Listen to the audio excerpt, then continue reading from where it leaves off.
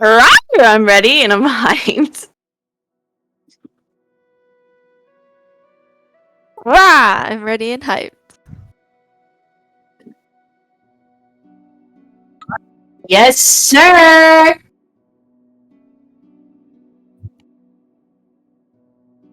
I'm here, I'm ready, and I'm fucking hyped.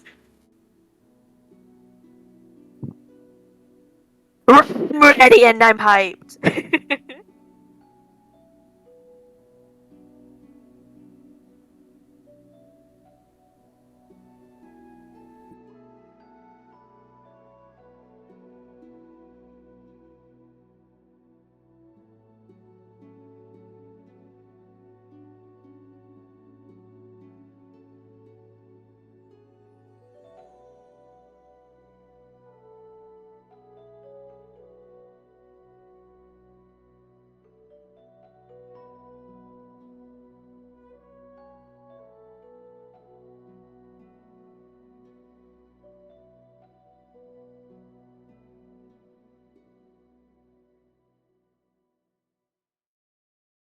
Yes.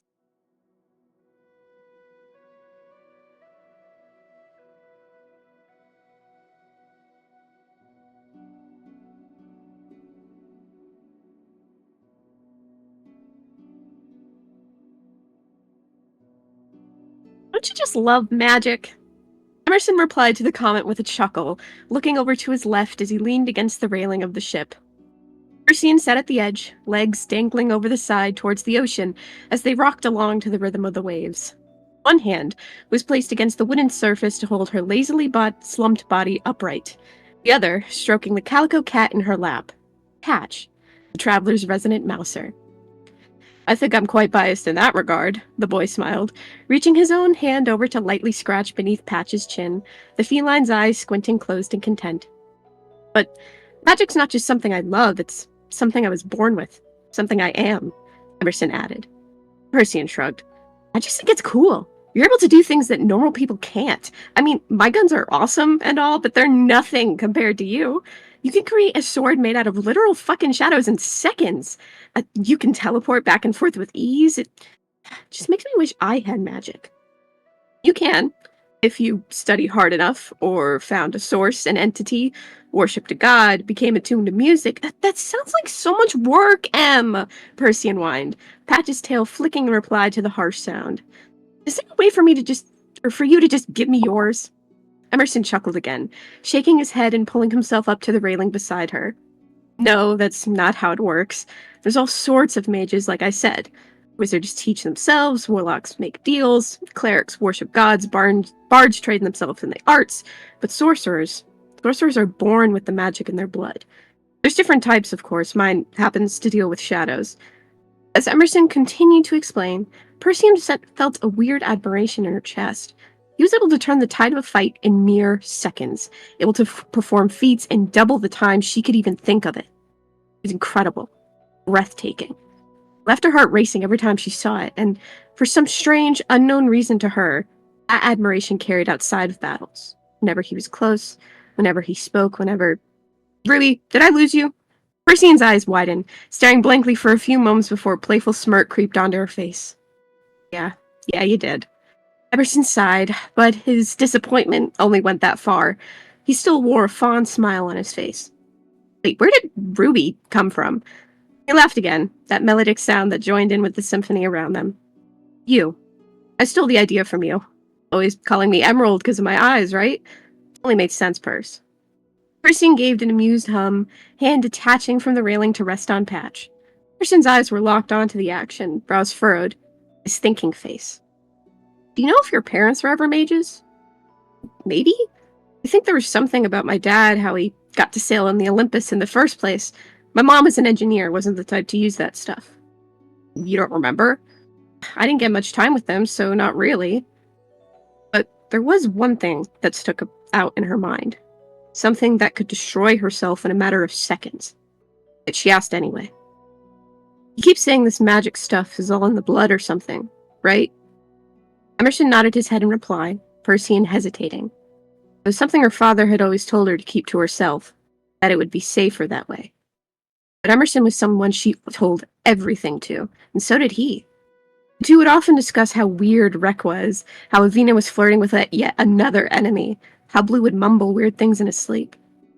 She was torn from her thoughts by a warm, light squeeze of her hand, the same one they would exchange before a fight, or getting scolded by Blue, a reassuring one. Said more than 1,000 words ever could, gave more courage than 1,000,000 bottles of rum. Persian decided to trust him. He said that the Anchorans, our family, were something called Stormborn. Lightning runs in our veins, and wind listens to our bidding. We were hunted for it. He said we were the last ones that he knew of, last ones alive. Maybe even the last ones in all of Dornia. Blue never told me why the Olympus got attacked, but I think it was because of that. Because of my dad, because of me. The grip between their hands tightened, a slight pull, and Persian's head rested against Emerson's shoulder. They fell into the sounds of the night again, the racket from the pub, the creaking of the ship, the push and pull of the waves. Well, now I've got to ask, where did Rex come from? The question took her off guard, an amused laugh escaping her lips as she shifted her head to look up at him, eyes narrowed. Anchorin to Rex. It's a drastic change, makes sense to keep yourself safe and all, but I'm just curious to know where it came from, he explained, Persian smirking. My first failed attempt at robbing that noble house I found you working for. After I got back, one of the other pirates said he wouldn't tell Blue if I gave him something. That something was me. In the middle of fighting him off, Blue swung by and killed him. His last words were trying to tell our dear captain, Persian wrecks everything. At least, that's what I think he was trying to say. His own blood cut him off to just Persian wrecks. So I took it for myself. Emerson gave a hum, the vibrations reaching Persian's ears just as well as Patch's purring. He stared off into the sea for a long while, his thinking face again.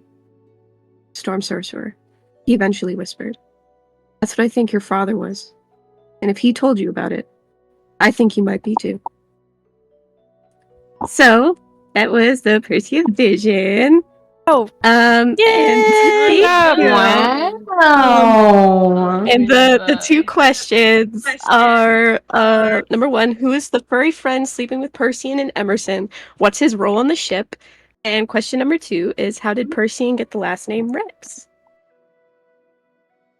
That was really good. Oh, thank you! Yeah.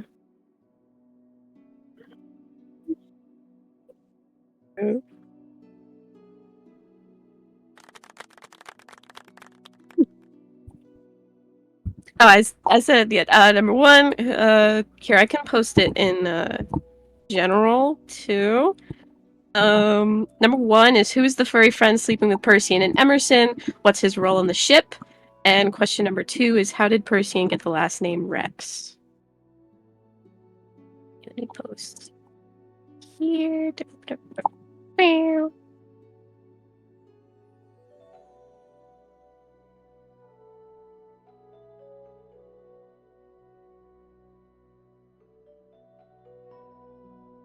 No bonus question? No. I tease.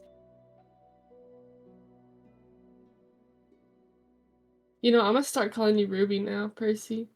No, don't do that, man. Percy would crash out. I'm gonna be dead serious. Because in character, we all see these visions. Yeah. So you just wake up the next true. morning and Alice just like, good morning, Ruby. That Percy would crash Yeah, no, I'm out, guessing bro. Emerson betrayed Percy, gave her the I don't missing know. eye, and then Percy killed him. I don't know, man. But he's so much less toxic I know, than he's so frickin' good, Jerome. bro. Come I on. ship them so much. Bro, they'd be so I don't cute know. together. Bro. Yeah, nah, they're so much better together. Plot twist, We'll Emerson see. is Jerome. Oh my god, that would be so bad.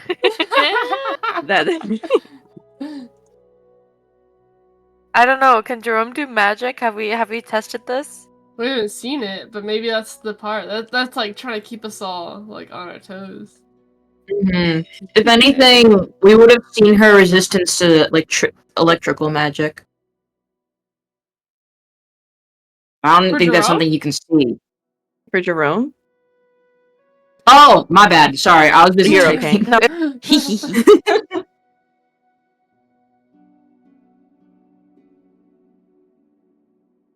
Mine's sent. Rare. Mine is Me also too. set. Thank you. Meow. Some of these responses are making me like giggle. Can't believe you put Annie in your story, bro. I did. And I'm gonna Margot. be so fucking for real. I came up with the idea of Patch before I found out that you guys had Annie and Margot. I could think be so. wrong. So That's I true. promise You I posted didn't the steal art. your cats. Mm-hmm. I didn't steal your cats, I promise. Uh-huh.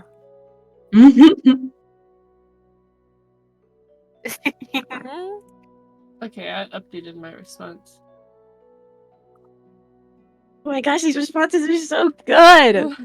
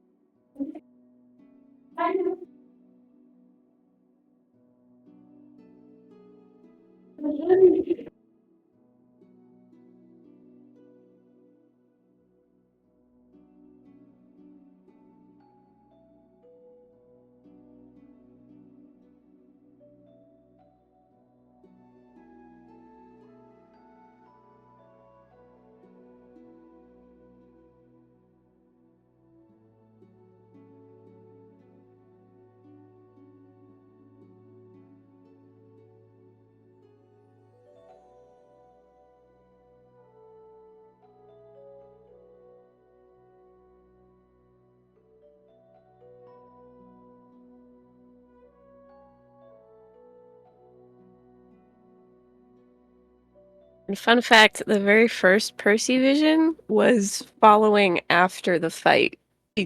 After the failed attempt at robbing the house. Oh, that's what I figured. Because... Yeah. Yeah. So, fun fact is a little Easter egg. Yeah, my Alice visions are gonna be all over the place. Yeah. And another fun fact, the name or the title of the whatchamacallit, the vision, Ruby and Emeralds, it's not rubies and emeralds because Percy ends up only having one eye in the future. So Damn. another Clever. Easter egg. Yeah.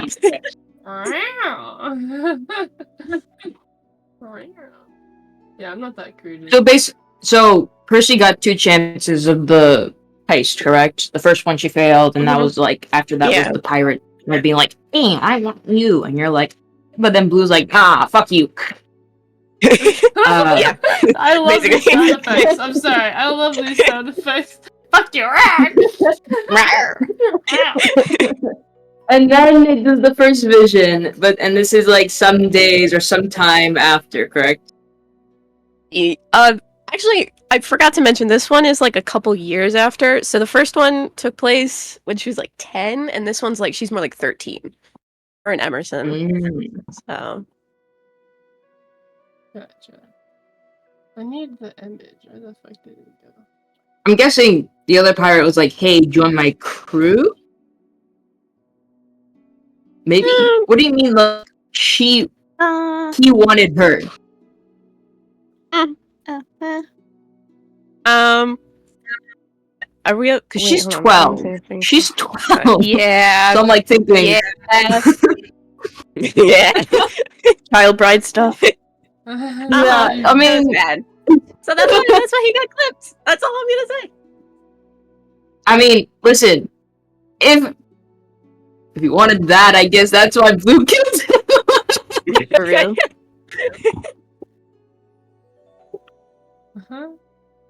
Gross fucker. Oh dear.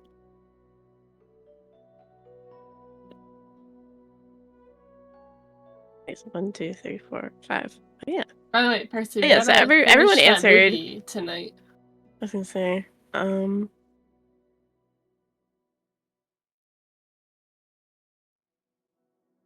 And everyone got it right. Wahoo! Yeah, everyone did good. I still don't know. I can't choose between which one I like the best though. So I'll have to wait on the bonus inspo for now because I can't choose. Can we know who it's between? Right now, right this second, I can't think on it. Yeah, She's choosing the best one. I don't know who to give the. Just roll It's gonna take dice. longer than the actual answer.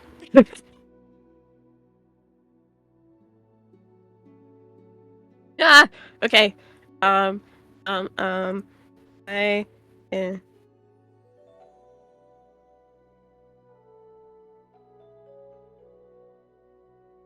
Right. Mm-hmm. Fuck. Eeny, meeny, miny, moe, get this. Okay. Um, I for the bonus inspo, I really liked Nizora's answers because they were really funny. But in terms of detail, I think Mero. So I eeny, meeny, moe, yeah, so I'm gonna give it to the bonus one to Nizora because it made me giggle when I read it. It's so annoying. So everyone got it right. In terms of the one I enjoyed the most, it would be Nizora's. But Mayro's was really good because it was really detailed. Let's go. That made my day. I needed it. Thank God. Start hoarding them again. My I precious. need to.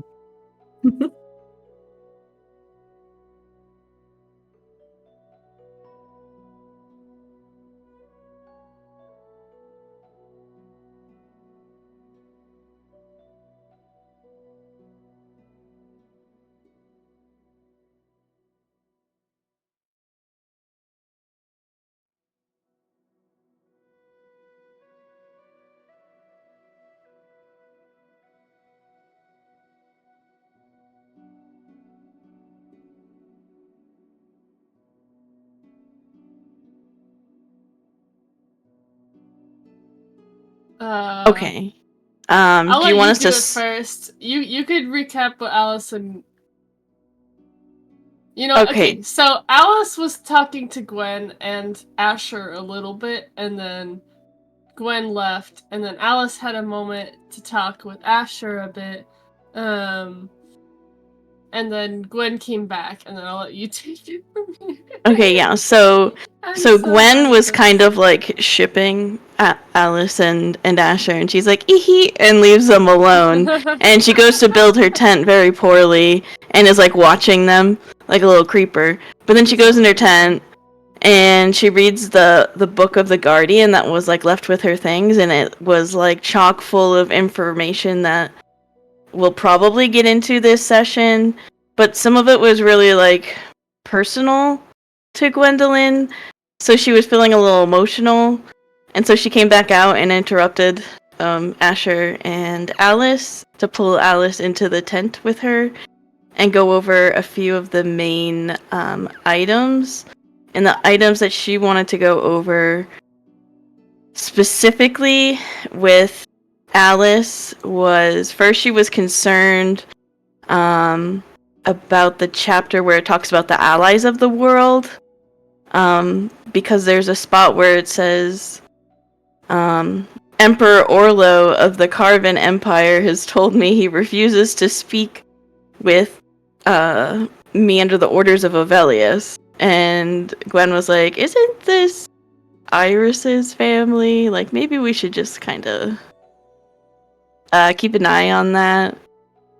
Gwen doesn't know how long ago this was, like, written, so she doesn't know if, like, this was, like, a really old ancestor or not. But anyway.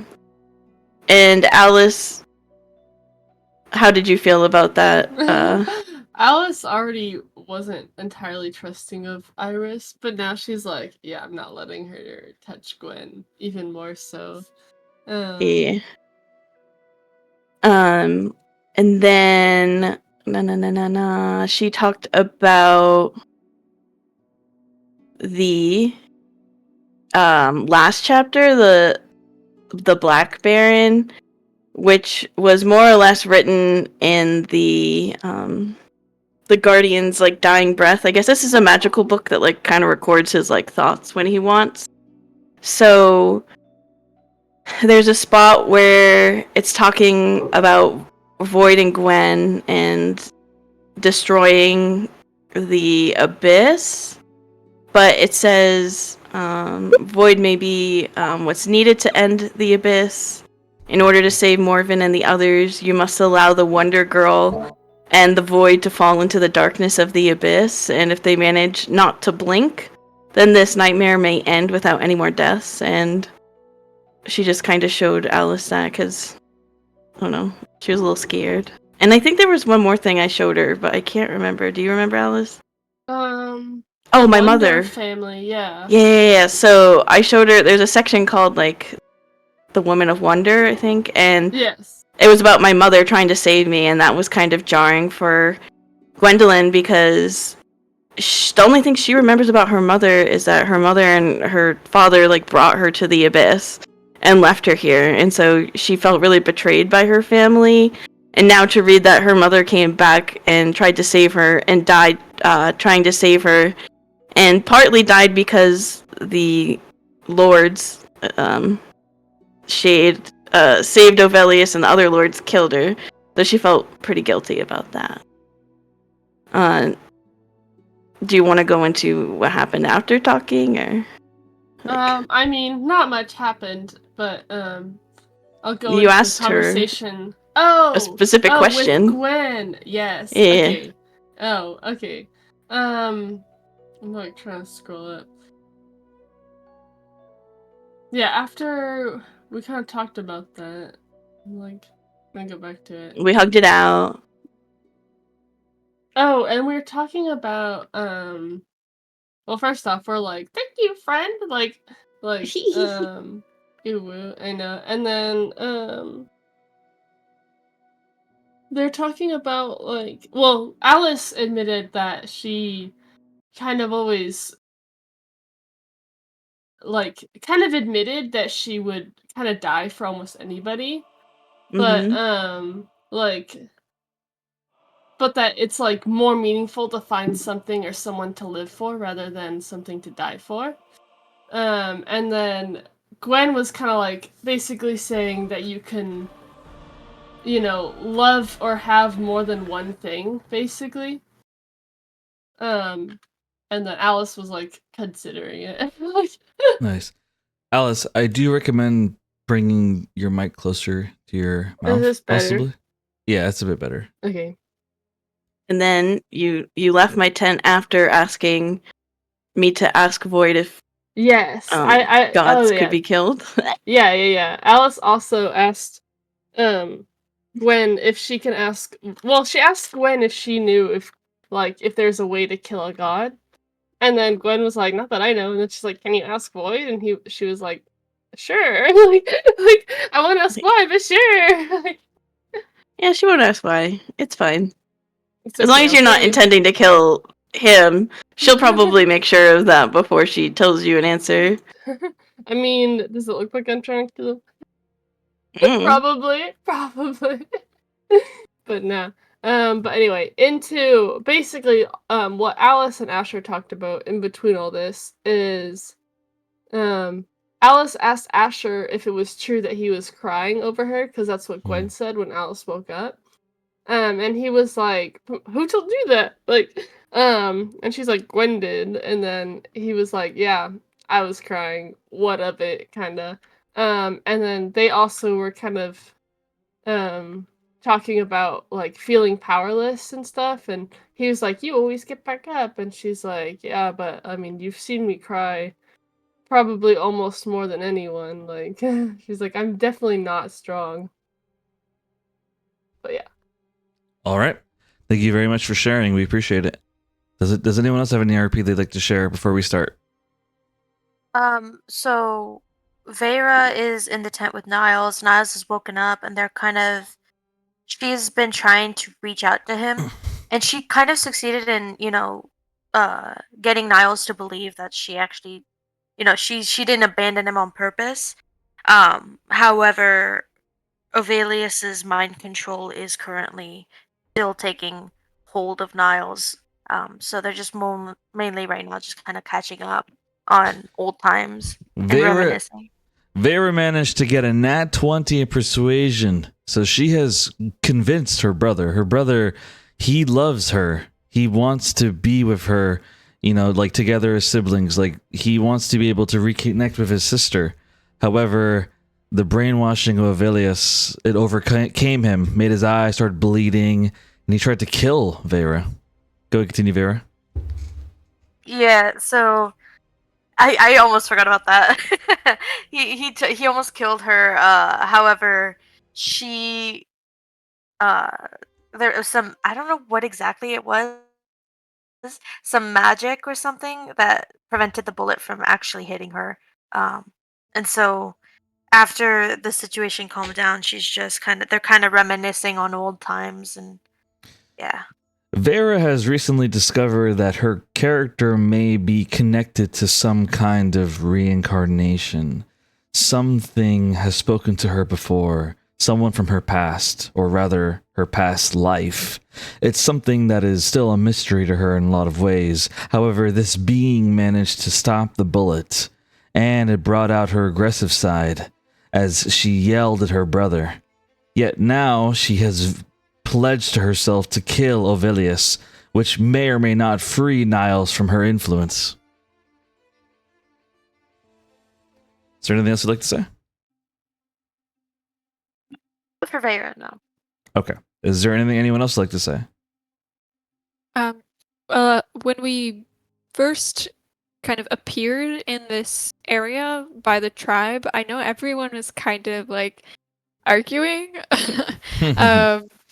And kind of like saying, oh my god, these people are not good, or maybe we should. I'll summarize everything, don't worry, if you're confused. Okay. But then also, after all of that arguing, Iris left and, brought Xavier to a tent, and then went and joined Alice and Gwen for a bit. She made them some tea and basically apologized for her behavior, and had a nice little moment with them. And then she went back to her tent with Xavier and is now having a conversation with him. Very nice. Is there anything anyone else would like to say? Yes. Go ahead. Sorry, I'm having to pushing. So we teleported with the boys near the Kymari tribe. Iris was being loud, and Nizora shuts her up quickly by practically pulling her down to the ground and clapping her hand around her mouth. Iris gets more mad, but Nizora doesn't really care less. The group wants to try partnering up with the Kymari tribe to fight against Avelius, but Nizora is less inclined to do so. She doesn't trust these orcs and half-orcs. The boys decide to go on a hunting trip. Vex thinks it's lame, but Nizora thinks she's never done it before, that it's interesting and wants to give it a try. Vex's opinion quickly switches and wants to go hunting all of a sudden. Percy joins the hunting group as well. Vex and Haven get a little heated between each other while the others watch. Nizora carries Vex into a fireman carry and argues that they, quote-unquote, they need him for now, and that, quote-unquote, they're in no position to arrest him. And basically put their differences aside for the fact to get out of this hellhole. The other boys watch this the entire time, not wanting to get involved. Percy and Nizora change the subject. Percy once asked what Nizora has to hunt, like what kind of weapons. But because Nizora has never hunted before, she really has nothing proper to hunt with, just a mace, spear, and a whip, and guns. And just some Percy and Nizora banter, and yeah. All right. Thank you very much, Nizora. I'm going to say it again because I want it on recording. Very well said. Thank you so much. But man, we got to figure out your mic. Is it not good all of a sudden, bro? It's okay. It's okay. It's okay. It's okay. All right. But thank you so much. I appreciate it. Okay, so with that being said, is there anything anyone else would like to say?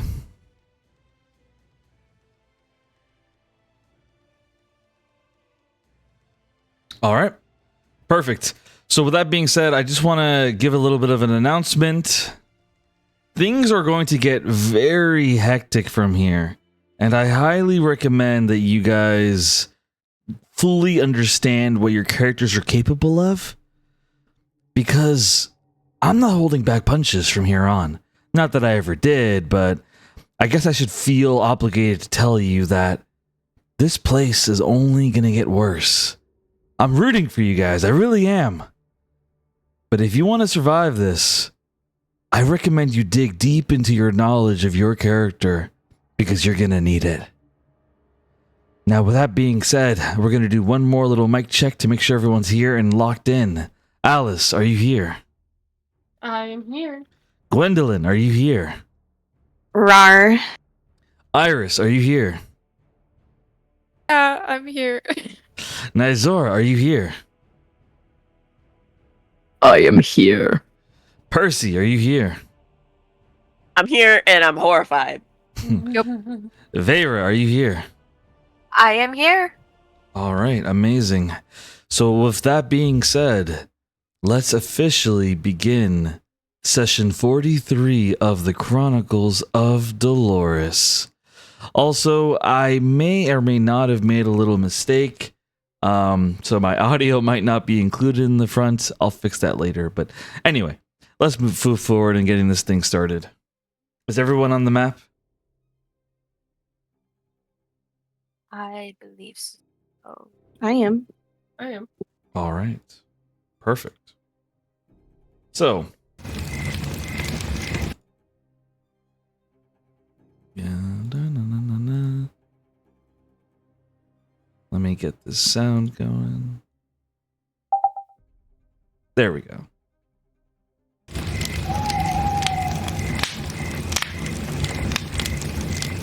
So we now begin session 43, and to kind of explain what's going on, it's 6 p.m. You guys have just managed to escape from Ovilius's castle using a teleportation scroll, and you all found yourselves to set up camp not too far from the Kymari tribe.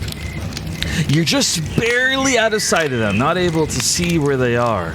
But regardless, you know you need food.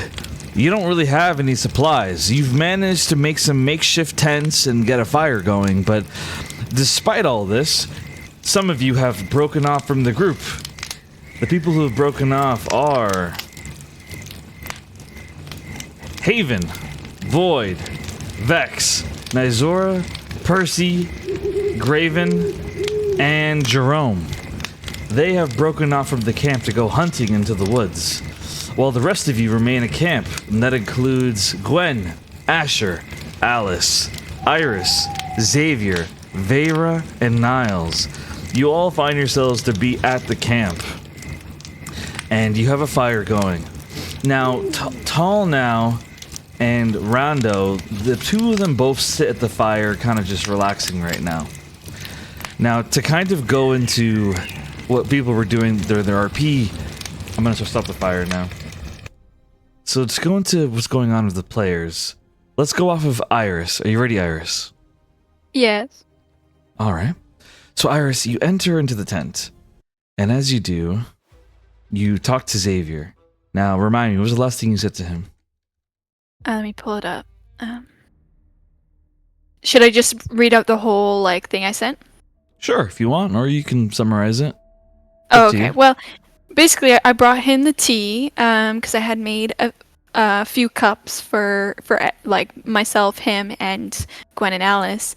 So I brought it back, and he basically said, "Thank the goddess," and I said, "Well, you're welcome." And I told him I played nice with the Wonder Girl, and she's whispering this so people can't hear. I'm trying to build some trust. Do you have any other ideas how we could convince her to come with us? Do you still have the scroll? Oh, they must have taken it. And she gets a little distant now that she's remembering what happened to him. So Xavier, he kind of coughs a bit as he looks at you. Iris, I don't understand what's going on, but my lungs, they feel like they're on fire. And not in the good way. He kind of chuckles a laugh. It feels like there's something crawling in my lungs. Can I like do some kind of arcane like Arcana? investigation? Yeah, Arcana. Roll Arcana. Oh my god. Oh, it's 13. So for 13, you crawl over Xavier and you place your hands on him as you try to sense what's going on. And as you look into yourself, trying to kind of ascertain the arcana in the air and within his body, you sense something wrong. You sense some kind of poison in his lungs. And as you look around his body, you're able to see that the place where he had the bullet wounds from Niall's gun, the wounds have closed up, but you see a little bit of black ink around where the wound used to be. You're able to ascertain that Xavier's poisoned by something that was in the bullets Niall used. Oh shit. Oh god. And as you gaze at Xavier's face, he begins coughing black blood. He begins coughing violently, doesn't stop. Oh my god. Okay. Oh god. So seeing that she's gonna step back and I'm going to get help and I want to run out of the tent and scream for help. So Iris, she desperately runs out of the tent and she begins screaming for help. Give us a scream, Iris, if it's okay. If you can't, that's okay. Oh god. I don't yell, so it's gonna sound so bad. Okay. Help! Someone help me! Okay, I love it. So the rest of you okay, so as you're doing this, Vera is in the tent with Niles, and as Iris is screaming for help, Niles would look at Vera and he'd have a bit of a sly smile. It looks like she found out. Niles found out what? That her boyfriend is already dead. What did you do? Nothing that you can't forgive me for, little sister. Niles? What Your mic cut up. Niles, what did you do? Let's just say that my bullets aren't friendly. And Iris continues screaming for help. Alice, Gwen, and Asher, the three of you are in a tent together. As Asher, he kind of dozes off when Gwen and Alice are talking. However, Asher, the moment he hears someone screaming for help, his eyes open wide. And he says, I swear it's never a moment of damn peace around here. As Asher suddenly stands up and begins running at the tent. Gwen looks at Alice and kind of shrugs and says, Is that Iris? Alice would already kind of be running out, but she would glance back at Glenn and be like, "Stay here." Oh. Oh. I'm gonna just stay outside the. No, I don't want to stay. No, I'm not staying. You have to listen, but that's I'm not what staying. Alice would do, because she's You might need firepower. That's what she would say, and she'll come. So you two come out, and Rondo class enough, he runs out. What is going on? What does it matter? Tall now, he just kind of sits at the log and he keeps looking at the fire. He's just staring at the fire as he mutters under his breath, I want to fight. Oh, the fuck, bro? Vera, do you leave your tent or are you staying inside? I'm staying inside. I'm trying to get Niles to tell me what he did to his bullets. Okay. So back to Iris. Iris, what do you say as Asher, Alice, Gwen, and Rondo all run up to you? I would Okay. Oh my god. Okay, to Asher, the one that's closest to me, I think, and the one that came up first, I'd grab him and be like, I think Xavier is poisoned. I think something's wrong. Where he was shot, there's some kind of black. Oh, fuck! Get out of the way, Asher says as he kind of like, he lightly pushes you out of the way, not too hard, but like, he clearly thinks you talk too much, as he just runs past you into the tent. Ah, fuck! As Asher crouches down and tries to cast Lay on Hands on Xavier. Okay, Iris would be freaking out and just looking at both, like, Alice, Gwen, and Rando, just pleading, like, is there anything you know that you can do? Do we know anyone that can help him? Alice will kind of like As nod you- as she'll go into the tent to try to help. As you nod and you begin moving to the tent, Asher yells and says, "It's not working! Healing magic's making it worse!" As Xavier begins coughing even harder, as his body begins to seize on the ground. As Asher yells at him and says, "Alice, I need your help!" As Asher begins doing CPR. Can I do a like Arcana or Medicine check to figure out what's wrong with him? Roll medicine check. Can I go into Vera's tent? Because I'm trying to find everyone to help. 23. Yes. So Iris, you roll a perception check. Okay.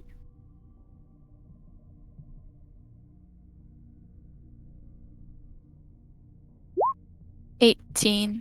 So if an 18, you hear their conversation. As you walk in, Niles says to Vera, "Thanks to me and my little bullets, that fireman is going to die. And guess what, little sister? Your friend is going to try to kill me. You're going to have to decide what's more important, blood or morals." Oh yeah, Iris is right in there, bro. I'm running in there. So Iris, you push open the tent as you step in and you see Vera and Niles. You see Niles tied up on the ground while Vera is hunched over him. You evil, disgusting piece of shit and a vicious mockery, bitch. All right, what's the save? It's a wisdom 16. He passes. Oh, fuck. So as you cast this spell, he just stares at you and says, "Is that the best you've got? You're nothing more than a spoiled bitch from the Empire. But me, I'm a man who serves the Ovilius. I serve the Baron of the Abyss, and I win." Oh, you must have some balls trying to intimidate me right now. How about I try to cut them off? And it's just gonna go after Niles. I am going to grab Niles' collar and kind of whisper into his ear, if you've ever cared about me, if what you just said was true, what did you put in those bullets? "You're not speaking to your brother, sweetheart. Didn't you catch that part? The moment you made your sweet little sappy speech was the moment that I took over. I am Niles, but I'm not. I am the faithful lover to Ovilius. Your big brother, he's gone now."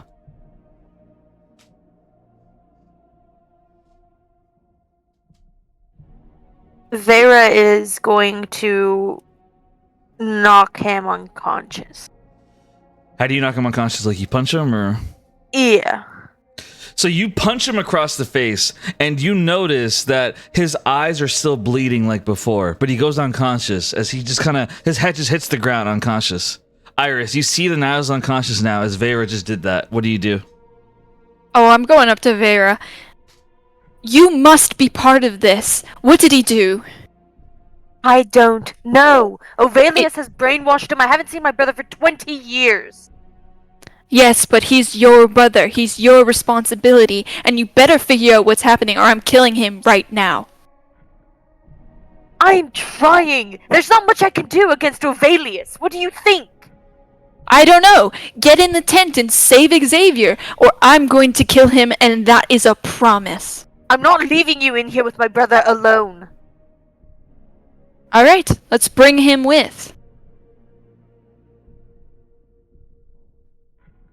No.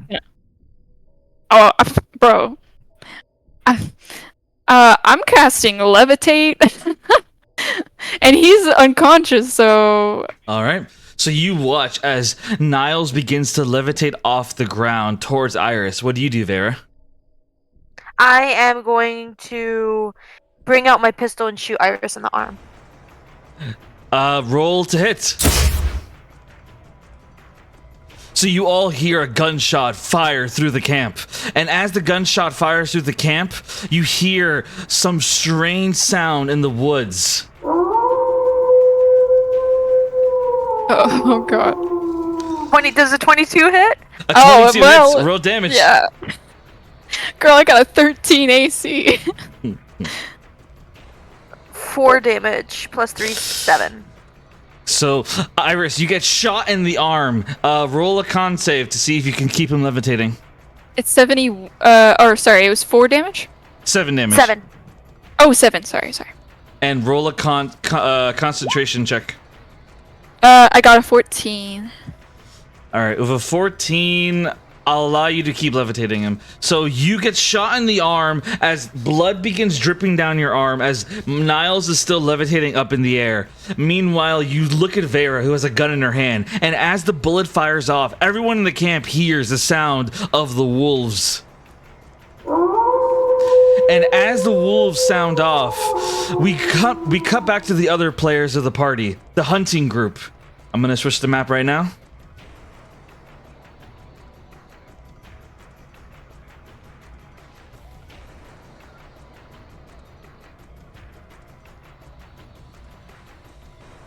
One moment. Okay. So, real quick. Nizora and Percy, I'll let you guys decide. What kind of formation are you guys doing as you're hunting through the woods? Like, Graven and Jerome were in the front. That much we know. How about the rest of it? What formation do you guys want? I'll put you guys in the map. Okay, there we go. Yeah. I imagine we were in the back because I'm carrying Vex. Yeah. Unless you want to change that, I don't mind. That's what I imagined. No, yeah, that makes sense because Percy was kind of trailing along with the ghost step thing for a bit, so it makes sense if she was in the back too. That's fine. Mhm. Yeah. Okay. So yeah, then Void So- and Haven in the middle, and then yeah. So here's what happened. As you guys were walking along, Haven would have started talking to Jerome and Graven. As Jerome, he begins, he shows off his arm as he says, "You see this? This is when I managed to storm a fucking pirate ship full of cargo. They blasted me repeatedly and I still took them down." As Graven shrugs,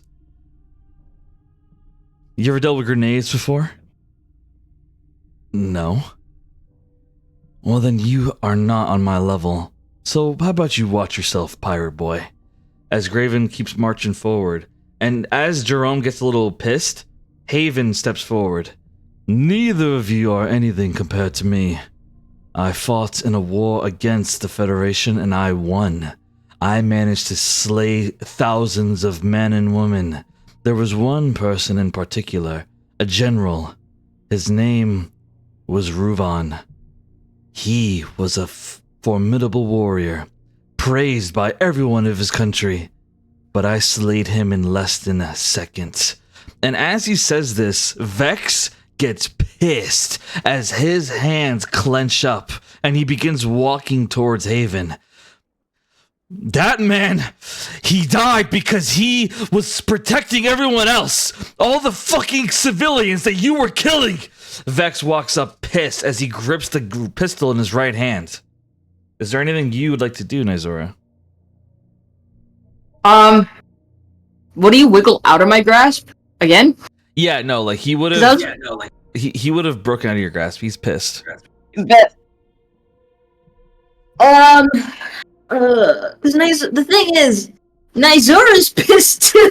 It's another thing, he's dealing with her, but it's another thing is oh yeah, I killed this bitch. Bro, shut up! Oh my god! Okay, Nizora.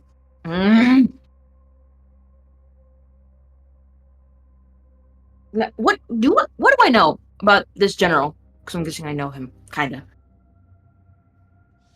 Other than like, So, General Ruvas, you know that he was a formidable warrior of the Federation. He was one of the few people who genuinely cared about his soldiers and was always making sure that the wounded got back home. You know the story that he went up against Haven and he almost won. However, he turned his back to take care of the wounded. And when his back was turned, Haven killed him. pisses me off more. I should have said that. Mhm. Okay. I need to think. Nizora would grip onto Vex's shoulder, but her hand is shaking, like she's holding herself back, and she's staring directly at Haven. Is there anything you do, Percy? I'm not getting in the middle of that shit. These guys scare me. I'm not getting there. All right, very well. Go ahead. Okay. Nizora, sorry, I'm pissed. Nizora would be like, there's no point in fighting with him, but you. Perhaps let's not talk about something so recent, when we know exactly what happened. You only won that fight because he was helping the wounded. That's it. Perhaps let's not talk about something so recent, So as you say that, Haven, he turns to look at you as he shrugs. I'm simply saying what happened. As Vex walks up with his gun in his hand. Oh, I'll show you what fucking happened, you son of a bitch. I'll show you what it looks like when you're killed by someone you think is an ally. As he aims the gun at Haven, and as he does, Jerome gets in the way. Whoa, whoa, whoa, whoa. Hey! Vex, relax. Look, I know that I can be a prick. I know that I've always called you out on being a fucking talker. But the truth is, I like you. You're the kind of guy where you care about people more than I ever could. I don't want you to die because you start a fight with this guy. I'm telling you, he beats you in a fight. You and your girlfriend. So just calm down, Vex, Jerome says, putting his hands up. As Graven shakes his head. With all due respect, I've heard of stories of you as well, Haven. And if you hurt anyone in this group, I'll take you out myself. I like them. I don't like you, Graven says towards Haven. As Haven shakes his head. If I need to kill all of you, then I will. I don't wish to harm you, but if it comes to it, all of you will die by my blade. Haven says as he pulls out his feather. He holds his feather in his hand. And as this little argument's going on, you guys hear the... And you hear not far from camp.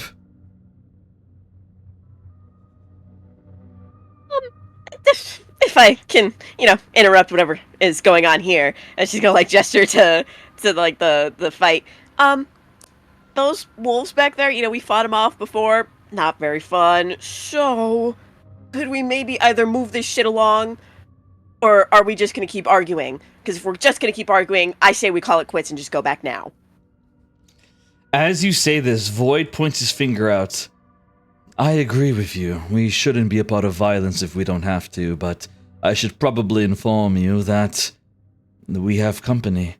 As he points his finger ahead, and out in the field, you guys see a giant animal with horns and kind of like an anteater mouth, and it's poking its head through some bushes. As it's pushing his head through bushes right now. And as it's pushing his head through bushes, I'll show you guys.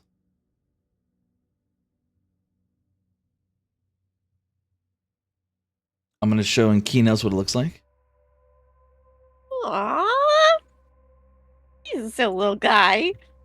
We need dibs the on having it as food. a pet. We need the food. Bro, I could just cast create food and water. I don't know you have that. We need the food. No one asked. Exactly, no one asked. We're in this scene! Okay, how about this? If you bring him back as a pet, I'll cook Percy for us. Nah. We need Fish! fish water though. But Girl! fish. Don't you dare cook me! But Don't you fish. dare! You don't know I'm a Nizora's fish. hungry. Nizora's hungry, bro. Just someone accidentally splash water on Percy real quick. Go ahead. It's not normal water. It's just flowing water. So, as this creature's like kind of like poking around, Vex kind of calms down as Jerome looks at Percy. Percy, come here for a second. As Jerome walks to the side. Okay. And she's gonna look to Void and be like, look, just, I don't know, that thing over there, the little, that animal thing. If you're from the Abyss or whatever you're from, maybe figure out how to kill it while I'm gone. And then she's gonna shrug her shoulders and just walk over with Jerome. Void begins walking forward. I certainly could handle it on my own, but I think we should work together to take it down. As they call teamwork. I've only ever worked with my wife, Gwendolyn, but I'd like to be able to have experience with other people as well. Do you think we could work together as friends? Can we be friends, please? Void says like super innocently as he smiles at all of you.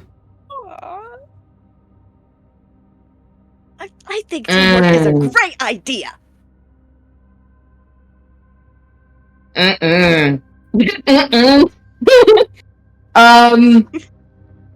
Nizora wouldn't say anything, but she would grab her spear.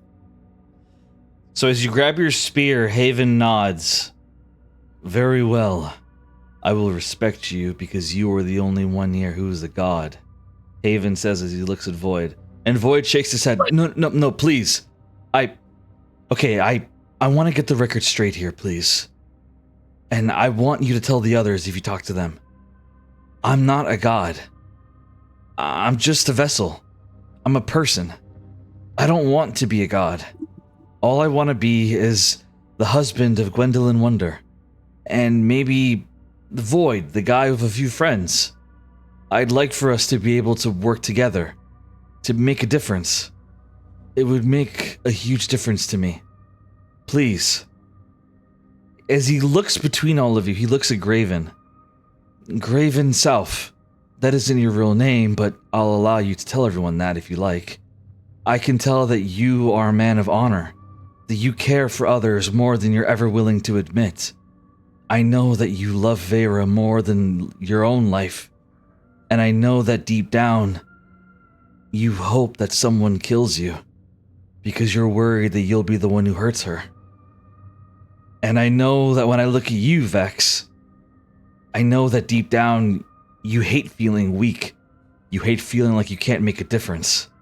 But most importantly, you hate the fact that the world is fucked up, but that you care about it.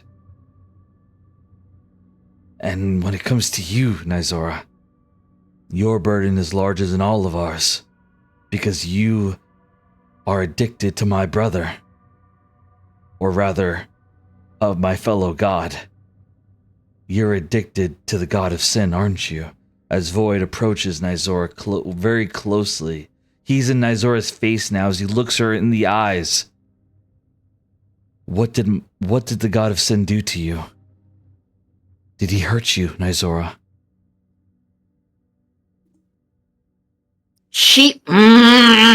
I hate this man. She would look up at him. Oh, I can't do the eyes. But basically, she's grinding her teeth. And she's like, I don't have to tell you anything.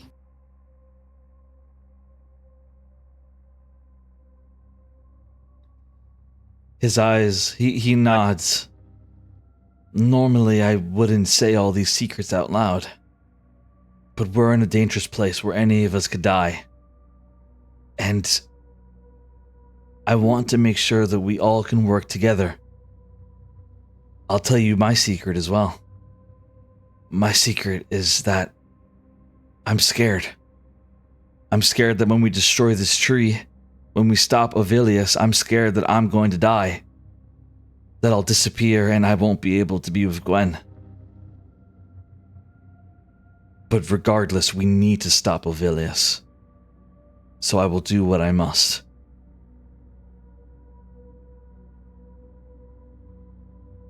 And... Yeah, go go ahead. No, go. No, I was just trying to think of something to fill the silence. I thought you were waiting for me to respond. My bad. Sorry. It's okay.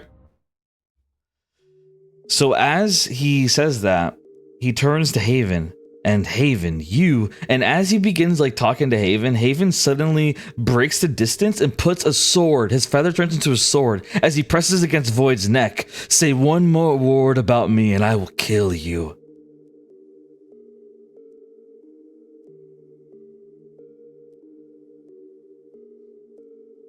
Graven looks at them and he shakes his head. You're all a bunch of damn children. I'm gonna go catch us some food. As Graven begins walking towards the creature. And as that is going on, we go to Percy. Are you ready, Percy? Maybe? Jerome, he looks at you. Percy, be real with me. What do you know about these people? I've been gone for a couple days, and they don't seem stable to me. Yeah, stable's a funny word. Definitely wouldn't use it to describe any of us right now, but what I know about these people, practically nothing, if I'm gonna be completely honest with you. But I know that she's scary, and she's gonna point to Nizora. I know that some of the people back there are also kind of scary, and I don't exactly want to get on their bad side. And I also know that we're supposed to stop this whole Ovilius Yeah, I got ritual that. thing. Percy, I swear, you're always treating me like I'm a damned idiot. I'm telling you, I know all that. What I'm asking you is, who can we trust? The way I see it, our options are we can either play nice and work with them and try to get this damn Ovilius taken down, or we just say fuck off and get out of here. Why exactly are we traveling with them? Well, I don't exactly think it's possible to just get the fuck out of here. As you say, we're kind of surrounded by that fog on all sides. And this guy, the Guardian, and she's gonna pull out the Guardian's journal. He was talking about this one wizard guy that had the only way he could think of to get us out of there was a 50-50 chance with this weird wizard, and we might die. Which I don't want to do. Well, what's with this mark on your arm? What is this? I don't fucking know. They keep saying it's because of these stars that we're supposedly supposed to save the world, we're supposed to save the abyss, or whatever the fuck that means. Hell if I know. No one is explaining anything to me, and it's frustrating beyond belief, but I guess because we're all connected, I feel like we should stick together, because I think that's our best chance of getting out of here alive. Jerome nods as he takes your hand. Look, things happened to us in that prison. Things that I don't really want to say. But you need to know, some of us might not be completely fixed. The others didn't want to tell us, they didn't want to tell you guys, but I'll tell you. Ovilius, she did something to us. Something including some kind of bell and a whip. I'm worried that she may have put some kind of brainwash into us. That she could control us. I don't know if she can or not, and you bloody well know that I'm gonna fucking fight it if it happens. But it's a possibility, and I need you to know that. If something happens to me, Percy, if I endanger you in any way, don't be a fucking wuss. You kill me, you understand?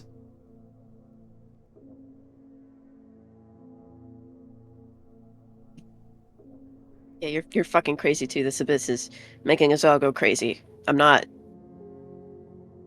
I can't.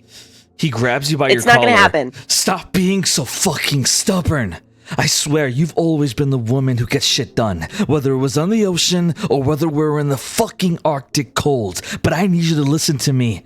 I love you, Percy. Yeah, I talk shit, and yeah, I like to fuck around. But after being locked in that fucking nightmare and seeing you again, it made me realize that I just want you to live. So if I endanger you, you cut me the fuck off. You're ruthless, No, remember? I'll fucking kill you! That's what you're asking me to do! If it's necessary, yeah! He screams as the two of them start screaming in the air now in this abyss. I'm not gonna do that! Yes, you fucking are, if it means you get to live. We both know the world needs you a lot more than it fucking needs me. I just want to kill and fuck around. Look at you. You've already made allies. You're already making people want to follow around you. You might act like you don't know them, but I see the way they look at you, Percy. They depend on you. You want to know how they look at me? They look at me like I'm a threat, like I'm a problem, and I probably fucking am. I've already thought of 5 different ways to kill all of them and grab their shit. That's who I am, Percy. You know that. Yeah, well, I'm not exactly a saint when it comes to them either. So don't you ever suggest that I have to cut you down again. You understand me? Because I'm not. You might be the captain of me in the sea, but we're not in the sea right now, are we? No. No, we're not. It doesn't matter. I'm not killing you. I don't care whatever brainwashed, fucked up shit Ovilius did. I would never kill you. Ever. So don't ever suggest that to me again. He nods solemnly as he hugs you. I'm sorry. I won't bring it up again. But I need you to at least know that we might be compromised. And most importantly, when everything is said and done, I want to kill Ovilius myself. That bitch has to die. Well, I think you have to get in line for that one. A lot of people want her dead. But thanks for letting me know about the compromise thing. I appreciate it. There's something else. One other thing. Mm-hmm. We need to be careful with that Graven guy. Yeah, no shit. He's clearly been through a lot with his grenades and shit. No, you don't understand. I was playing it cool back there, but I asked in my mind for the God of Rage to tell me how strong he was, to give me a gauge at his powers. And for the first time ever in my life, he told me, don't wonder about it. He's never said that to me before, for anyone, except for Graven. I don't know what his deal is, but we need to be careful, especially if his lover is a fucking changeling, which is a whole other problem in itself. Yeah, I'll keep an eye out on them both. He nods. So as this is going on, we now cut back to the others. So we're going to cut back to Iris, Vera, Gwen, and Alice. That medicine check was a 23. So if it's 23, good question, Izora. It is 6 p.m. So with the medicine check of a 23, all you can tell is that Xavier, he's going to die. However, you can do one thing for medicine check. You can put him in an induced coma, in which he will not be dead, but he'll be unconscious in a coma. So, yes, go ahead. Can I do an Arcana or a Nature check or something to see if I can figure out what the cause of? You can, but I will inform you that he will die before you're able to ascertain those things. He's on he's on death's door right now. Oh. So your option is to either let him die or put him in a coma. Or press something else. But you're running out of time. Wow, great help, Asher. Asher is like desperately, like he's slamming his fist on his chest, trying to give him like CPR, trying to keep his heart beating. Yeah, still great job, Asher. Yeah, I guess I'll like do the coma thing or whatever. You can if you want to. I mean, you can do something else. I don't mind. There's nothing else I can do without him dying. Well, that's not necessarily true. You could try a spell. You could try something else. I mean, it's just in terms of like, if you try to sense Arcana or Nature. Yeah, but I don't know what spell to use without knowing what's wrong. So I would just do the coma thing. Okay. So with your high medicine check, you managed to put him into a coma. And so Xavier is in a coma right now. However, you notice that his condition is worsening. I would say I'm going to roll a Constitution. Wait, so that didn't even help either, or? It did. It made it to where he has more time. But I'm going to roll a Constitution save. So with an 8, I'm going to give Xavier 8 hours. 8 hours, and he will be dead permanently. Okay, now can I do another check, or no? Yes, absolutely. I guess I'll do Arcana, is that okay? Yes. It's a 13.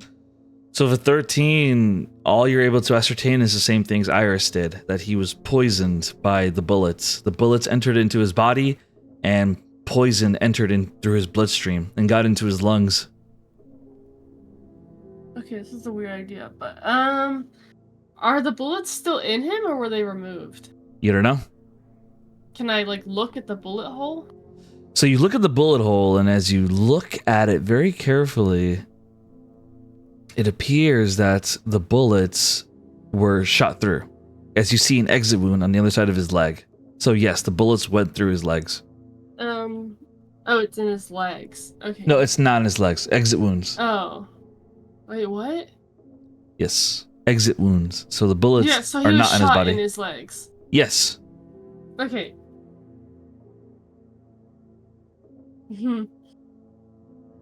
Do I cut off his legs? Oh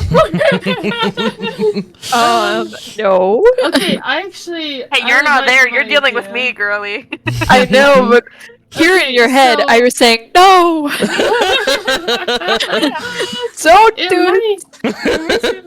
Okay, in the bullet hole, do I see any, like, signs of the poison? Like, because he's clearly sick, so is there any, like, rot or anything? Yes, In the holes? you see a little bit of blackness around the wounds, but that's it. Can I...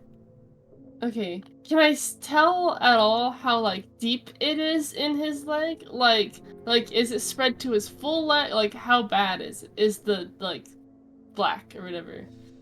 It's just like the entry wound is black, and then like the rest of his skin is normal. You don't see any blackness along the rest of his skin, just the entry wound. Okay, I have an idea. It might not work and it might kill him, but... Oh god. Can I get out a dagger and searing smite and, like, into the bullet wound? Like, to try to burn out the poison. Alright, go ahead. Okay. So to be clear, you're cutting open the wound? Well, okay, so what I'm imagining is, like, I get a dagger and, like, searing smite on the dagger, and then I'm, like, putting the dagger into the wound to try to, like, burn out the poison. Interesting. I don't want to use radiant, because I think that'll make it worse. So I'm gonna try to burn it. Like, kind of like sucking poison out of a wound, but instead you're actually just burning, like cauterizing it, but the poison, or at least the root of it.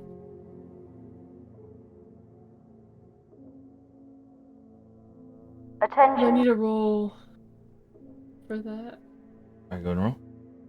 Well, like, do I roll like just the Roll fire medicine damage check. or Roll medicine check. another medicine check? 20 total. So with a 20, you are very lucky. Because if you had rolled low, You would I was have gonna killed. use inspiration if I rolled low. If you rolled low, you would have killed him as you apply the searing smite, and you manage to cleanse the blackness around the wound. And so you watch as the blackness around the wounds are gone. However, he's still in a coma. His condition has not improved. Did it stop it from getting worse? As far as you can tell, you have no idea. All you know is that the blackness at the wounds are gone. However, he's still unconscious. And as you may try to check his body, you'll notice that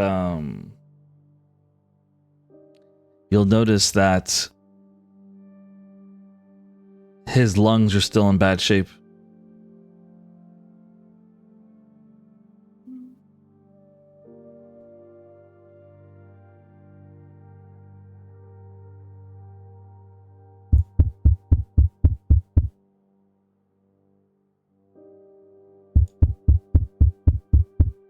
Is that his heartbeat? Yes, you hear as you place your ear against his chest. Yeah, well, that's it, guys. If he dies, he dies. I tried my best. What? I can't heal him. It'll just kill him. So as it's going on, Rando, he walks up. He says, "Relax. In another life, I used to be a doctor. I can handle it. Do not worry." As Rando hunches over Xavier, and he says, "I can see the problem. The man was poisoned. We need the antidote for the poison. Do you know who poisoned the man?"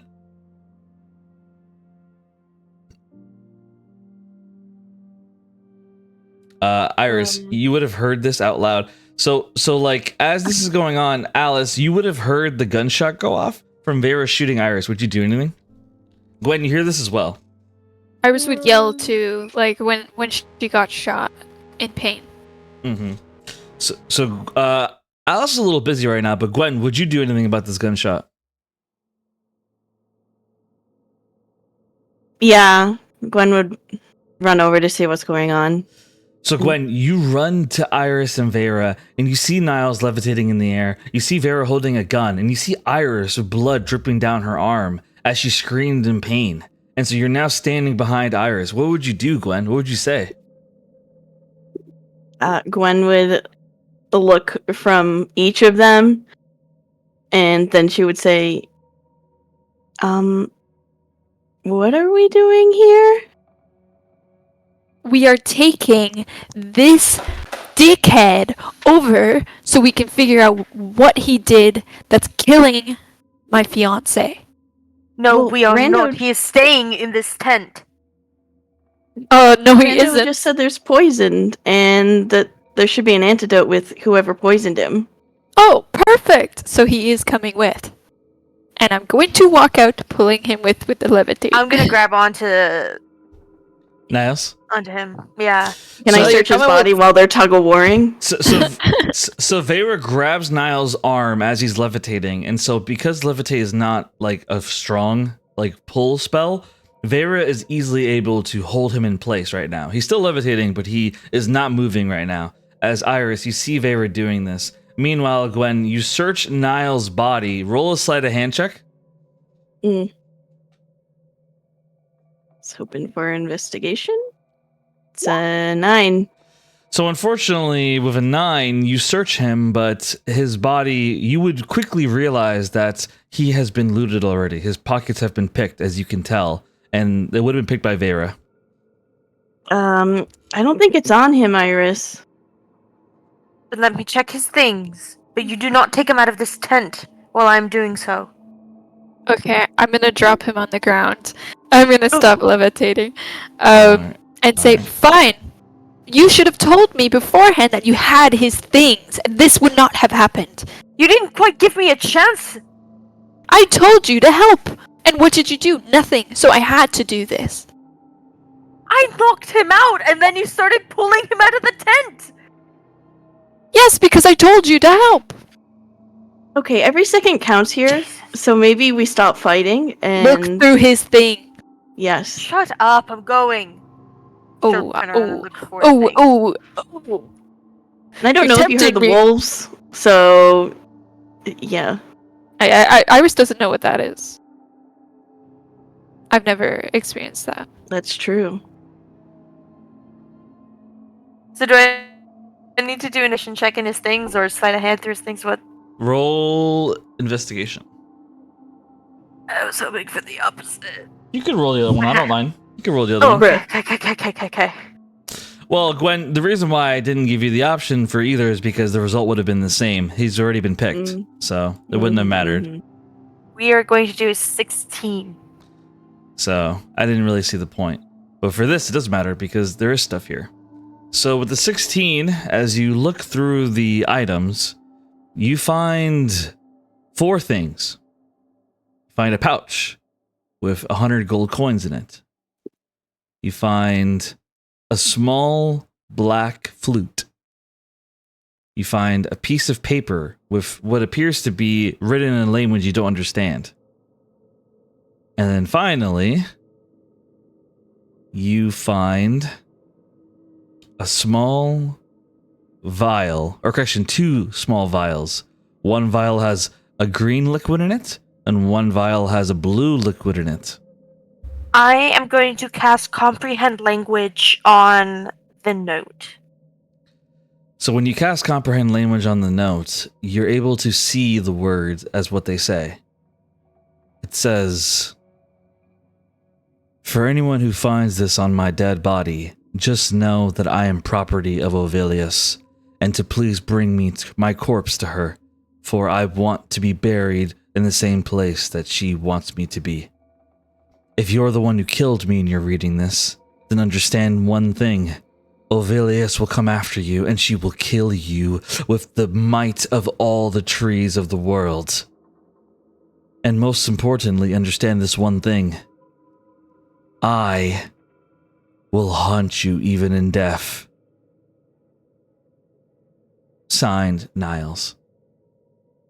Yeah. Could I investigate these vials?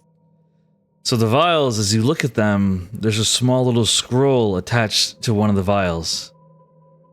It says, this is in common. It says, "If you're reading this, then it means that I'm dead, and I've poisoned someone you care about. One of these vials has the antidote, and the other one will make the man die immediately. One vial is the cure, while the other one has the liquid of the Black Baron. Good luck." Fucking hell. And just to get it on the record, one vial is blue, one is green.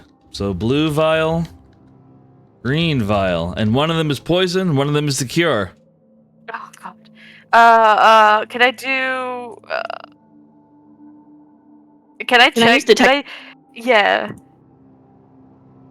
So- Can I use detect yeah. magic? Yes, you can. So as you're using detect magic, you guys hear a young girl screaming, "Help! Somebody help me! Help! Help! Oh my God! Help! Please! Please, somebody help me, please!" You can tell by the voice that it's a young girl, maybe 7 or 8 years old. Let me see the bottles really quick. Maybe I can tell which one the poison is. Vera's gonna hand one of the bottles. She's gonna hand the blue one.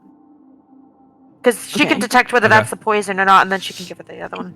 So as Because I can see the school magic. So as you cast detect magic and you look at the vials, you can see one thing, Gwen. Are you ready? Yes? Both the vials are poison. Oh, Fuck!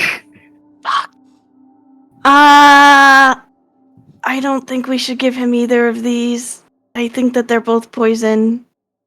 But I need to go see what's going on, and she's honestly gonna dip. Try and taking the figure vial out with what the you? screaming is. No, Oh before no, you I give take it back, but I said they're both Okay, poisoned. Okay. I was gonna You're gonna- take it from Gwen. I was gonna take No! it. Can I? No. Roll. Okay, so obviously you both want it. So roll a Yeah. dex contest. Both of you roll dex check. 24. Damn it. 22. So Iris, she manages to grab it right before Vera does. So you have both the vials in your hands now, Iris. Oh. I have both? Oh, I assume, yes. Gwen had both of them. Oh I wait, assume. no. She only No, she had Gwen only had the okay, one. Okay, my mistake. She only So- had the blue one. Okay, so my mistake. So Iris, you have the blue one. Vera has the green one. My mistake. Okay. I was gonna hold up the vial, aiming it at Niles, and say, "Your good-for-nothing brother did this. It's all his fault, and I could kill him right now. Do it and I kill your husband or whoever the fuck he is. He's already going to die. Do you You think don't I know give that. a shit?"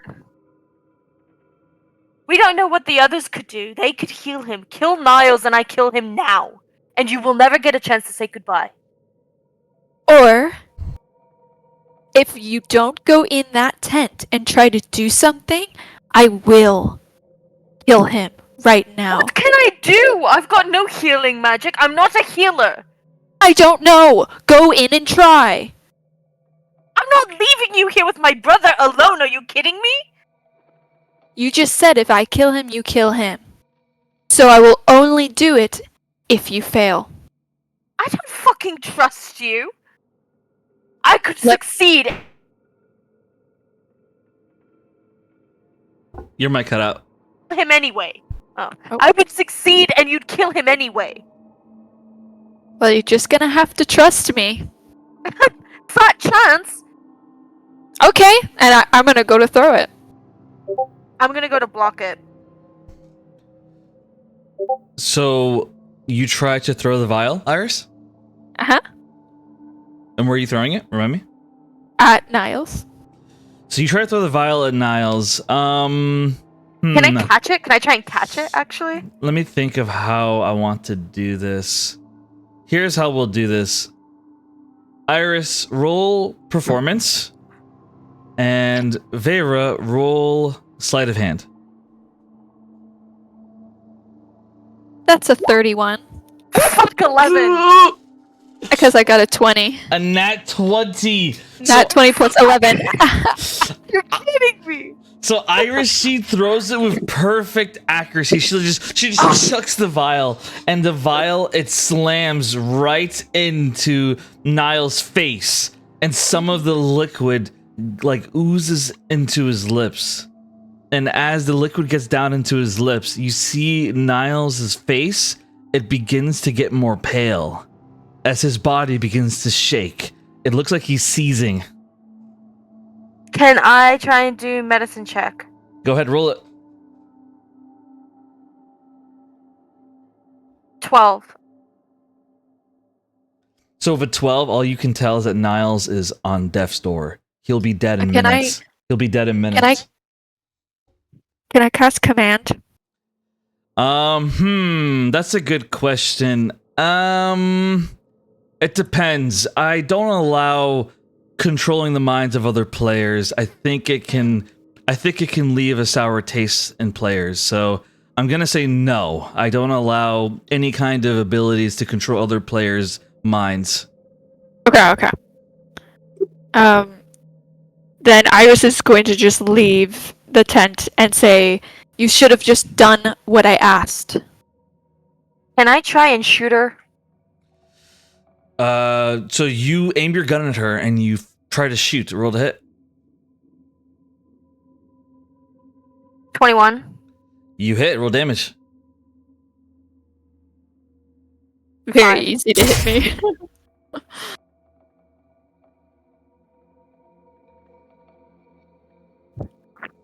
So how much damage? 5? I put it on my thing. So you deal 5 damage as you shoot Iris again. And as you do, Gwen, you run outside. And as you run outside, you see a small little girl running towards you and yelling and saying, "Help me! Please! It's coming after me! Please!" As she's running right in front of you, Gwen. I'll post what the little girl looks like.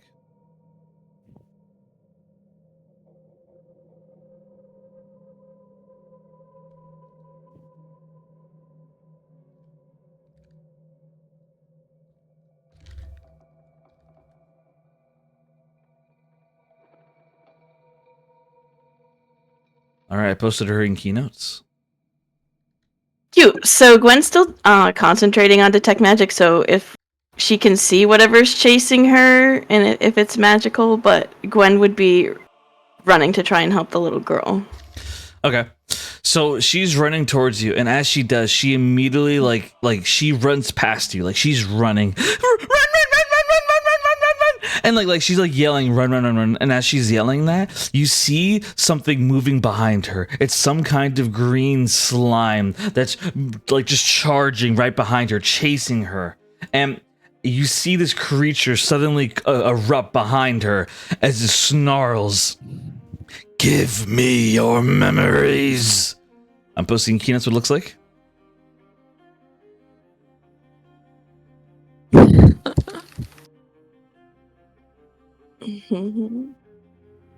Yeah, it's an oblong. It is an oblex. Yeah, so Gwen read the book. She has the book. She knows what this is. And Gwen would probably try Eldritch blasting it and repelling blasting it so it couldn't keep getting closer. Alright, roll to hit.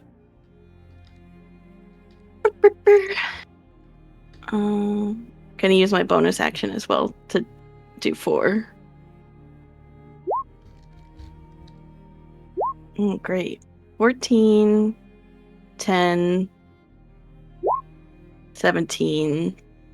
Oh, fuck my life. And then that one. Alright. So 14, 17, 10, that one. they all hit except for the nat one. Oh, and the Okay. 10. The 10 and the nat one. Okay, so 2 of them will And hit. with the nat one, roll damage roll damage for the nat one as well. You'll be hitting yourself. Okay. Do you want the first one to be on myself or the last one to be on myself? The nat one. Last one. Okay, so it'll be last one. So 15 to hit the monster and push back 10 feet. 11 force damage and push back 10 feet. And then 10 damage on myself, and I guess I'm pushed back 10 feet. Yes, indeed. So you're pushed back 10 feet as you guys hear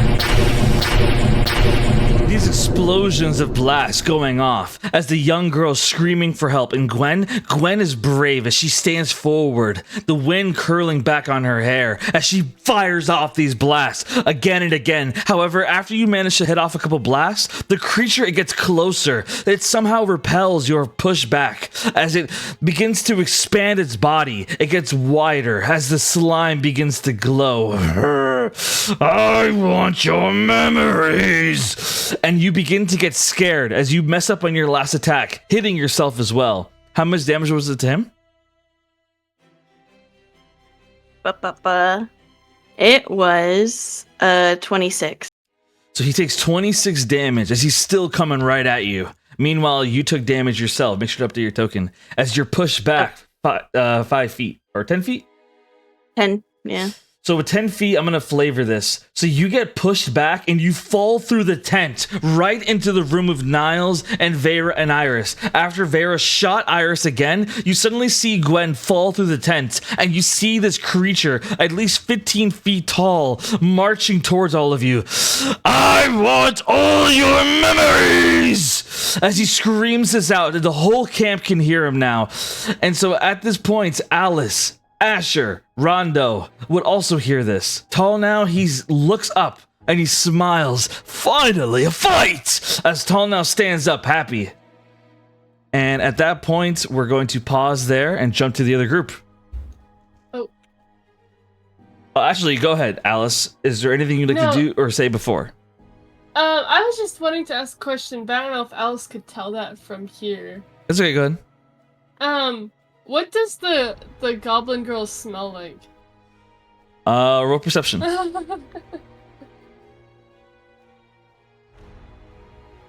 Because... Oh, that's a 9. Never mind. Because what? Tell me. I'm curious. Oh, because in the book it says that the things that they make to like distract people that look like their previous victims smell like sulfur. So she does not smell like that. Okay. The girl, she smells like She's mud. real. Yeah, Got it. she smells like mud. Very good question though, and I respect the fact that you used the lore from the book to know that. So I'm gonna give you. That's what we were all wondering. Yeah, well, yeah, that's because I was like, Alice read the book, so she in character would also know this, so she'd be like, "Is that real? Like, is this girl real?" Due to the fact that everyone was wondering that, and you all were using information from the lore, which I love, I'm giving you all a token of inspiration. But all of you put that on your sheet. It will. No. All right. So with that being said, as this creature Oblex is moving towards all of you. We're gonna jump to the other group. Percy and Izura, are you ready? Yep. Baby. Yes. All right. So let's jump to the others. So now we're back with you guys, and so Graven begins moving towards this creature, and he puts his guns away as he slowly moves towards the creature. And as he does, Jerome and Percy, your little spat is over as Jerome nods and says, "Well then, let's catch ourselves some dinner, yeah?" He says with a smile as he lightly kisses you on the cheek. Yeah, let's fucking go. She's gonna run over. He runs over with you, the two of them moving together as always. There's a comfort in it. At this point, Percy, and by the way, this is not true, correct me, but she would feel more complete with her partner next to her as they're moving through these woods. Oh yeah, for sure, bro.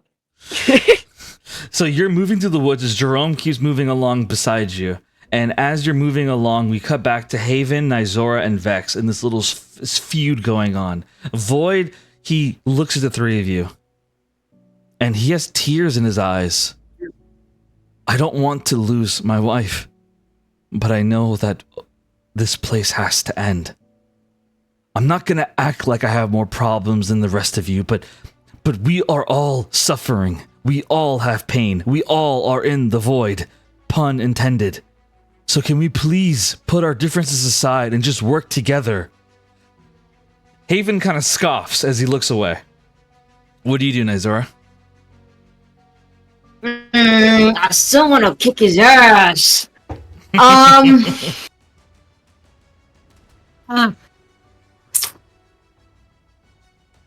He still does owe me when we get back to camp. I'll say that. She'll, because I'm guessing she still has her hand on Vex's shoulder. But basically she's calmed down a bit and she looks at Haven and she's like, "You still owe me when we get back to camp." And basically she's referring to the thing where he's like, back in the prison, where he's like, "Listen, you can beat me the fuck up and I won't do anything." That's what she's referring to. Mm-hmm. And then she'll like walk off. He nods. No, you're good. You're good. He nods as he looks at Void. I'm sorry. As he walks up to Vex, and Vex is like shaking, but Haven walks up to him, and he takes his sword out, and he cuts his own hand as blood begins to trickle to the ground. I'm sorry. My perspective and yours are going to differ from each other. But I shouldn't brag about killing your friends. I'm not used to being around people that are not my own kind, and my manners are evidence of that. Let's work together, and we can fight each other when this is all over. Can we agree on that, Captain Vex? Haven says with respect when he says Captain, as he offers his hand to Vex. Vex looks at Nizora. What do you say, Scarecrow? Think we can work with this asshole?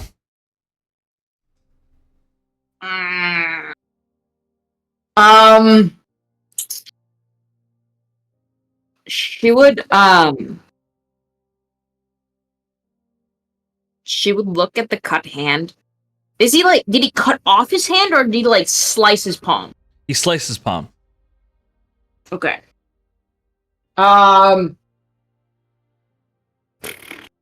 He's like, I wouldn't say we could trust him, but as much as it pains me to say it, we need him. For now.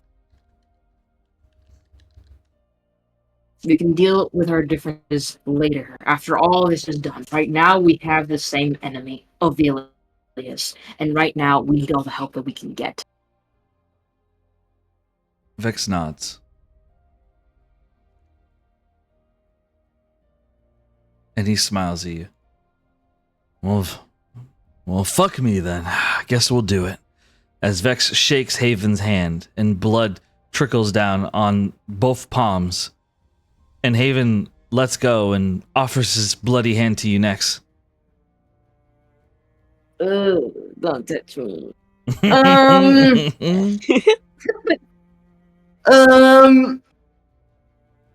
Nizora would look at the blood. She's wearing gloves. She would very slowly. Actually, she doesn't think of glove. Haven never said that. She's gonna keep her glove on, and she's gonna like shake his hand. She doesn't take her gloves off. No.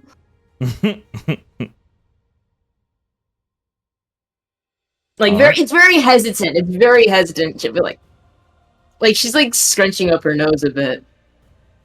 I respect it. So you shake hands, and he kind of nods and begins walking up ahead. And as he walks up ahead, you guys see that Graven has walked up to this creature, and the creature, it kind of like as it kind of starts like backing up its paw a bit on the ground, and it begins shaking its horns a little bit as it gets ready to charge at Graven. However, none of you can see what Graven says, but all you see is that the creature's eyes glow for a moment, and then the creature bows. It bows to Graven as he walks up and he places his hand on top of it, and he starts petting it. And as he's petting it, he yells out loud, I changed my mind. I don't want to kill this creature. It's actually quite adorable. I'm going to keep it as a pet. I'm sorry about that. As Vex is like, what the fuck? We need food! We do need food. Unless you can find another source of meat for us. I suggest you do that, unless we're gonna kill your little pet. Alright. Both of you roll perception. Mm. And as this is going on, Graven, he calls out, he says, just to be clear, I don't want it for myself. I think it'd be a nice pet for the group. I can food would do better, but okay. That's in character. 21. All right. So, let me see.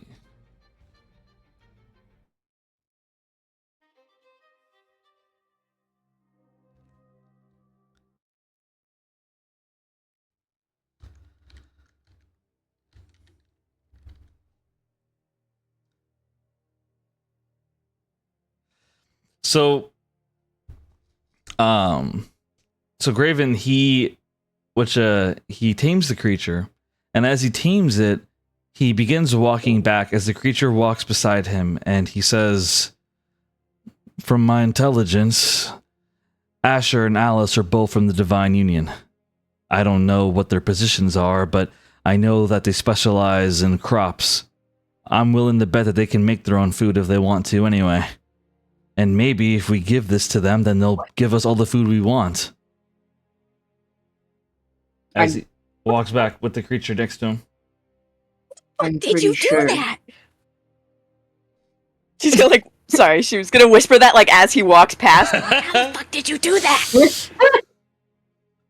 So as he walks up with the creature, he looks at Percy and he says, Honestly, I don't know. I walked up to it, and at first I was going to try to shoot it, but when its eyes looked into mine, I felt like I couldn't kill it.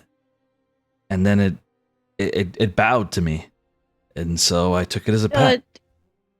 No, but I thought I saw you say something, though. You said something. What was that? No, I didn't. He looks like genuinely confused. Like I didn't say anything. Okay. Then why She's did gonna eyes glow? slowly nod Like, her why did head. eyes glow? What eyes glowed? He's like so confused. Like what eyes glowed? What are you talking about? Okay. So this guy's fucking crazy. Good to know. I mean, look, welcome Can to I the roll club. We insight? all are in this abyss. Can I roll insight just in case? He's like, Yes. I don't know, I swear. Roll insight. Go ahead. But actually, I do. That's 25 on insight. So of 25, he genuinely has no idea what you're talking about. This dumbass. And so he looks at you guys and he says, I just know that we can't kill this creature. If you want to keep hunting them, we can, but I figured I'd give it to Alice and Asher and see if they could grow food for us. I know that we're not exactly united right now, and if I'm being honest, I don't trust any of you. But with that being said, maybe this would be a good way of bringing us together. Some kind of peace offering. A group pet. I haven't named him yet. Maybe I could ask them to name it for me. Or I can give it to them. I don't really know. I just know that we have to come together or we're gonna die out here. And as much as it pains me to say it, I'm not sure I can protect Vera by myself in here. I need help to do it. So we need to work together. Mm-hmm. I kind of agree with you, but, and she turns to Percy, you called Alice princess. She looks back at Graven. I don't princesses know how to grow food. I second that statement. I don't think either of them know how to grow food. So let's keep on hunting. And she kind of does that like she points forward. Maybe your little new pet can help us along the way.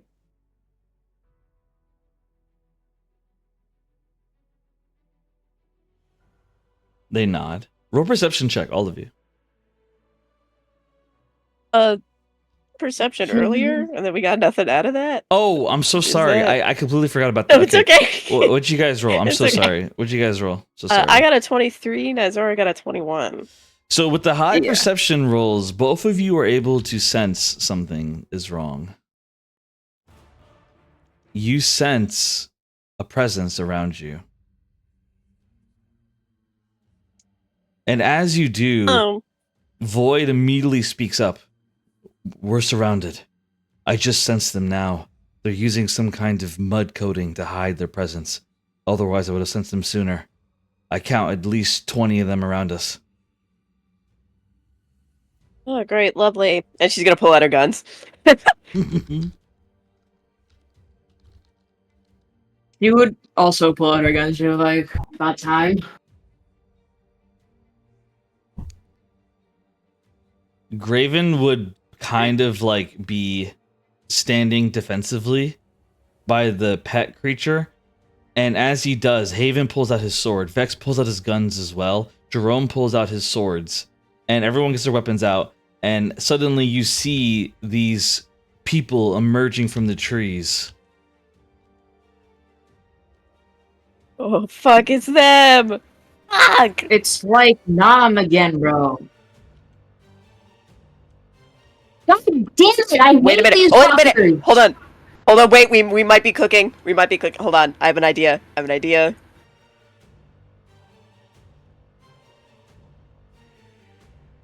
And as you see all these Kymari tribe members surrounding you. So as you see these creatures, or I'm saying creatures, these orcs surrounding you. These orcs are all tall, maybe 5 to 6 feet to 7 feet tall, and very muscular as they show off their chests. And they have what appears to be spears along with bone weapons. All their weapons are bone. As you see a bone axe, you see a bone sword, you see a bone spear. You see some of them have boomerangs. As you see them surround you with their weapons. And as they surround you, you see one man march up front. A large orc, 8 feet tall, pure muscle with marks all over his body. As he calls out, he says, Oh! Do any of you speak Orc? No. I don't think. But I do have comprehend languages. Okay, do you use it? I have comprehend languages, so can I use that? Absolutely. Okay, I do that. What is he saying? All of you need to surrender right now. Get on your knees and beg for your lives. I am Chieftain Mufasta. Get on your knees right now. Sorry, Mufasa or Mufasta? Mufasta. Okay. Shit, I can't speak back to him, so I'm gonna turn to the others and say, look, this Kymari tribe, fun fact, read about them in your weird little original face counterpart, and she's gonna point to Void in his journal. They might like us, but he's telling us to surrender now. Do we genuinely, realistically think we could take them right at this moment? Absolutely, Haven says as he has his sword out. Vex says, normally I'd say we try to talk it out, but I'm pissed and I want to fucking kill people. Vex says as he holds his pistols up. Jerome's smirking. Do you even have to ask, my love? As Jerome's already eyeing some of the orcs with his swords out. Void shakes his head. We shouldn't fight. We should try to find a way to avoid violence. Pain isn't the way. And Graven kind of shrugs. I mean, I could fight. Don't threaten me with a good time. As Graven pulls out his guns. Nizora. She's gonna look to Nizora. Be like, what's the final Can I do verdict? something before the battle? Can I do something? Like an action? Yes, absolutely. Yes. She'll be like, you know what? She'll host her gun, and she'll be like, you know what? And she'll put her hands up. It's just like, it feels just like home. And she'll clap her hands together and cast Spirit Guardians around her. All right. So you cast Spirit Guardian around you, and what does that do? That's basically like, I believe it's a 15-foot radius around me, and it doesn't damage anyone that I consider an ally. And basically, it depends, because I'm no longer with the goddess of sin. I'll still out. No, it's just if it's evil, it's necrotic. If it's good, it's radiant. So that's a good. So I'm like, So that's a good question, Gwed. So weirdly enough, the spirits are working now in the abyss. Oh. You don't know why, but familiars and spirits work in the abyss now. What did we do? Interessante. What did we do? Anywho, these little nymphs, I guess, whether it's necrotic or radiant, are kind of flying around me within a 15-foot radius around me, and it follows me wherever I go. Basically, if someone enters that, they take damage. All right. Draw it on the map.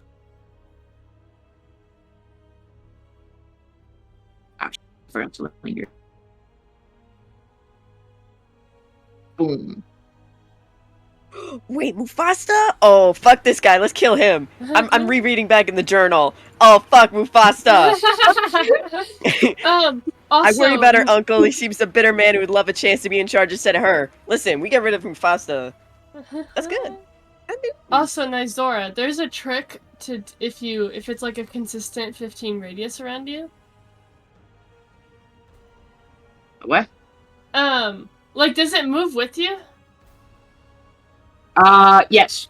Okay, so click on your token, do the gear, and then you could scroll down, and then there are radius options, and then you just type in the feet, and then you could pick the color of it, and it'll follow you. Oh, that's cool. Let me actually try it before I actually.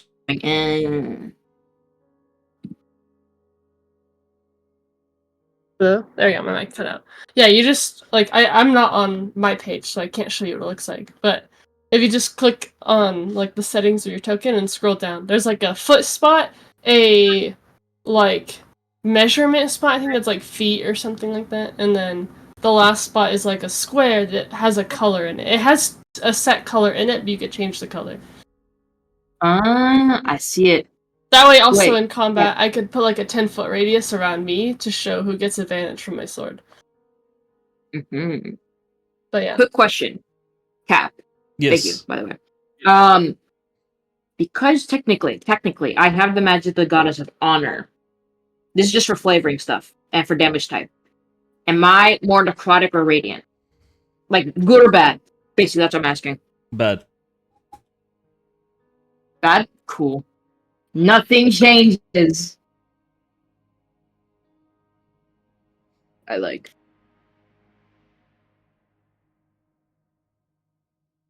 All right, very well done. Thank you, Alice, for the help. So as that forms around, Void says you guys shouldn't do violence. What do you say to that, Nizora and Percy? What says that? Void says that. He's like, try telling them that. Listen, And she like points to like the nearest orc near her. That's like, I'm guessing, like branding a bone spear. Void saying, we should surrender. If we surrender, then we avoid pain. But then they might fuck us over entirely in the long run. No, we avoid their pain, not our pain. Void shakes his head. I'm sorry, but I'm not going to harm others unless Gwen's life's in danger. I will not help you in this fight. Void says as he looks down. You know, actually, hold on. You know what you could do? Void, do you... Crazy question here. Sorry if it's a rough subject. Do you know anything about, the Guardian? Tobin, maybe? He looks at you, confused. I have no idea who that is. Do you speak Orc, by any chance? Well, of course. I understand everything they're saying. Well, great. So you know what you could do if you really want to. Don't surrender, but just, I think they used to know you.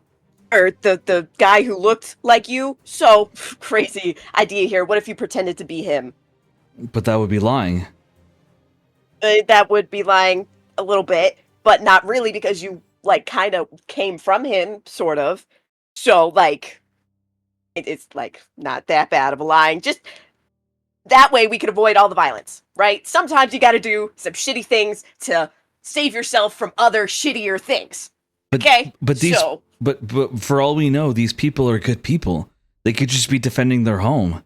We're the ones trespassing, not the other way around. So it would be wrong to try to deceive them. Let's just kill them! And then she's just gonna start running up to one of them. No! That's our please! Void yells. They're orcs, they don't know peace! She's full on racist now. So Nizora just tell them we mean peace! so Nizora just yells out, she yells out, they're orcs, they don't know any better, we have to kill them, and she just charges at them. And so Nizora's charging, so that begins initiative. And so with that being said, we have combat happening for two different groups. So what we're gonna do here is we're gonna take a 10 to 15 minute break, everybody. I'm gonna because I am very hungry, I want to grab a snack. 10 to 15 minute break, everybody. You guys can talk and strategize if you want. I'll be back in about 10 to 15 minutes, everyone. Can we roll our initiative so we can talk about moving initiatives? Absolutely. Very good question, Gwen. All of you are allowed to roll your initiative, and go ahead and everyone roll initiative and figure it out from there. I got a nat 20! Oh my god! Let's go. Also, I got a non-nat 20. Just to inform you of, I'm going to be doing something here. You know what? I'll set it up first so you guys don't get confused. Give me 1 second. We're going to be doing something. Bro. Something? I love racist Nizora. Can I ask one clarifying She's thing not to say? different from real Nizora. What? I No, ask one don't, clarifying don't say question? that. Don't say that. Don't say that. Yes. Did you Yes. say that it didn't get pushed back at all from the force damage? No, it didn't. Okay.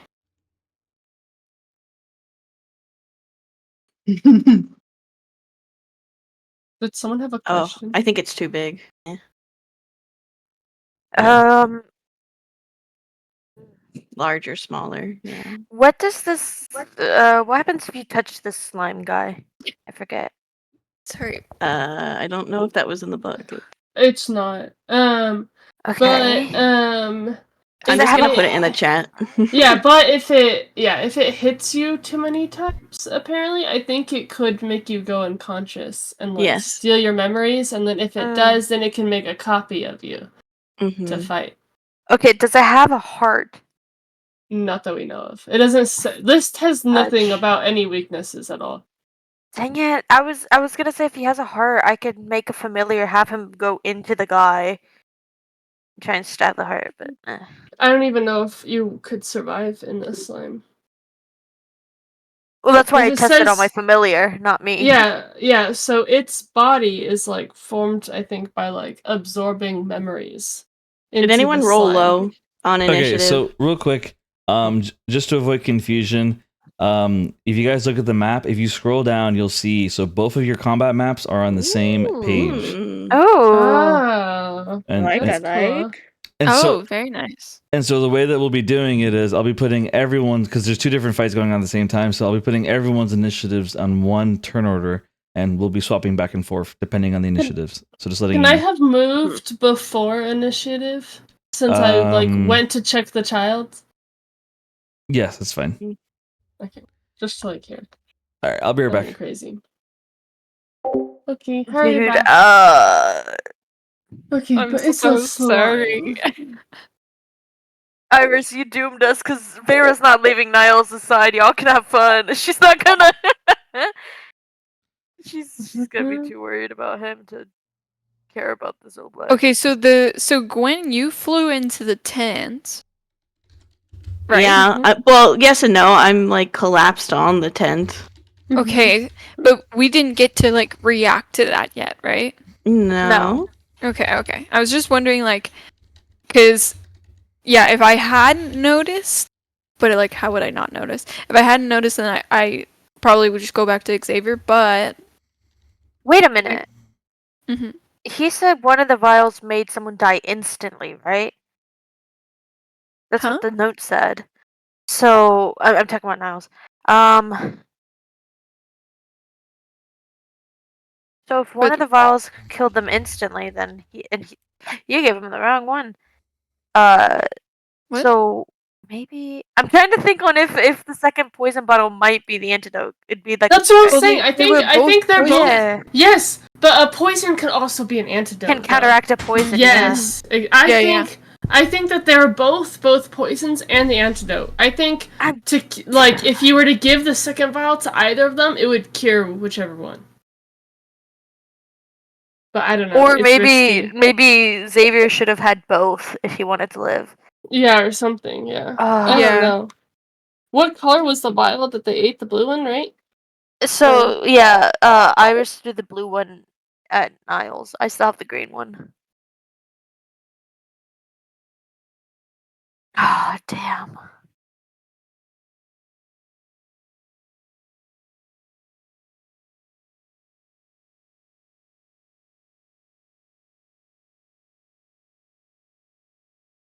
So how was everyone's initiative rolls? I got a 21. 20. 16. 25. Did someone say 5?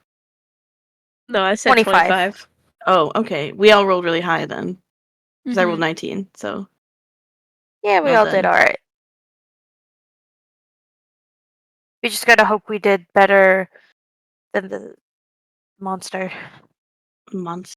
Look here. But... Oh. Sorry, I'm back. I saw ducks. Uh-huh.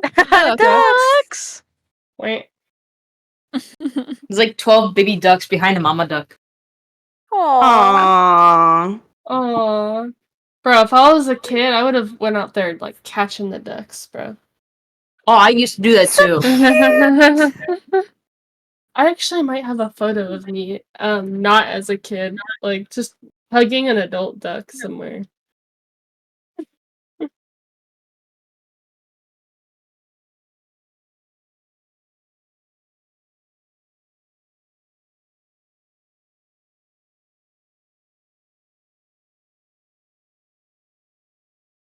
Oh, I found a video of me feeding a duck.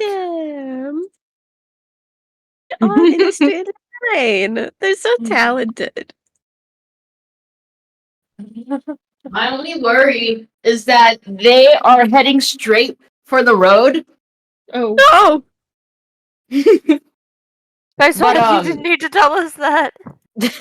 What kind of No, duck No, is but we gonna getting have worried grow? about it's these not a ducks. busy road. It's like a two-way street. It's a residential street. wait, you ever seen a duck like that, Iris? No, what? That's a It's just a- crazy looking duck. It's just a duck, bro. What do you It's mean? just a Duck. duck. It's just a duck.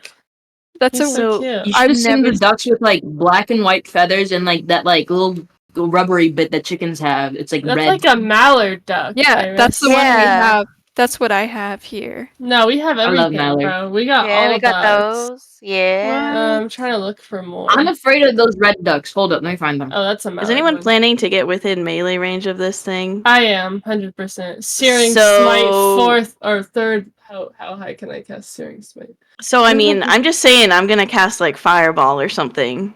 So, maybe I need to go ahead of you. Yeah, we could switch. So- You're 19 and I'm 20, so it would Yeah. just be literally Yeah. boom boom. Because I don't want to hit you. Also, let me. So this is what I was talking about. So if you like, I could do this and have like a glow around me to show like where my sword, who all it'll affect. Mm. Rawr. This duck is saying meow. Cute duck. Trying to find more photos of other ducks I've pet. I've pet a lot of ducks in my life. Quack. Wait. Oh, wait. Rawr. We used to own ducks, actually. Hold Oh, on, let me What? Aw. We take a used to picture. own my Oh my mind god. blanked. We used to have chickens and my grandparents have ducks. It's giving me confetti, bro. Oh, Jesus. Iris, have you ever seen a Muscovy duck? Oh, what? gosh. Muscovy duck. I've never heard of that. What is that? This is a Muscovy duck. Oh, those Oh my ones. god. Those are fun. No, I've Oh, never I'll seen be that right back. before. Very common in Florida. Oh. You guys got crazy things over there. Here, I got a whole bunch of ducks. Hold on. Here you Quack, go. quack. Iris with the ducks. There Look you at all go. those ducks. All Look the at all different those kinds of chickens. Look at all those chickens.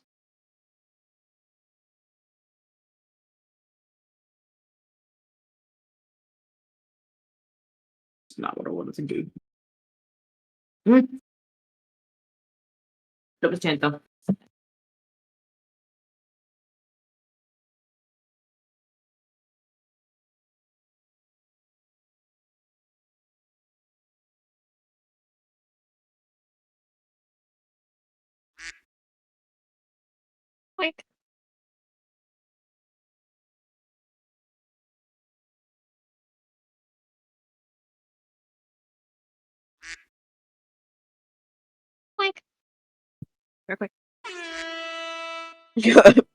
Yo.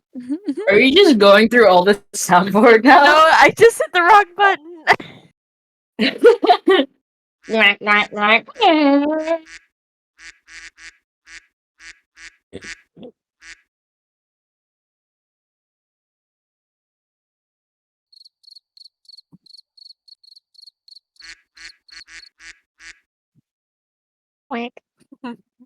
Here's I'm one of gonna my make a quack, shake. I'll be right back. This is Okay. This is one of the ducks we have. It's called a shoveler. Bro, this is a Aw. Florida duck. No, I'm just teasing. Whoa, what is that thing?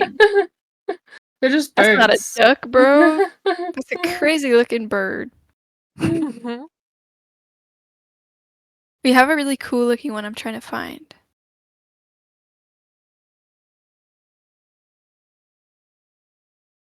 Do you guys have wood ducks? There's these ducks. I think so.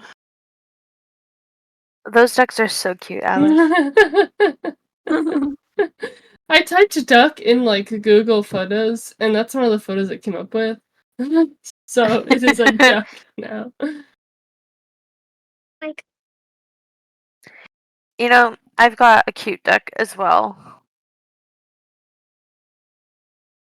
Look at all Okay. these duck pics in the chat. This is the crazy looking one. It's got like this weird stuff on it. Oh, I refuse to become a nugget. It's got a little mohawk. He's got a mohawk. It's so Aw. cute. I love mohawk ducks.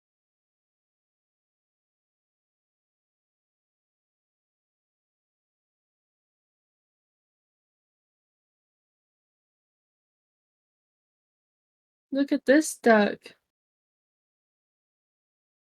So Oh, I hate does those that one fucking look things. familiar? I Grace? love the shoe bills. They're so cute. Yeah, They're so cute. They're like a I dinosaur. love them. You know that's what the birds in Skyward Sword are based off of. I know. Oh. Oh my god, it's so cute. Also, for some reason, But my they phone. sound terrifying. Oh, They like yeah. bowing. Yeah, They they bow. do. They're so regal. Until they start shooting at you. Yeah, they're scary, but they're cute. They are. They're really cute. Here's my grandparents' guinea birds.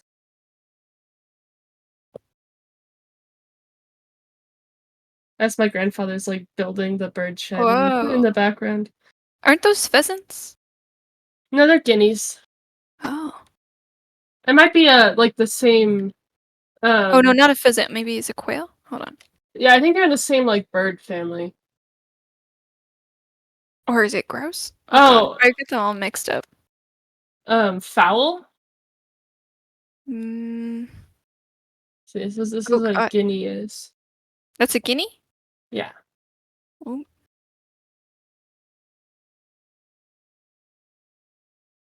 I think This they're is- like in the same bird family as maybe is it Pheasant? called a pheasant? Yeah, as a pheasant. I thought of this, which is a grouse. Oh. Yeah, so this is a pheasant. They're very similar, but they're like very colorful. Wow. That'd be amazing to see in Mhm. person. I mean, You stumbled on that. it would.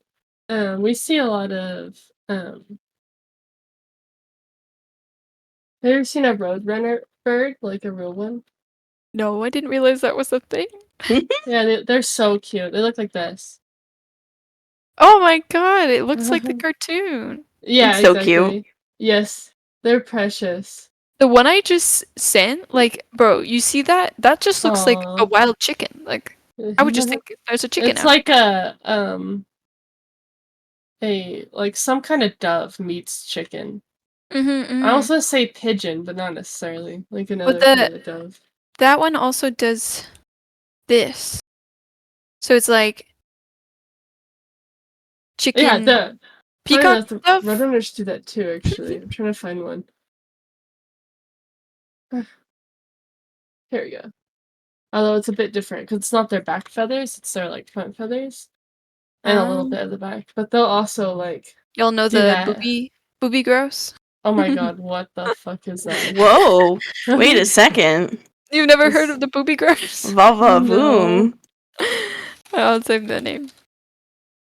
I need a GIF. Oops. Oh, God. damn. Yeah, right? What? It makes Look a at that sound. personality. You should listen to the sound it makes. It's like bloop, bloop. Ooh. Oh, I wonder if I could find that video. Okay, I'll send it. I have a video.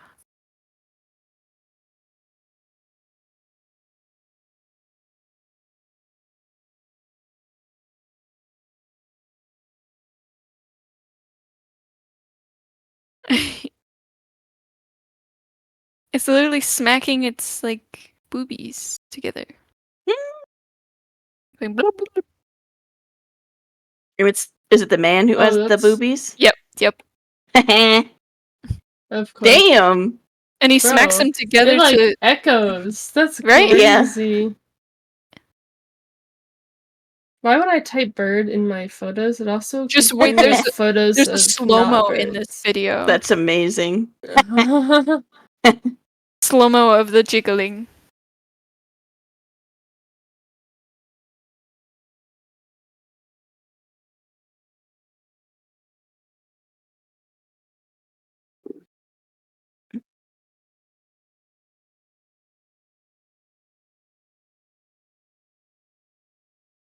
%90. Yeah, I know. The area where they live is Western Canada, and a lot of like Alberta, Saskatchewan is all oil and gas drilling. Mm-hmm.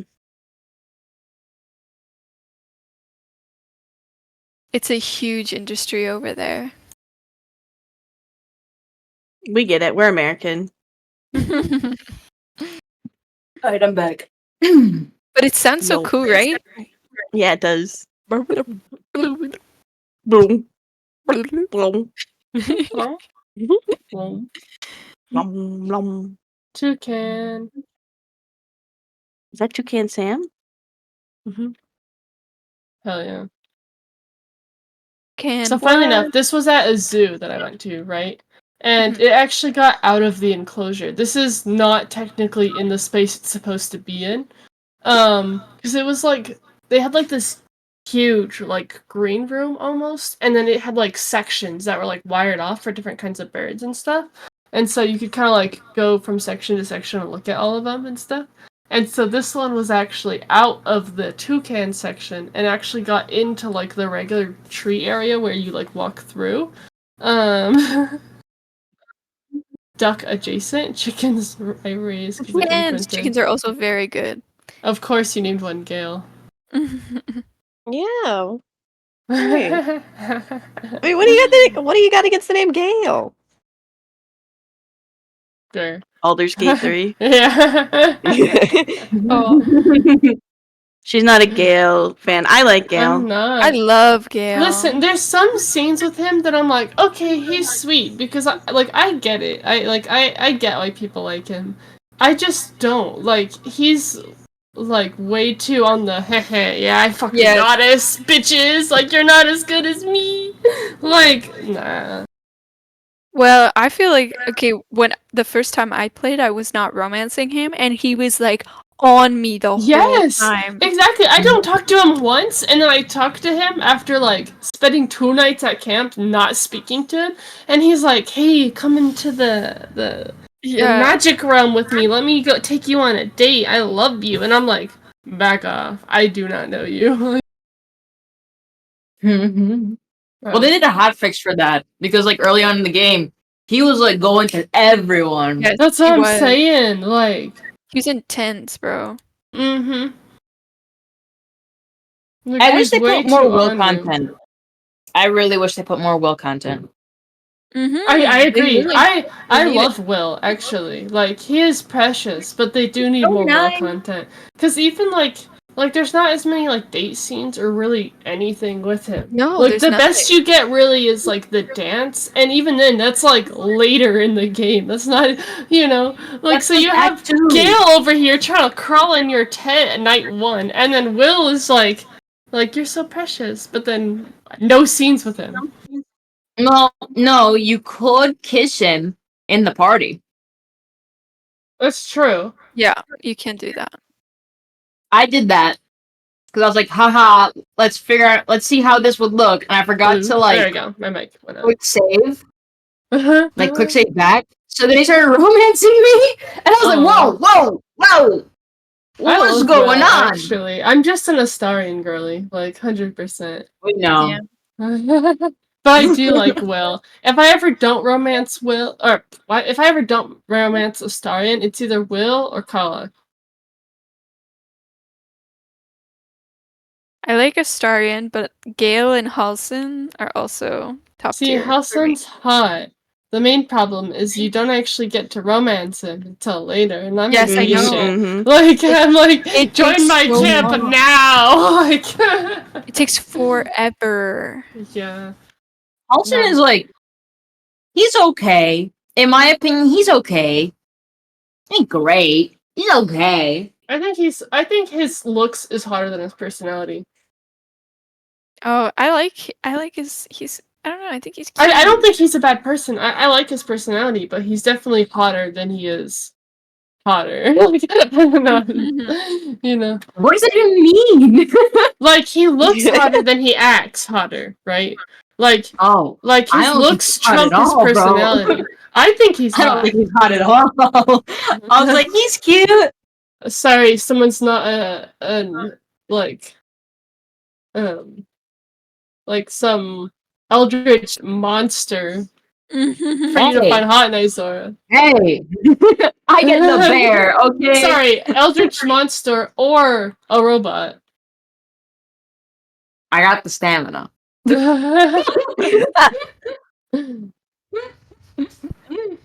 Listen. Oh, I didn't think it would get quiet. Fuck. We're listening. We're listening. Yeah. It got quiet because we were in fact listening.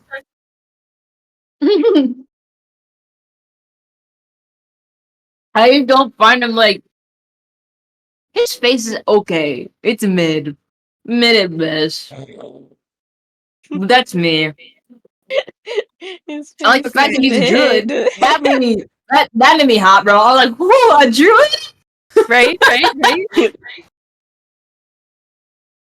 Okay, love druids. I have a question for everyone. I have a task.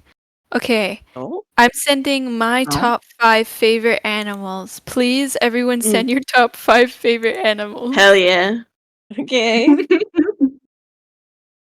This is a baseline question when I want to like date someone because if they don't have a favorite animal or if they just say like dog or cat, I'm kind of insulted and I don't trust them as a human. Whenever I say Okay, I I'm don't know back. what What my did I favorite miss? animal is, I can't fucking choose. That's why there's a Oh. top 5. Top Talking about 5 favorite animals. Yes. Oh. All right. Oh. I am. Okay, mine changes a lot, but All right, I am back. Have you guys strategized? Yeah. Slightly. Gwen and I are gonna switch initiatives. That's basically. I do have a few ideas, but it depends on how this goes. I'm gonna start rolling What's my initiative for plans? everyone else. Alright. So Gwen, you're gonna be 19 and I'm 20, correct? Mhm. Cool. Well, I'm gonna be 20. You're gonna be 19. Yeah. Is that what I said? Yeah, I I said I'm thought you 19, you're mixed it. 20. Yeah. Yeah. I think. Anyway. We know. That's all that matters. Yeah.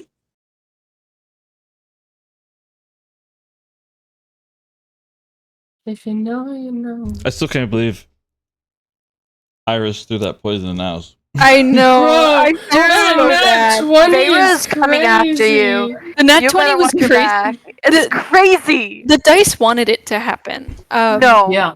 no, I don't accept that. I don't accept this. I'm so sorry. I felt so bad and I didn't want to do it, but I knew that, like, what the fuck else is she gonna do? Like, when she's pushed Yeah. to this point? Like, ugh. I forgot what my roll was. Fuck. I think it was like 10. Yeah.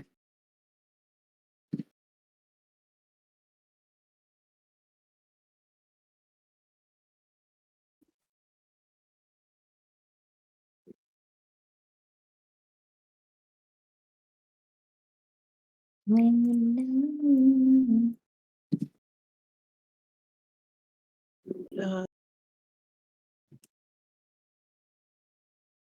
When you know, you know. But that's my favorite animal. I just find it so funny that Nizora's like looking at these orcs, and she's like, "No, bro, they gotta die." Pull out her weapon. She's fought them like for 10 years. Of course, she's not gonna be like, "Oh my god, guys, let's make peace with them." No, Wait, she fought them for 10 I years? don't do that. No, it's Yes. because I want to fight. So Nizora's been at war with the Republic of Kavar, and a lot of their fighters are orcs. Oh, yeah. Okay. Mm-hmm. Iris, I'm trying to get you what you asked for. Just give me a second. No worries. I'm My ordering. basis on this is just like how Vietnam War veterans talk about people from Vietnam. That's what I'm basing it off of. Oh no.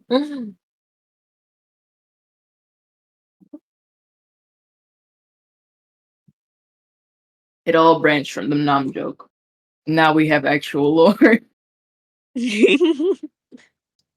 I put mine in order. No, I didn't. I just. Yeah.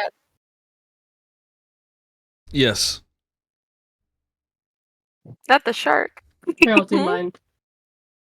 So I'm curious. What do we think of Void? He doesn't want to fight. You guys are forcing him to Bro. fight right now. Bro. Okay, forcing. Bro, I'm not fuck forcing him to boy. do shit. What in Okay, the- I'm going to heavily suggest him. He's like, no, guys, peace, love. It's not like I nearly killed You guys, he's been conditioned by Gwen. Okay, I'm sorry, Gwen, but he just tried to kill me for just not belonging, so I don't feel no sympathy for him. Last No. session, I really he, could give less of a fuck about Void, bro. Okay, I could give Real less quick. of a fuck. Iris, what'd you roll for initiative? 21. Gwen. I'm I'm taking my 20. yeah, I'm gonna do a 20. In the future, guys, make sure to insert your numbers on the turn order, please.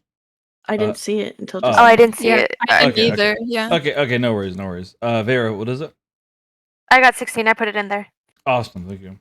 All right, everybody. Give me 1 second. I'm taking a drink, and then we're gonna get started. Get the music back Sure. going. Iris, Can I do take you wanna Can I swap? take 'Cause I don't Niles wanna as go 20? first. Oh, do you want to go first? Yeah, you can go. Yes, you can take Niles as 20. Oh, you're going first. I see. Oh, actually. Oh, okay. Yeah, I can go. Yeah, because I don't know what the fuck I'm gonna do. Because I Okay, don't. I have a quit. So I yeah, got. thank you.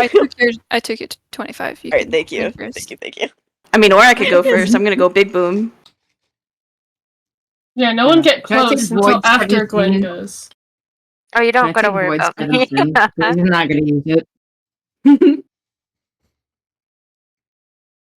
I'll say Gwen goes before me. We both got the same numbers, so.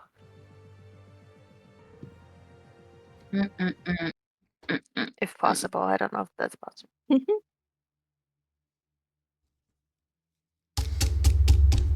I will allow it. Or actually, I'll keep my 10. Because if we all group together, it's not a good idea. Mm.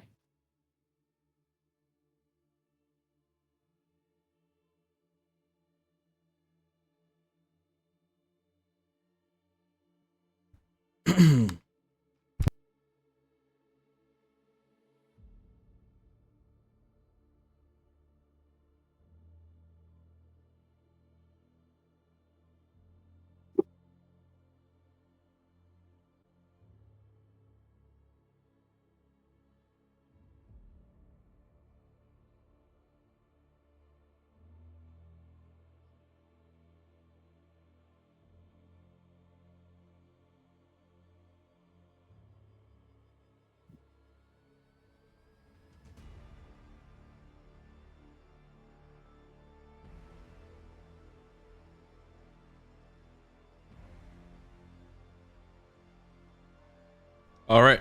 Do a mic check. Alice, you there? I am here. Gwen? Yeah, I'm here. Iris? Here. Azora? Yep. Percy? Mm-hmm. Vera? I'm here. All right, amazing. So let's get started. So, the combat begins We watch as our players find themselves to be in two different situations. Percy and Izora, along with allies, find themselves to be surrounded by the Kymari tribe, and as they were trying to negotiate towards a peaceful resolution, Izora just decided that talking was a waste of time, as she decided to charge in with the element of surprise, ready to fight on some orcs. Meanwhile, we jump to the other group. Iris, Vera, Alice, and Gwen all face off against this Oblex monster, this slime goo creature, as it creeps upon the camp, and this little girl, Sally, runs away, an orc girl, as she runs away and into the camp in front of all of you. And with that being said, Percy, you are up first. What do you want to do? Oh, I No, gave it no. to Iris. it's me. It's me. Oh, Iris? Okay. We switch. Okay, Iris, go ahead. What do you want to do? So last thing that happened, Gwen landed on the tent, right? Yes. So the tent is opened up, and you see this monster moving upon you, but you also know Vera just shot you. Yeah. Okay. So Vera said that she aimed for like around my chest. So I'm assuming maybe it's like if I was turning to go away, it was in my like back shoulder kind of area. So that would make her stumble forward. And I'm trying to think like seeing it open up and seeing the monster.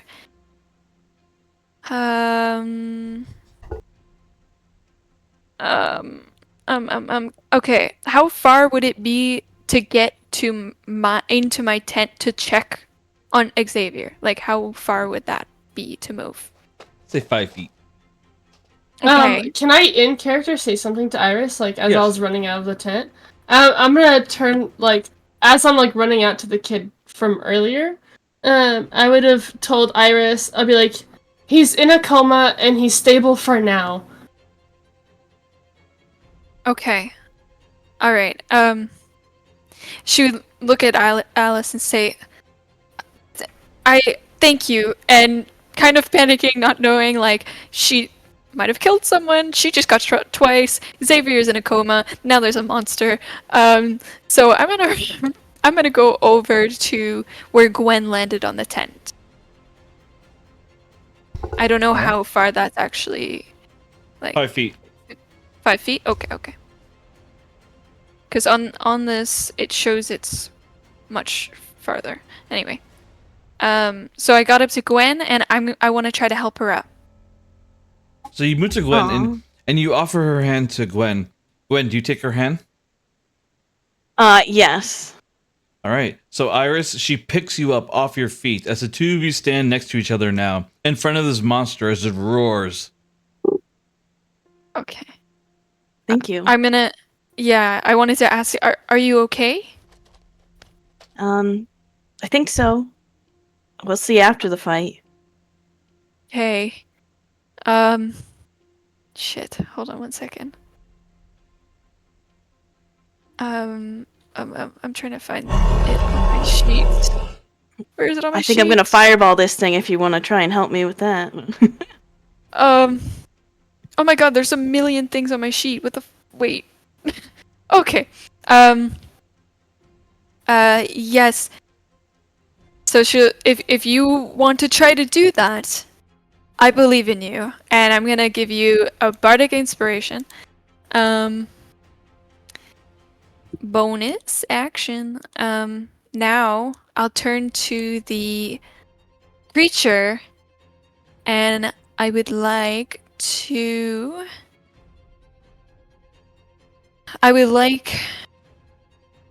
cast Starry Wisp. All right. 18 to hit. With an 18, you hit. Okay. I got a 10 damage. So you Radiant damage. slam this creature with a whip. And as you do, you guys watch as it bellows in pain. And 10 damage, you said? Radiant? Yeah. Okay, perfect. So the creature takes 10 radiant damage as it bellows before you. However, it keeps moving towards all of you. It is not intimidated at all. as it continues to bellow. However, something strange happens. After you hit it with the whip, its face changes. It looks like Xavier. Oh, fuck. And it looks you in the eyes. Don't hurt me, Iris, please. Don't hurt me.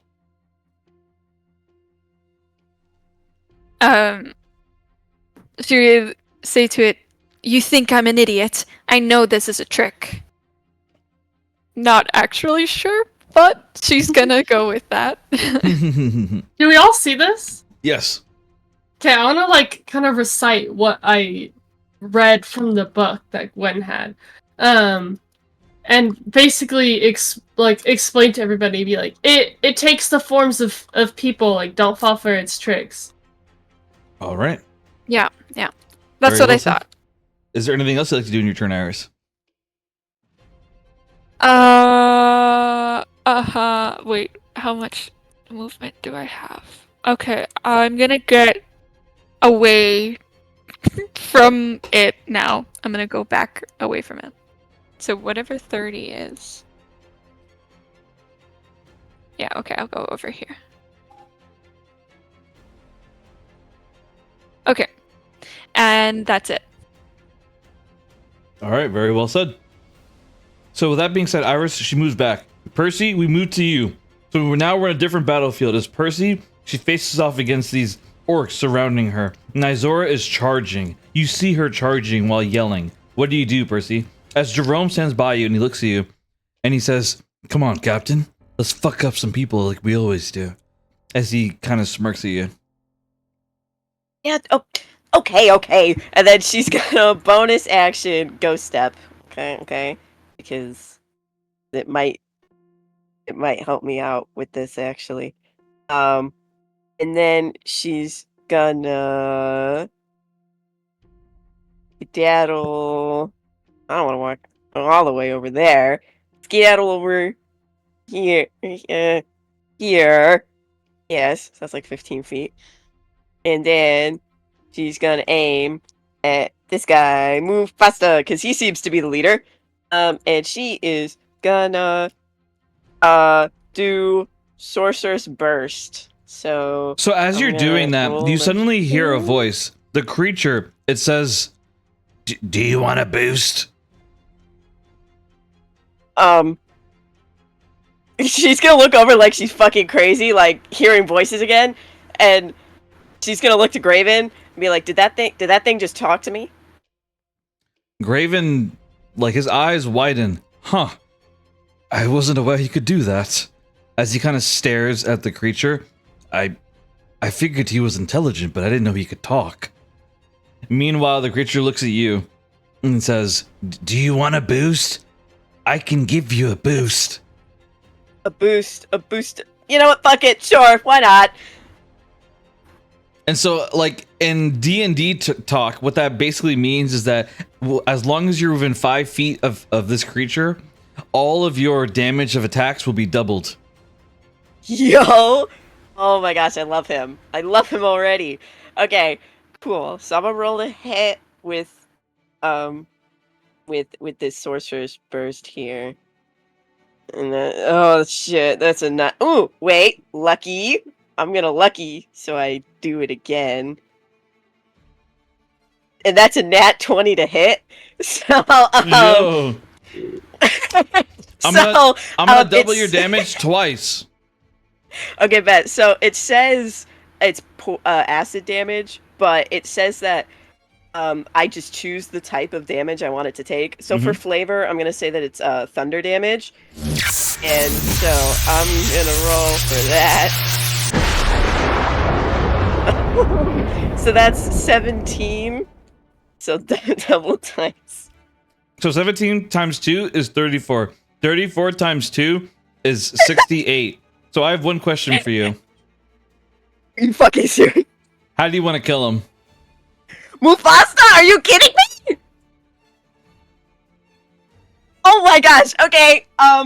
Okay. So I just imagine she like after like Jerome's like, "Oh, let's kill some guys." She's like, "All right, bet." And she's kind of locks the fuck in. She darts forward, and as she does so, she kind of turns like that incorporeal ghost form, and she kind of darts over to the creature's side, and she just like hurls in like her focused thunder energy on this fucking guy.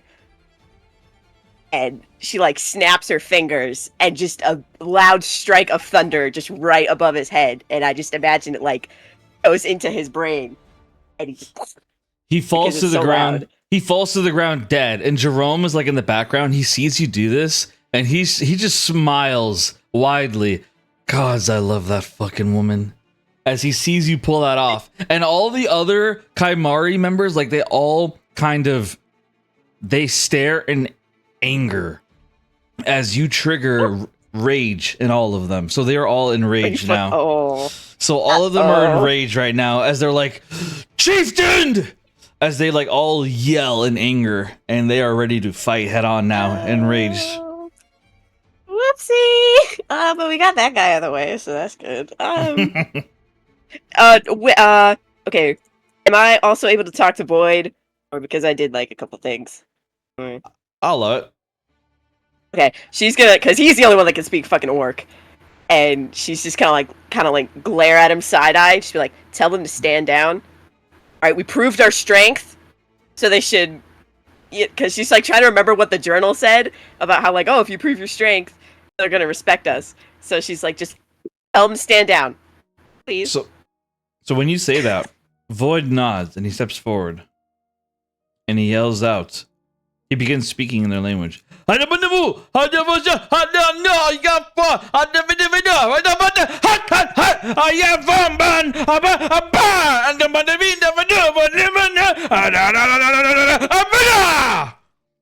Void yells that final word,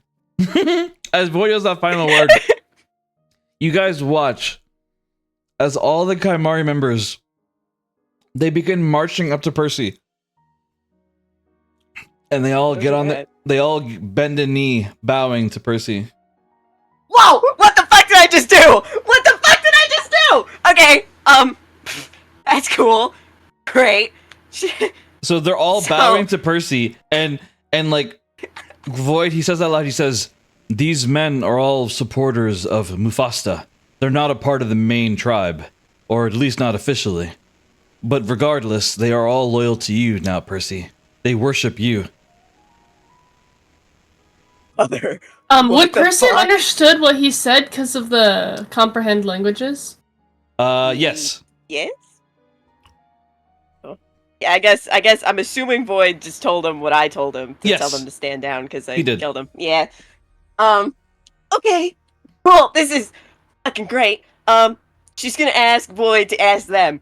Is there anyone here that can speak common, maybe sign language, Elvish? You know, that's some stuff that I might understand. Is there anyone here who might, just so we don't have to forego the translation? One tribe member speaks up. He says, we speak common. Oh my god. Oh. Okay, that's great. That's a great thing to know. Mufasa just prefer that we speak Orc because, according to him, that is the language of our tradition, of our ancestors. So he wanted us to feel more connected to them by speaking their language. But no, we speak common. We're actually very well versed in writing and reading. We were forced to learn by our tribe leader, Glue. Okay, well that's great. Listen, you're able to speak with whatever you want to speak. I just don't know Orc, so I think it'll just be easier if I speak in common to you, if that's cool. Of course. If you like, we can introduce the second in command of our separate group to you. He will be able to tell you more about our tribe. He is more closely related to Glue than we are. We are all simply warriors who serve under Mufasta, who you managed to defeat. And so because of that, we now serve under your bidding. And one guy one guy stands up and waves, hey, don't mind the other guys, they're a little serious. My name is Linton. I'm gonna post in Keynotes what Linton looks like. Okay, this is great, guys. We got we got some guys.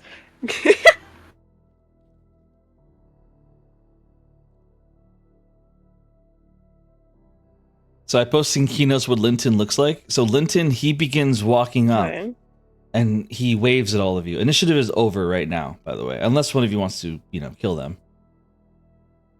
Nizora, please don't. I beg of you. Let's talk about that for a Yeah. second. So Nizora, you see, Nizora, as you're charging, you see all the orcs, like, they all bend a knee. They're all bending, they're bowing to Percy. Oh, what did she do? Cause she got into it. She casted a spell and everything, spear in hand. I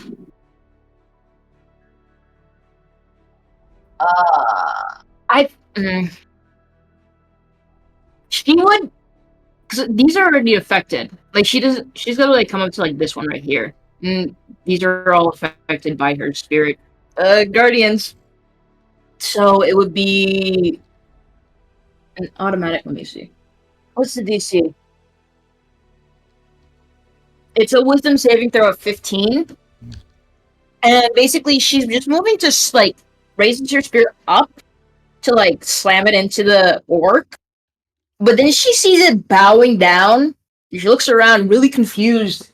And she looks all of them are bowing down at Percy and she's like, what the hell is happening? Can we continue? Kinda got into this. Like they're working for us now. So maybe, just maybe, with the What do you whole mean they're working Ovilius for raid. I don't fucking know. I killed their guy and now they like me. So basically she didn't see the whole thing because her back was to Percy. And she looks at what's this dead body? Looks at Percy. Looks back at the body. And she's like, she points with her spear. She's like, you did that. Yes. She like put her spear onto the ground, like not like throwing it onto the ground, but like leaning against it. It was like, why didn't you do that earlier? And then she's just kind of chilling. But she's not putting her back to the like. How would she do this? Yeah, she would put her back to these now because if they're under person control, it's like okay, fine, fuck it. But yeah, these 3 orcs are still affected by her spirit things because she didn't consider them an ally before. So all 3 of them you watch, they all drop dead to the ground. Oh, what the fuck? What the fuck? It's not that much damage. Well, you'll quickly realize that these people, they like their weakness is spirits as they fall to the ground dead. Like they do not, like they die right there, 3 of them. However, luckily for you, as the 3 of them die, the rest of them don't even bat an eye. They just kind of like just keep looking at Percy. Like their eyes are like ogling at her, like seeing her as this supreme warrior, as they don't give a fuck about the people you just killed. That's good for us. It is.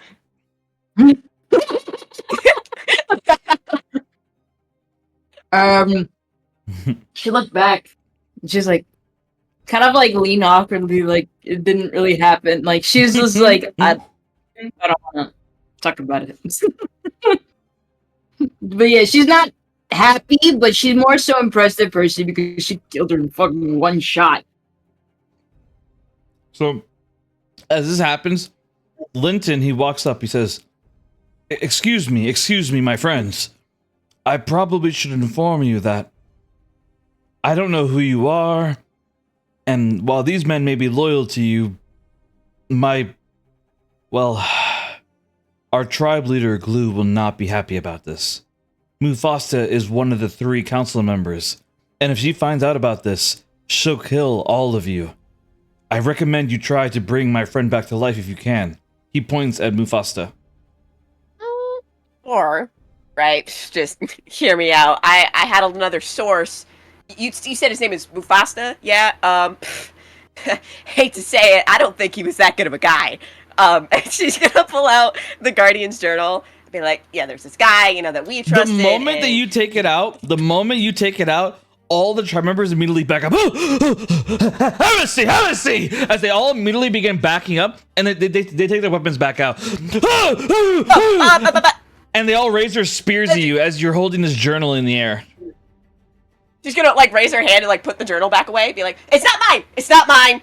It's not mine." Linton Okay? whispers. He says, "Listen to me really carefully. You seem like a nice person, so I'm gonna lay it up to you straight. Do not let anyone see you holding that book. Anyone. It is in our scripture that if anyone we see is holding that book, we kill them on the spot. You are what we call a demon."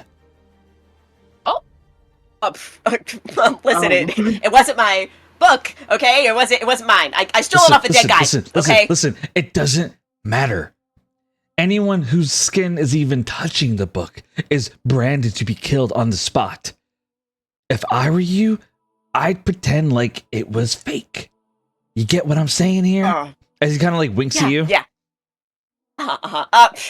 Just kidding, guys.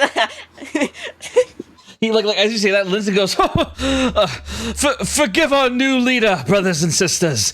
It seems like she likes to play jokes on us. A tradition of hers, as she told me from her homeland." Yeah, I love playing pranks on people all the time. It's great. As you say that, all the Kymari start laughing.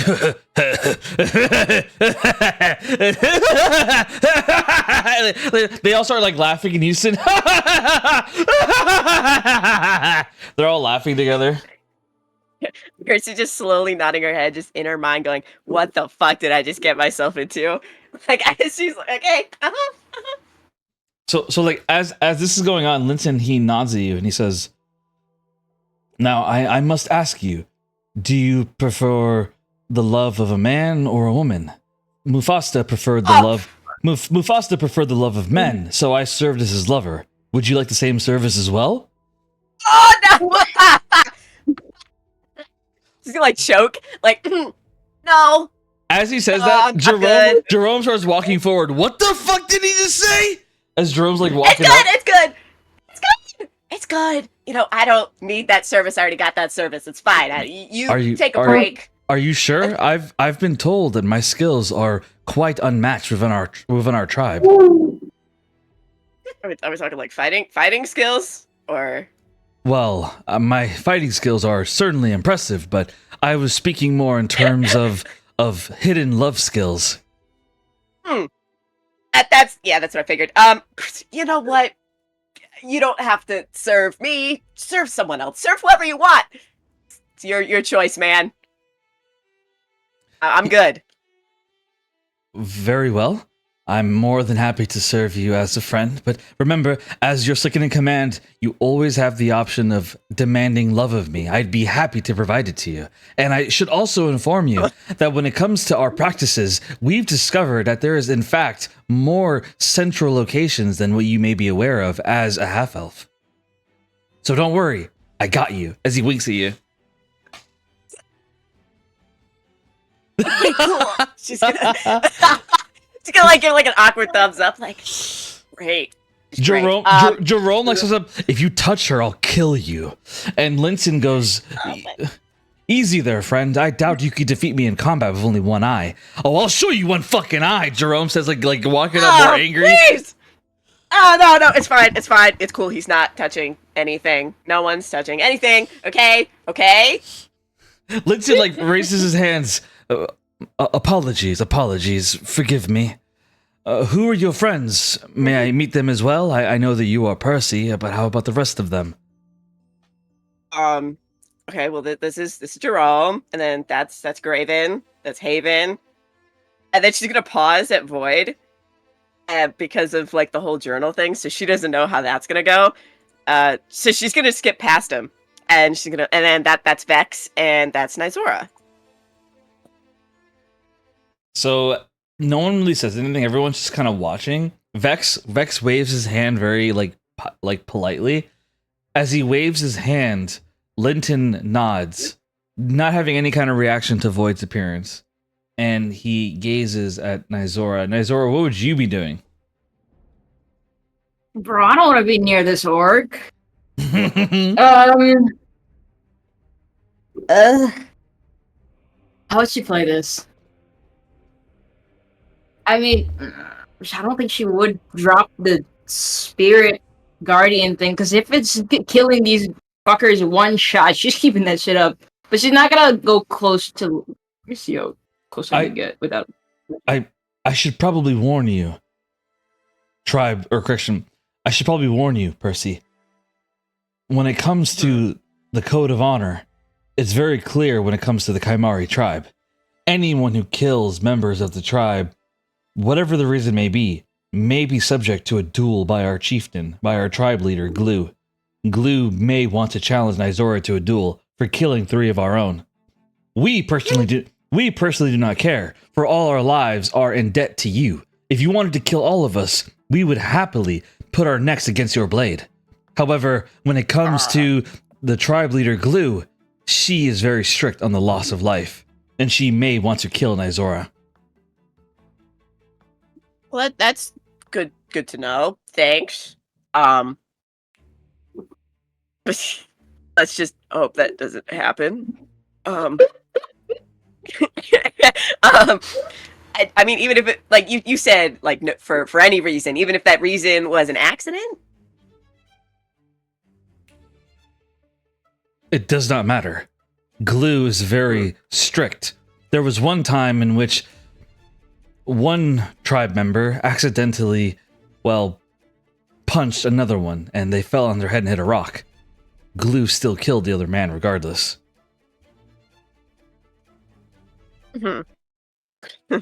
Interesting. Okay. Well, thanks for letting me know before that happened. As this exchange is going on, you hear a large, you guys hear what appears to be not far from you, towards the camp. As that sound echoes off, all the Kymari members immediately get up with their weapons out. Oblex! Oblex! Oblex! All of them are screaming out, Oblex! Oblex! Oblex! As you see one of them pulls out a bag of salt and begins pouring it around. Oblex! Oblex! Oblex! Oblex! As they're pouring salt around. As Linton he sighs, oh, that's not good. They usually don't come out this far. I know what now? What the fuck? What is he doing? Is she gonna point to the guy with the salt? That sound was an Oblex. It's creatures that move through slime. They're able to impersonate the people that you care about. We are usually able to detect them through the salt. It helps and it glows in the direction of where they're coming from. And as you look at the salt, the salt begins to glow, and you watch what appears to be the salt begins to float up in the air, and you see a green mist shoot towards the camp, in the direction of the camp. It looks like the Oblex is that way. Oh, great! Fun fact, that's where our friends are. So, crazy idea, because you guys follow me now. Let's go, and let's go find an Oblex. Linton nods, of course. Sound good? Of course, we are under your service. We will happily serve you. However, I must insist that by 11 p.m. we should go back to our camp, where we'll be safe from the trees. Well, don't worry, we got that covered. Yeah, we know about the fire thing. It's cool. We got fire. You misunderstand. There are things more dangerous than just the trees at night. That is a good concern, but there are bigger things. Regardless, I don't want to disobey you, so let's hurry. Everyone! He's yelling out a command to them as they all get up with their weapons out, ready to follow you. And he looks at you and he says, "Would you like me to carry you, madam? I would happily like to carry you, damsel style." No, that's good. I'm good. Thanks, man. And she's gonna keep running towards the Oblex. Very well. Let's go. As Linton begins following, Linton's following, marching with you, and as Linton, he's just running behind you, and Jerome's running beside you as he shakes his head. I hate that I kind of like Linton. Fuck, yeah. Jerome says under his breath. He's a funny guy. I think he's funny. He makes me laugh. Nizora, would you? I'm just glad that they're not killing us. I guess the concentration. We'll just say the concentration of the Spirit Guardians spells, so I don't kill more of our allies. I guess. You can if you want. I don't care. It's up to you. I mean, I don't want to. Nizora. It's a tricky thing. If you want, you could roll a dice to decide. It's up to you. That's true. But I'm trying to figure it out. Because Nice a strategist. Like, she'd be like, it's okay for now. We can kill them later. We can use them for now. Basically, like that. She sees the use in things. Okay. But basically, she'd just be running alongside with Percy. And she'd be like, he's like, I'd be careful with these orcs. Yeah, I am. I feel like they might turn on me pretty soon if, there's more strong people around. So I'm taking this with a grain of salt. Vex nods and agrees when Izora agreed. They'll backstab us first chance they get. And when they do, I'm gonna blast the fuck out of them. I don't care how hot that Linton guy is, Vex says out loud.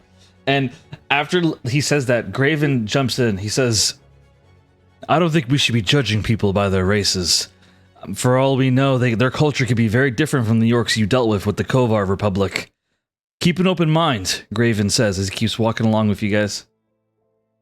I'd rather not take my chances. She says it with like a hint of disgust. Graven sighs. Like she's like keeping herself far away from the orcs. Like she doesn't even want to touch them. Graven sighs, and he says under his breath towards you guys. He says, "Very well, but just know that if any of that stereotypical beliefs of yours lean on Vera, you're not going to like a side of me that comes out." As Graven keeps moving along with you guys. I have no issues with changings. I have a issue with Vera. Graven's eyes dart towards She like kind of you. muttered that. Like, do you want him to hear that, or keep it to yourself? He can hear it. I don't care. She's kind of muttering it to herself, but he can hear it. Graven shakes his head. Well, that's a shame, because I like Vex, and I intend on making sure he gets out of this alive. And I hope you can return the favor when it comes to Vera, as Graven keeps walking along. And she'll kind of like grumble. She's still not letting go what Vera did. Because I'm guessing Vera doesn't know either because he wasn't there. Mm-hmm.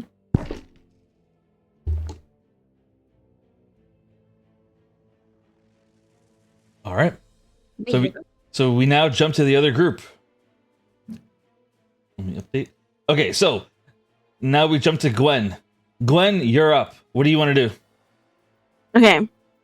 So Gwen, standing now, is gonna look over at the little girl, and she's gonna run up to her, and I'd like to encourage her to keep moving. I want to go here. Oh my god. 1 second. I'd like to go here. So I would like to encourage her to follow me, to keep running away from it, Okay. and be like, it's not safe here. Please keep running. We can hold it off. She kind of like nods and says, "Okay, pretty purple lady." And Gwen is gonna pull out her focus, her orb, and she's gonna roll it around in her hands over the fire. And she's gonna remove her hand slowly, and it starts floating, and it starts glowing purple, and the fire that she's in front of starts glowing purple as well, and the orb starts like absorbing the fire until it starts becoming a fireball. And she's going to cast fireball on this thing. And yeah, I'm gonna cast fireball. All right. What's the save? It is a Dex 16. All right. 16 passes. Sick. So 1 second. Because I just got this new feat, I just want to look at it. So I'm Elemental Adept Fire. I think it only ignores resistance to damage. Anyway, let me roll damage.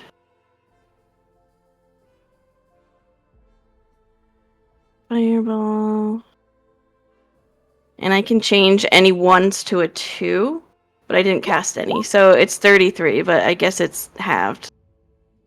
Unfortunately. Luckily for you, though, this is one of his weaknesses. Fire. As you manage, the damage gets doubled anyway, so you do 33. Ugh, thank God. So you guys watch as Gwen fires off this fireball right at this creature, Oblex, and it just fires off. And as the fire kind of spreads a bit around, it continues moving towards all of you. Is that end of your turn, Gwen? Yeah, I just want a flavor that like the trees get caught on fire with like the purple and black flame too. Just for Absolutely. flavor. Absolutely. Hell yeah. Vera, you're up. Vera. Oh, crap. Vera's going to. I will remind you, your brother is currently seizing on the ground Yeah, right now. I know. I wanna know, because we've been theorizing this. I wanna know if maybe the second bottle, if he drinks both, it'll heal him. You don't know. You could try. Is there a way to check? None that I can tell you. You can try to think of a way to check if you like. Can I check to see what kind of poison he drank? How would you check that? Investigation, medicine, I don't know. Roll medicine.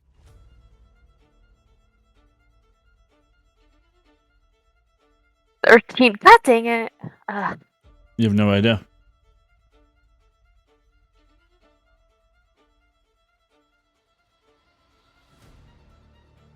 Firstly, she's going to.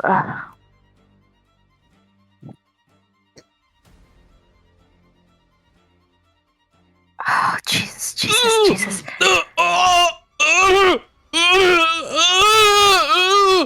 You hear Niles suffering as he seizes on the ground. Fuck it, she's gonna pour it down his throat. So you take the second vial and you pour it down his throat. What's going through your mind as this happens? She's thinking of this in two ways. Either one, this potentially saves his life. Or two, if this does kill him, it one puts him out of his suffering, and two, she's not gonna have as much weakness when she goes after fucking Iris.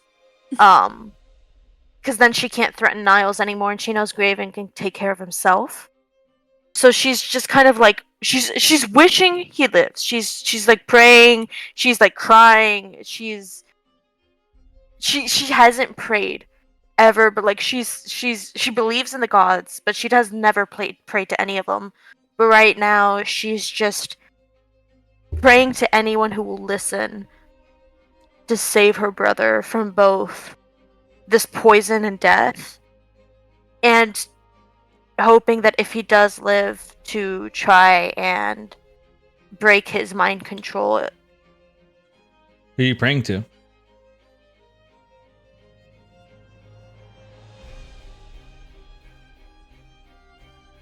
I think Vera would pray to the only god she's ever known, personally, that she maybe has met in passing, which would be the god of hybrids. I think that's who she's praying to most. So you pray to the god of hybrids. Roll religion.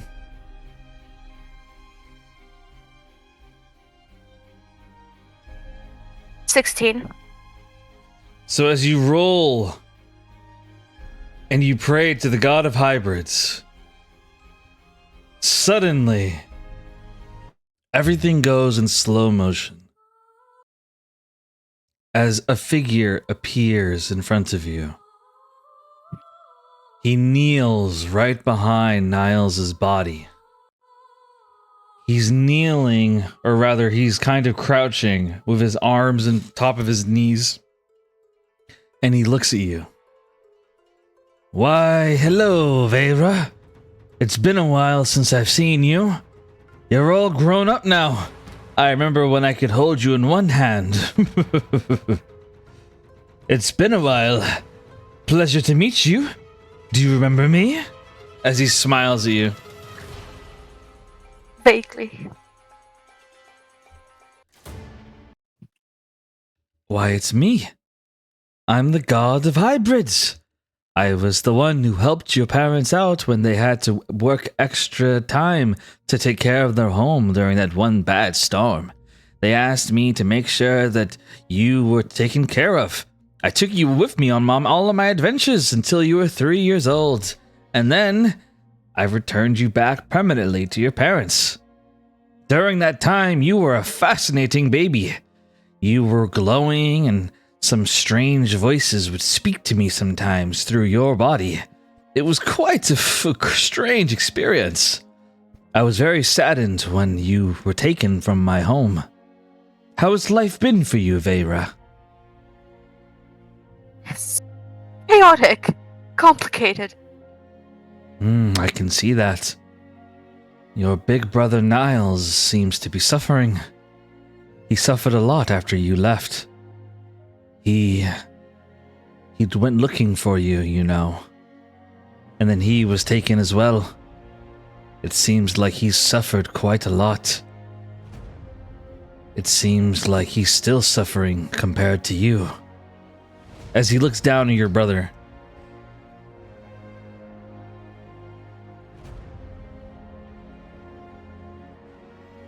Can you help or not?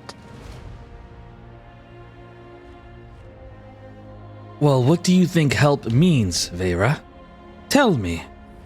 As he sits down on the ground now, crisscross applesauce, as he crosses his arms. What does help mean?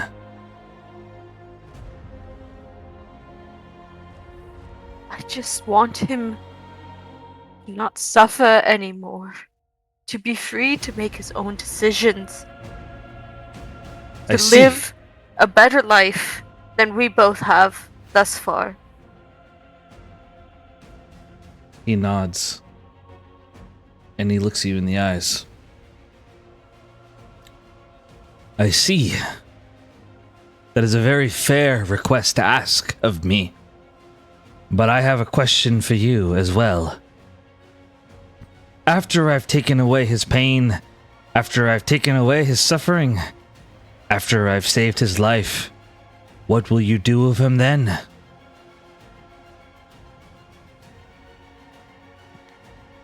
Protect him. There is something inside of you, Vera. Something you haven't confronted yet. I will make you a bargain.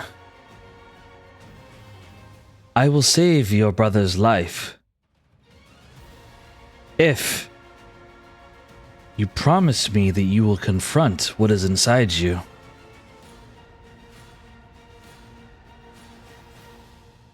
I don't know what you're talking about. You're more powerful than you realize, Vera. You're powerful enough to where you could kill me. That's why I wanted to keep a close eye on you when you were in Fairy Tale. However, I was betrayed. Your kidnapping wasn't a coincidence. One of my shields allowed you to be taken. He wanted you to be taken, for he knew what I had planned for you. He knew that I wanted you to help make Fairy Tale a perfect place. A place where no one would ever be kidnapped by poachers again. But he had other plans.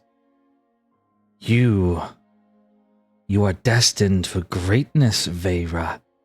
You and your lover, Graven. Both of you are meant for more than you realize.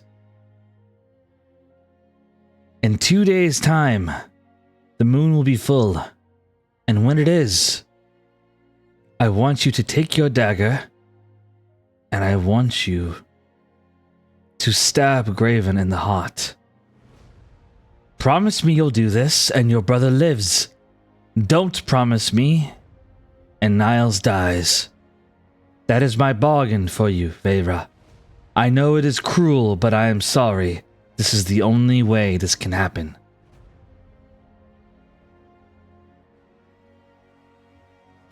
This is an impossible decision. And yet I ask you anyway, because I am the god of hybrids, and the decisions we make are both evil and good, light and dark. And as he says this, your brother continues to gurgle.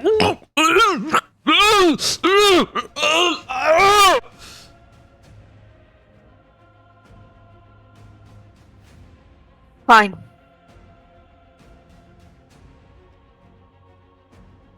I swear I will stab Raven.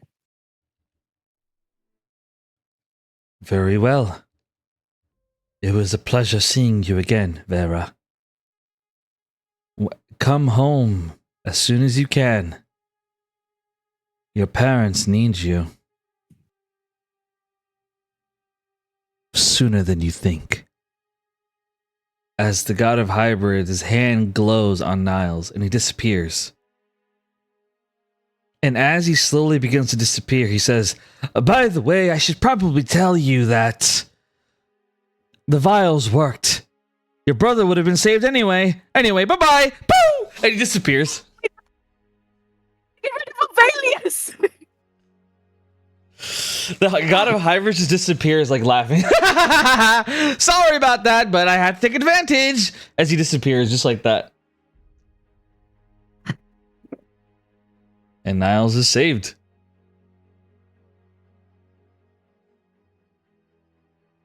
Oh, goodness. Can I... Are my actions done, or can I move? A lot happened, so I'm gonna say no. Well, go ahead. Why not? Okay. Go ahead. I'm just gonna drag Niles back over here just to get him further away from the Oblex. Roll a strength check.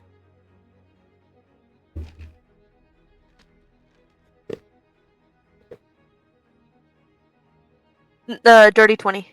So for 20, you manage to drag him across the floor. You drag Niles across the floor, and he is out of harm's way now. Iris, you see Vera dragging him over, and you see that Niles is no longer seizing, and the color is returned to his face. He seems to be alive and healthy. Unlike Xavier, who's in a coma right now.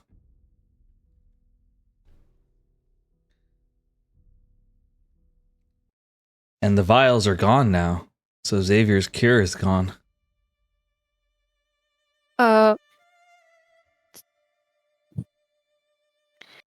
Alice, mean- your turn. Oh my god.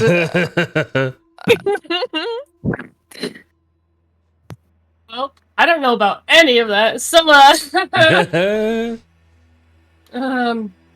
I'm just, Searing Smite, 3rd level, just running at the Oblex. So Alice just charges at it, her sword glowing as she moves upon this slimy beast. Roll to hit. Alrighty. That is a 17 to hit. I will use inspo if needed to hit. Cap. What's your roll? I'm sorry.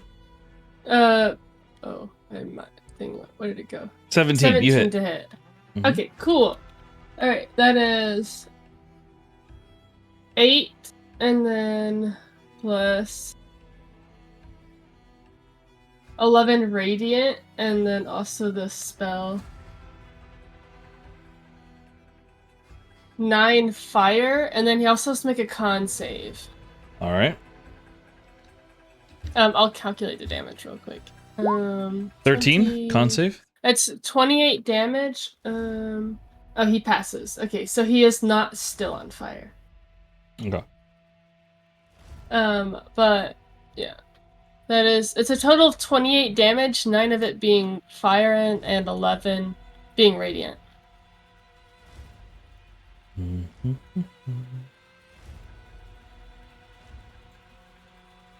All right. So how much damage total? 28 total. All right. So he's screeching in pain as Alice does this. Is that the end of your turn, Alice? Yeah, I'm gonna. Oh, I accidentally got my token.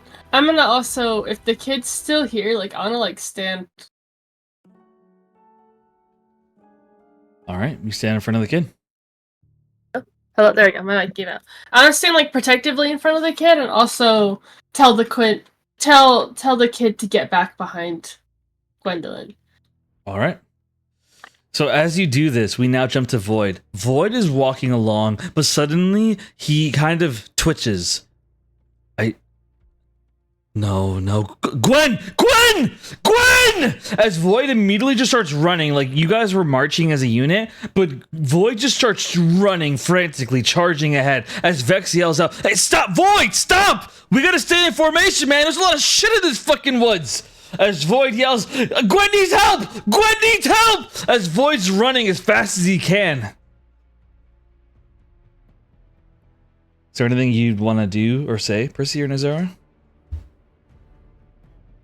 If Run after him? I mean, yeah. I'm gonna run after him if Gwen's. She'll say this out loud. She'll be like, "If Gwen's in danger, that means the rest are in danger." So, I will say that you two do have the option of running ahead. However, as you do, Graven calls out, or actually, no, not Graven. Sorry, Linton would call out. He'd say, "Wait! You shouldn't run in this abyss. Monsters come out of the trees all the time. We stay in formation when we move around, just in case. If you run on your own, you might end up dead."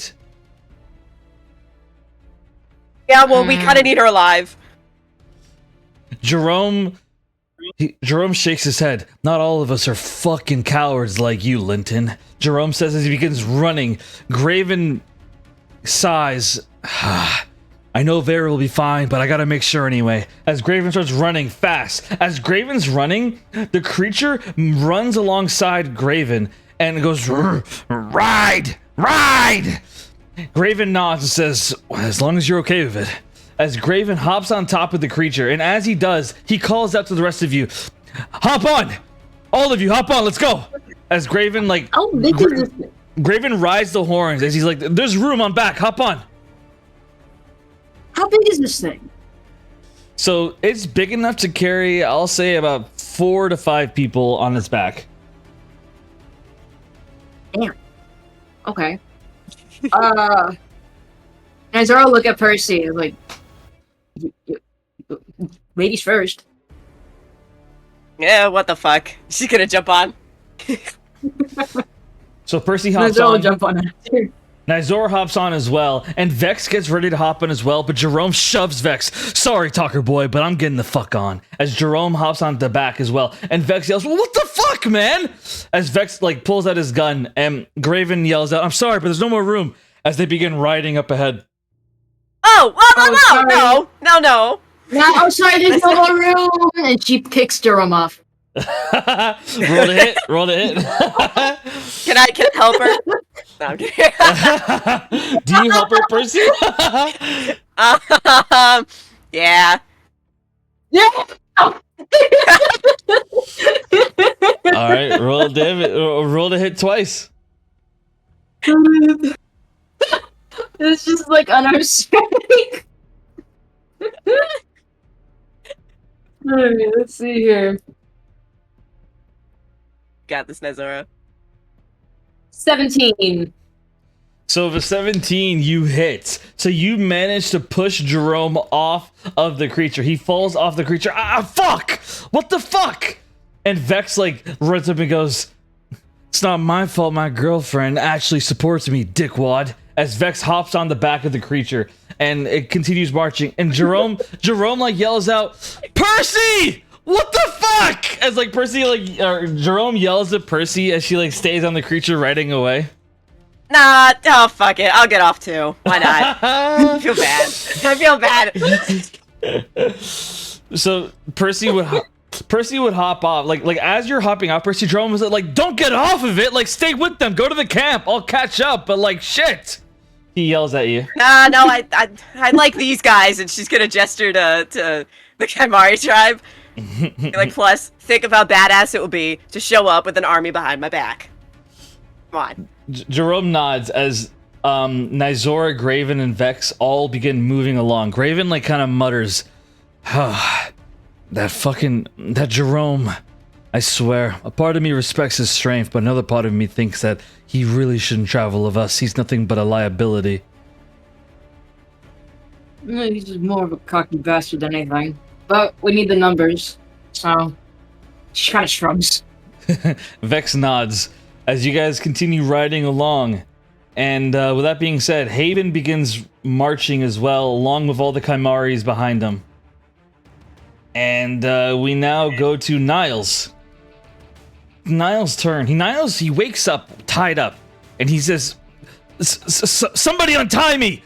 Please, I can help! Somebody untie me right now!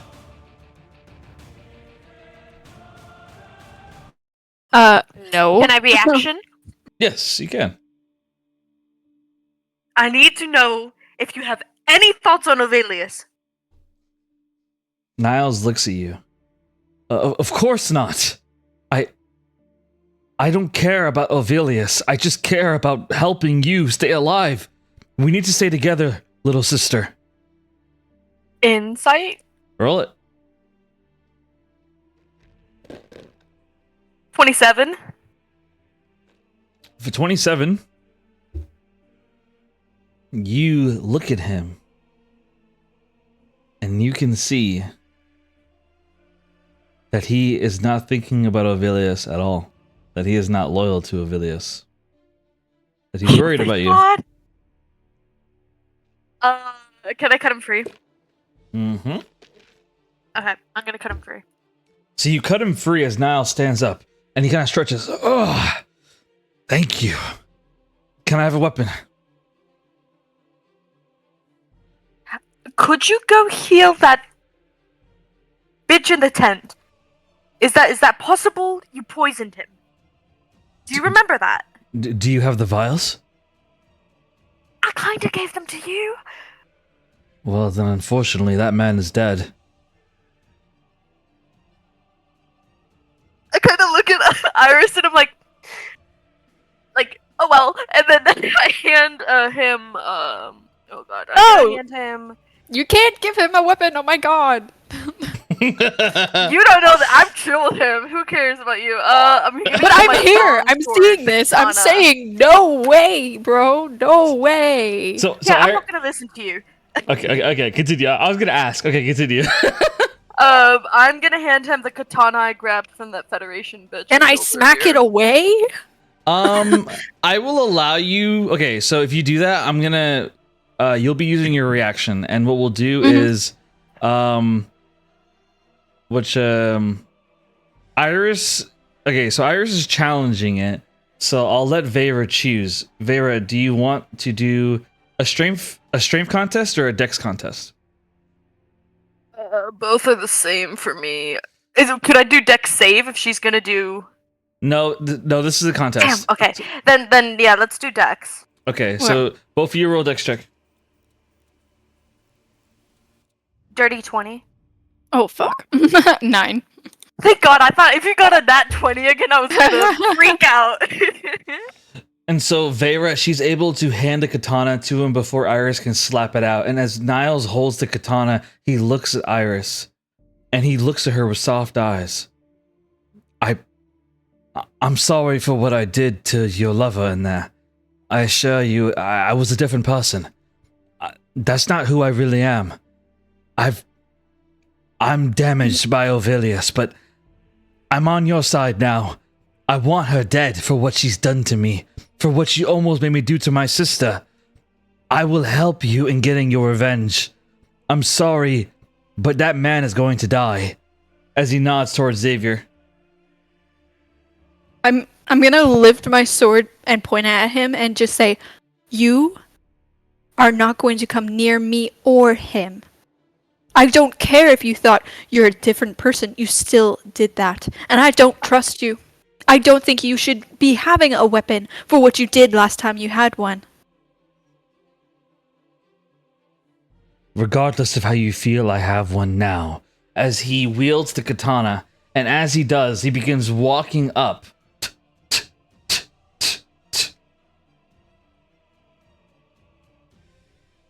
And as he walks up, he stands beside Alice with a katana, and he says, "I've got your back. We'll take this monster down together." Who are you? Like, Alice does not know who she's never seen him before, ever! Like... My name is Niles. I'm the brother of Vera. She has like like almost grimaces, like, because she knows Vera's a changeling, so she's assuming he is. And she'll take like half step away from him. His eyes kind of, like, his eyebrows raise, but he looks ahead anyway. And that's the end of his turn. And we now go to Saley. Saley, she sees what's going on in front of her, and she kind of shakes her head as she runs to Gwen. "Please protect me! Protect me!" As she, like, hugs Gwen's leg. I pat her head, and I kind of, like, have a hand on her shoulder and keep her behind me. It's alright. She cries as she, like, hugs your leg, and as she's hugging you and she's crying, she says, my father, he told me I would be fine if I stayed with the group, but I didn't. I ran away from them because I got scared, and now he's gonna be mad at me. Do you know my father? He's a tribe leader. His name is Mufasta. Do you know Mufasta? I don't know Mufasta, but we'll find him, I promise. And, you know, I'll help explain what happened. He won't be mad.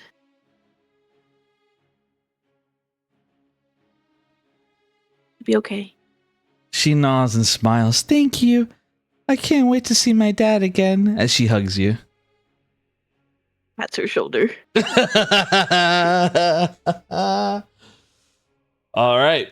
So while this is going on, which Graven, Nizora, and Vex, you guys roll up on this creature. Vex runs up as well. Like, Vex is running really fast. Like, and as Vex runs really fast, they catch up. So Vex hops on the back. And so as Vex hops on the back, the four of you on top of this creature roll up on top of this Oblex.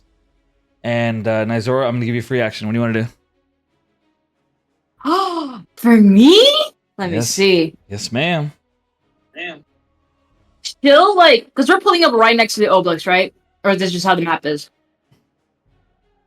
What do you mean? What was the question? Like, on the map, it shows that we're right next to the Obelix. Are we just pulling up right next to the Obelix, or Yes, no? you're on top of it. Yep.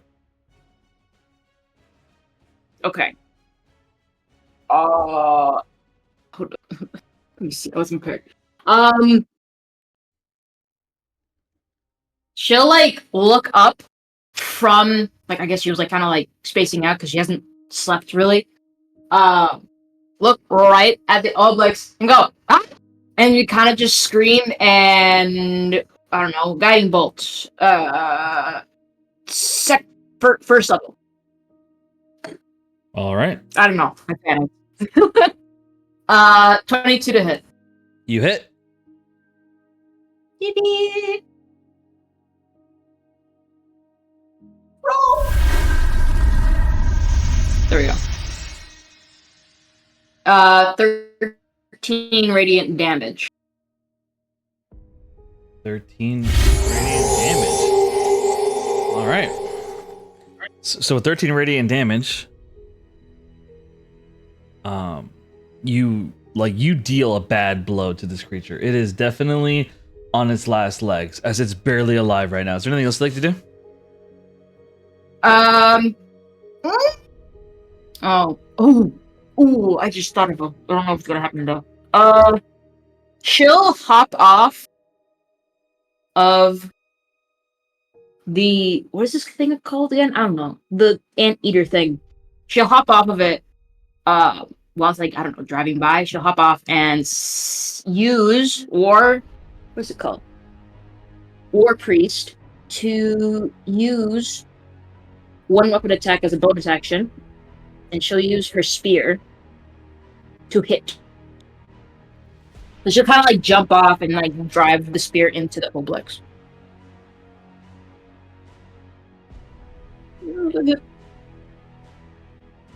19.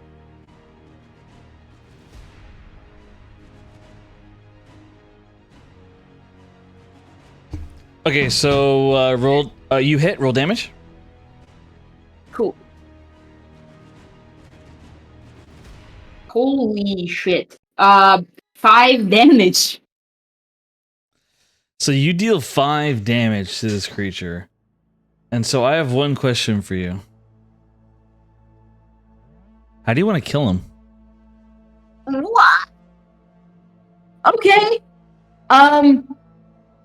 So imagine when she's running up to the text, like she's like, kind of like, you know, like that Spider-Man squat, kind of. She like goes from there, from the anteater thing, jumps off of it, and basically sticks her spear from the back of the oblek, and basically gravity brings her down. So she's just like digging her spear from the back of the oblex all the way down to like its feet. Because like I'll say that it's from the behind, from the back all the way down to its feet, basically cutting it in half. Incredible.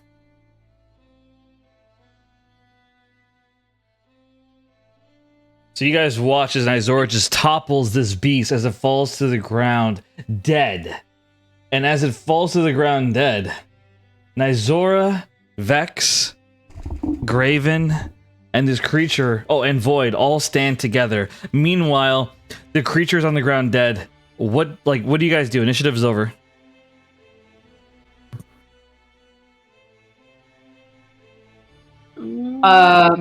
Void's running to Gwen. Void is running. Like, Can I like investigate? Vera. Oh, sorry. No, you first. I was just gonna say Vera would probably move to meet Raven next to Niles. Graven would be running to Vera, like he runs to Vera fast as he says, "Vera, are you all right?" As he runs up to you and like hugs you tightly. Long story, we'll talk about it in private. You're telling me it hasn't exactly been a nature's trip out there. We were ambushed by an army of orcs, and they did not want to be friendly. What happened to your brother? I noticed him standing back there. Did he escape? As you see him like moving his hand towards his holstered gun. No. Again, long story, we'll talk about it later.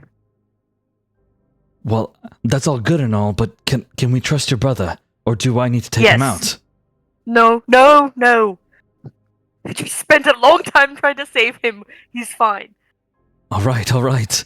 I'm not going to shoot him if I don't have to. Trust me. I'm just glad that you're all right. What the fuck was that thing back there? As he nods at that green slime monster. I don't know. And It just appeared. he nods.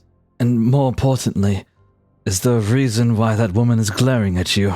As his eyes dart towards Iris. Well, Niles shot her boyfriend, as you might have guessed earlier, and apparently the bullets had poison. So it's a long story. She almost killed Niles. I saved Niles with the antidote to the poison that Niles shot her boyfriend with. All right. I understand. It's a long story. I'm just really glad that you're alive. So try to forgive me for this. As he tries to kiss you. Oh, she'll let him, yeah. So he kisses you, a quick kiss, as he pulls back. Forgive me, but it's been a day. And as he says this, we go to Void. Void runs to Gwen. Gwen! As Void like runs up as fast as he can. Gwen, my love, are you all right? Gwen is like picking up. Is it Sayal or Saley? Yes, Saley. Okay, she picks up Saley, and she smiles at Void. And she goes, Yes, my darling, I'm all right. Are you all right? I'm a lot better with you here. I should warn you, we've been causing pain to others. I wasn't a part of it, but I couldn't stop them. At least only a few had to die. I'm never walking away from you again. It was awful. I need you, Gwen. I need you more than anything else. I can't handle this abyss without you. As he like hugs you tightly, and as he hugs you tightly, Saley, her eyes kind of look up at Void. You sound familiar.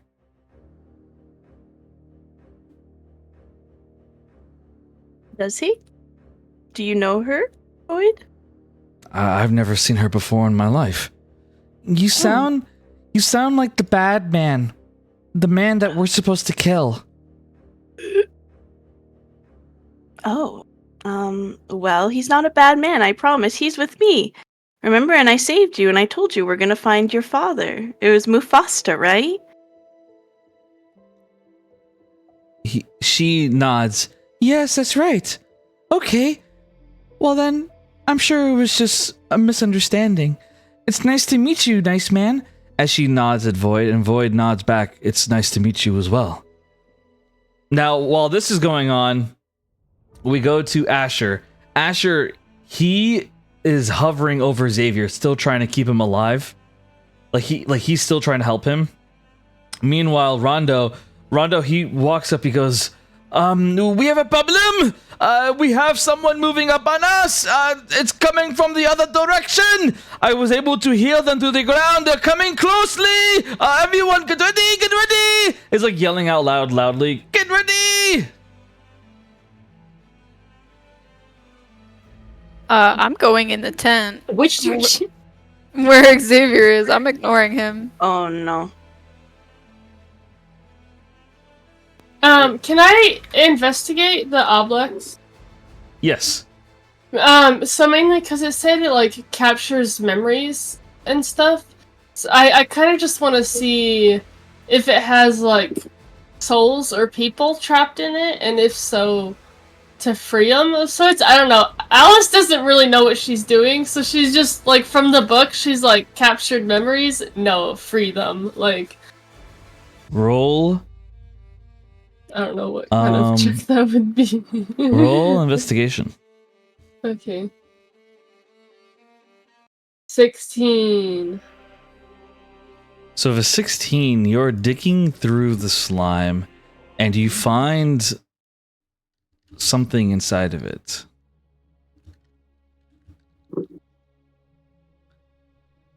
You find something that is quite peculiar. You find a coin on the ground. And the coin, you hear whispers from the coin. Please, save us. Free us. Please.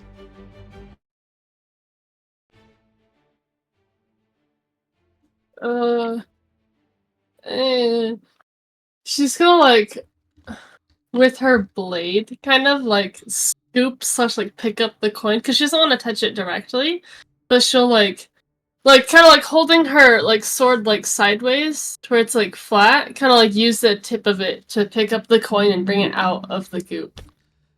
All right. And I'm going to post in keynotes what it looks like. This is an official magic item that you've gotten from this creature. It is called a soul coin.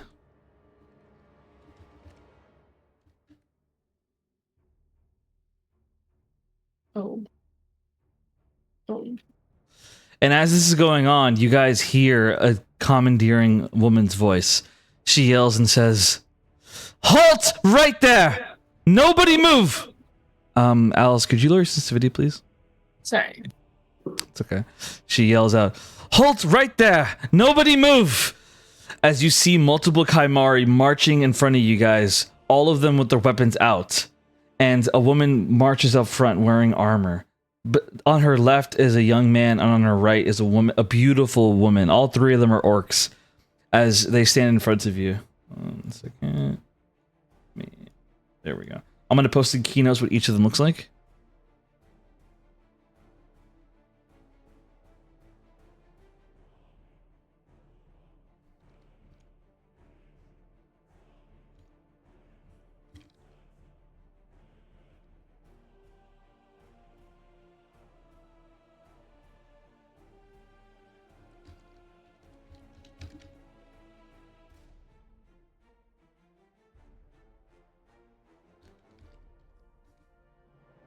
All right, I posted them in keynotes and their names. So at this point, what would you guys, the people in the camp, what would you do to this woman yelling out and saying, "Get on your knees"? Nah. Oh. You see roughly 20 Kymari tribe members behind her, all with weapons out. Can I just free all the souls in the coin? Like, Yes, all the souls fly out. Okay, and then However, I think it just... you notice that as all the souls fly out, you see a tree near you opens its mouth, and the souls begin flying towards the tree's mouth. What? No, can I undo that then? Like, You could try to catch. You could try to catch the souls, but you might get hurt. It's up to you if you want to risk it. I don't want to just make this thing bigger and eat these souls. Yeah. What you could do is you have two choices. You could try to catch them with your hands, or you can bring the souls back into the coin. Yeah, I'll put them back in the coin. So you will the souls to go back into the coin, so they remain in the coin. And as they go in the coin, they say, "Why wouldn't you let us free?" Alice is like disgusted with herself. Like she hates this so much. But if she can talk to the coin, like she's gonna kind of like whisper to it. She's gonna be like, "If I set you out now, the tree will just eat you. I'm gonna let you free somewhere safe." Like she's like very uncomfortable with this. So as this is going on, and you guys see this huge group in front of you, led by Glue, as you guys are like kind of gauging what to do, suddenly you hear Jerome yell out, "Hey! You better calm down with the get on your knees shit, cause we're here, bitch." Jerome yells out as Jerome and Percy walk up together, along with Haven and Linton, as you see a whole group of their own Kymari members standing behind her in loyalty, as they all march up. Percy standing in the front. Can I just whisper to Saley something really quick? Yes, absolutely. Can I just ask her if she knows any of these people? Like, if these are her people? She These smiles. your people? She smiles and nods and says, "Yeah, that's my big brother, Mufasta." Okay. You sure? Absolutely. My big brother, Okay. my big brother Mufasta Jr. He's right there, and Okay. also my my aunt Glue's over there too. Okay. All right, I'm gonna put you down, and you can go to them. I'm sure that they can help you find your father, and I'm gonna put her down. All right. With that being said, guys, we're gonna take a quick little like less than 5 minute break for a restroom. Be right back. Oh no. Bro, these orcs better not snitch on you. Like, oh yeah, this girl killed Mufasta, and this girl killed 3 orcs. Well, you guys did that. There's consequences. Yeah. Consequences. To be fair, I feel like Mufasa did need to go, but this poor kid, bro. No, listen, I was gonna say, according to the book, it said that Mufasa wanted to overthrow her, but they're like, "Oh, we don't like the book," so I can't say that the book told me about it. You know why they probably don't like the book? Because of him. Yeah. 'Cause he probably. He probably did some Scar shit against me. You know what I mean? Like he's probably like tricking all of them. Guys, this guy's is bad news. Look at the book. That's probably what Mufasa did. Like, this guy's bad news. Gwen, I love that Guys, don't photo follow you made. him. Why does But why what does- if they recognize Which one? Boyd? the one with Linton? What? He looks like a freaking Alice young made that, version of right? Holt. Yeah, I'm at Alice. I'm sorry. Yeah, you're good. Oh my god. Why is he right next to looks so me? cute. You look so dead inside. Yeah, I am. I could show you guys the first ones it did. My fiance just died, and now this man is next to me. Get He's me also like a out. bulked up yet. goose boy. He's not dead yet. Bro, I have I a just set you guys plan. up. If you're You know sad, I'll what? set you up with Linton. If you hadn't thrown the poison, he could be alive. I know. Look, Bro, I this know. was the first attempt, guys. It made Consequences. this first. Oh my god. Why does it always love reach that. you, Oh Gwen? wow! Also, there's a Document. second shorter Nysora on the right. Like, Maybe Yeah. ChatGPT knows something, you guys. Yeah. Oh, there's two Gwens too. Yeah. Mm-hmm. Yeah. Two Nyzoras. Where's the other Nysora? Dude, There's a- Linton is so There's one on the right, like hooded Like figure. weird. Yeah. Yeah, Dementor-looking thing. Girls love Linton. I love how Iris looks in that one. Mm. Yeah, I know. She So looks regal. so pretty. Even the second one she does, she's just like, I'm here. Like, No, the second one. The first one is a little weird, Or but first. the second one, she looks more alive. Mm-hmm. Girls plus Linton T. I am trademarking that. I have plans, bro, and it's kind of sad plans, but Oh. No, don't tell me. Oh no. She's about to go evil if her boyfriend dies, so... just Yeah, so that's great, what I was bro. gonna do next. Was go back. She and try can't to blame help. no one but herself. No, I Oh, I know. Oh, I know. No. Don't pull. Don't. No, I mean like No. the whole like antidote thing. 'Cause Yes, she got I rid know. of it. But Oh. Don't hurt yourself. Yeah, you can't say shit. Just say You can't say She's gonna say that's anything. rich coming from Gwen. Wow. How did I end up Yeah. in the birthday chat? Thanks, Nysora. I'm gonna delete it. I don't know why I only just now realized that, but I know. Okay.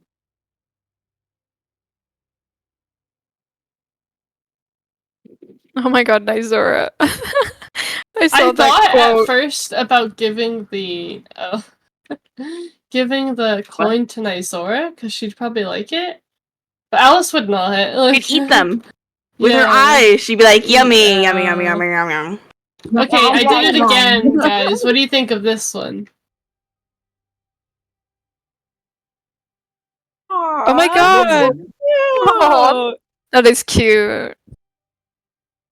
Vera's little like nightshirt is so cute. I know. I love everyone's like sleep color. Oh, and that's like so mix cute. the colors. I Like love how Alice wearing Nysora the isn't pink. wearing pajamas. She's just in her outfit. That's accurate though. Accurate. Chat true. knows, bro. Chat knows. She does not get changed. Nysora is either in that or naked. So. Yeah, there's no in True. between. oh my god. Looks like a good time, guys. It does. Look, Gwen, you I'm have down. a drink. You have a little I drink. know. You made me some more tea. I did. You're welcome. I'm just constantly That- teed up. But yeah, bro. Iris, It get really more likes herbs and Linton I'll and Iris make a together. stew, bro. It does. I mean, before, Xavier was dying, yes, but now priorities have changed, bro. I don't think I care that Oh, much. Wait, I know why Boyd it's doing do it in that order. Wait a minute. It's doing that order because that's the order I sent the photos in. Oh. That's Mm. crazy. I just realized that because I sent it Linton. Like, I just sent it all in one message and said, draw all these characters in a tent together at night. And it was like Linton, whoa. Iris, Nysora, Vera, Gwen, Percy, and then Alice. Question is, since Void takes away pain, could he possibly? You'd have to ask. I think he just nulls the pain. I don't think he actually makes you not suffer. But I You'd have don't to know talk to that. him. I literally He might don't kill. know that. He Oh, might yeah. kill him. Let's put Well, it my that yeah, way. other, that's right. my Yeah, other that's idea. right. Wait, my I other wasn't even idea thinking he tried to is kill me, if yeah, he that's could right. reattach limbs like he did before. Mm. So maybe I cut his legs Nope. off, and then Nope. Void can fix it. Do Absolutely. you want him to live or not? Okay, I have plans. I I'm just have saying. Oh plans. no! What are your plans, Iris? Oh, this Ooh. last one's so cute. Secret plans. But it gave me Vera's eyes, kind of. Oh my god, that is so cute. Look at he's Why am looking I at so Iris. Why is this small? He looks so ready to serve and please. I'm like, I know. down. I want, Yeah. I He's want so him to happy serve about and this. please. He's like, whatever He you knows want, spots Master. apparently other people precious don't know. moves. I want to know what those are. Here, I'm gonna Curious put it in now. a different order, and then we'll see how it goes. His Why'd you do statement it, about Heather, with knowing. eyes, Alice? Hmm? Yeah. I mean, it's. I don't know why it gave me those eyes, bro. It's really cute though. Don't ask me. It is. Who am I missing? Gwen. Alice I with don't blue keep eyes would be very cute. Blue. Mhm. 1, 2. Let's get her some contacts. Who am I missing? Got Iris, nice. Oh, it is Nizora that I'm missing. Okay. Okay, I'm setting it again in a new order, and we'll see what it does. Mazor and the Snuggie. Honestly, yeah. But what is that? What is that? What is it called? Like the straight onesies. jacket. She'd be in a onesie. The A moo straight jacket. Now I need to turn my hold up. This is how Nizora sleeps at night, guys. How do I sleep at night? in general. This is all in Nizora's mind. Oh Could you my imagine?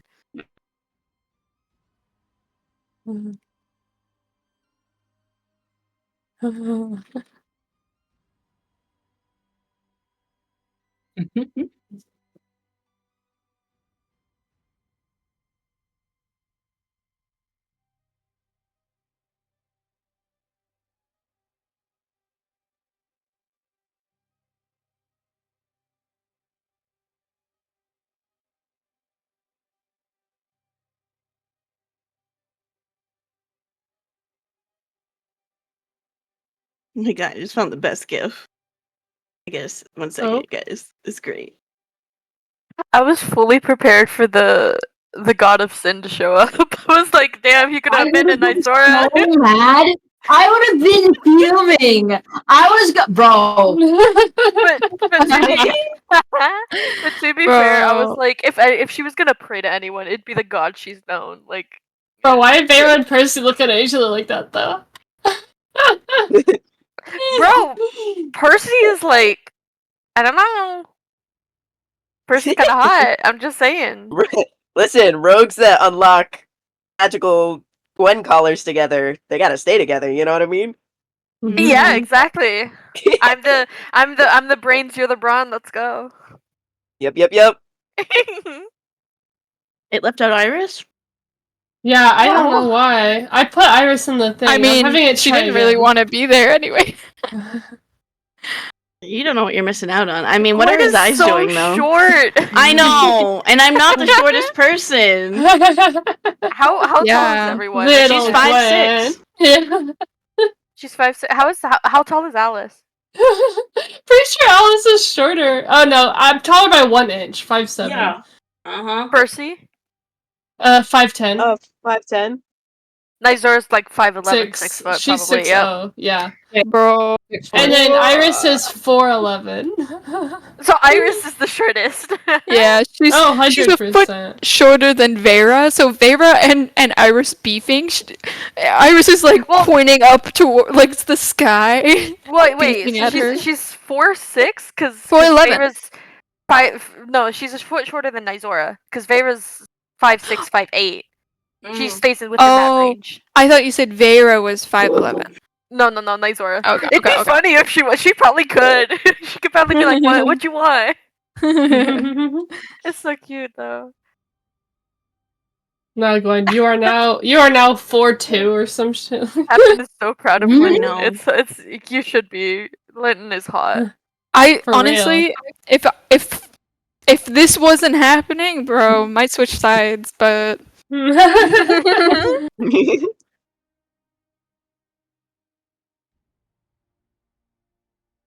Bro, Vera would be happy with a one night stand. She wants to know what he meant by "I know places other people don't." Oh, Yeah. what did it do? Like what does that mean? Like What does that mean, Show bro? me. Oh my god! Oh my goodness, Alice! Gwen is like, ooh. Bro, where's Vera? Well, she wants that for Alice. Dude, Gwen is so happy. Vera, Is that bro. supposed to be Percy? Yeah, that's hilarious. 2 Nizoras, 1 blindfolded, 1 not. Bro, Alice grew. She grew in size. Where'd that We're hand all going, so though, happy Alice? for you, though. Yeah, Alice, what's going on with the hand? You don't want Kinda to low. know. I think you Sun's know, getting bro. pretty low. Yeah, yeah, bro. The sun's getting pretty low, big guy. That's not the only thing getting low. But I know one thing that's getting up. Oh, oh. I'm just saying this character is wild, Captain. I love it. I love it.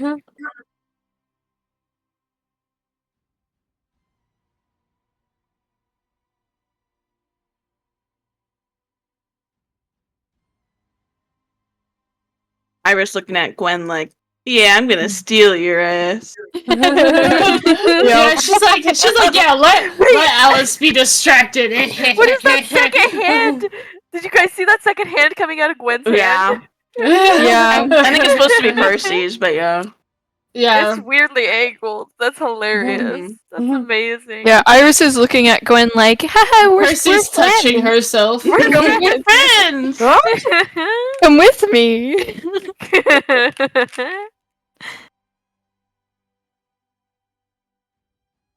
But you're stuck with us now, though, because didn't he lose the scroll anyway? I don't know. I tried Not confirmed yet. to check, but No. it didn't happen. Bro, it keeps getting more and more absurd.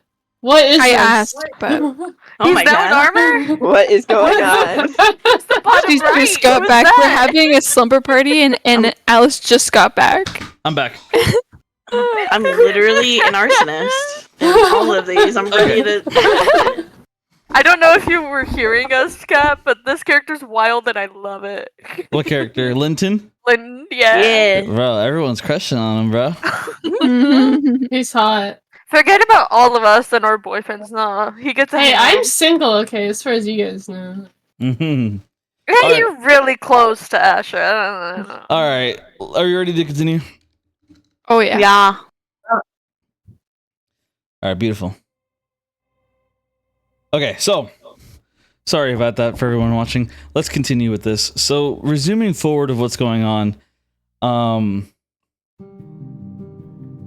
let's get into it. So, you are all facing off against the main tribe people, the ones that are led by Glue. And then you have this kind of offhand unofficial team which was led by Mufasta, which is now behind Percy. And you guys are in the middle of this huge standoff. And as this is going on, Saley, she sees her brother and her aunt, and she immediately says, "It's my aunt and my big brother! Here, let me go to them!" As she begins trying to move towards them. Do you stop her, Gwen? No, I let her go. Alright, so Gwen lets your guys' one bargaining chip run away. I don't know.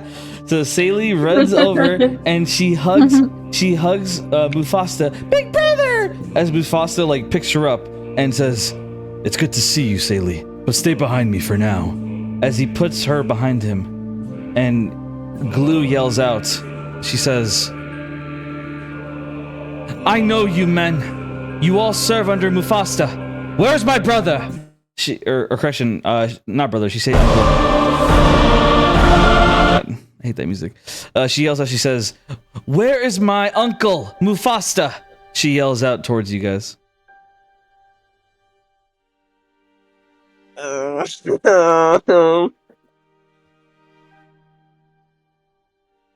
Who? Yeah, who? Alice know who just that says is. so loud. She's just like, He's not with you? As this is said, Linton, he steps forward and he says, Linton, no. No. he's- Linton looks at you and he says, fucking snitch. Linton, he looks at Percy, he says, "You must forgive me, Percy, but I am loyal to you, but I have to tell the Glue the truth. I made an oath to her as well." What if you told her a version of the truth? I mean, That like maybe we were fighting the Oblex together, and Mufasa didn't make it, but because of how strong I was, and I took vengeance on the Oblex, you know, like you guys liked me because I was strong and I was able to do that. you want me to lie to our tribe leader? You don't have Glue? to. I could lie for you. You don't have to be the one that lies. Well, I suppose. Do you have anything to offer? Like money? You like money? Well, anything really. Well, she's gonna me and her are gonna look through the bag. I got. You like green beans? His eyes would widen. Are you have beans? Yeah. And she's gonna pull one of them out and hand it to him.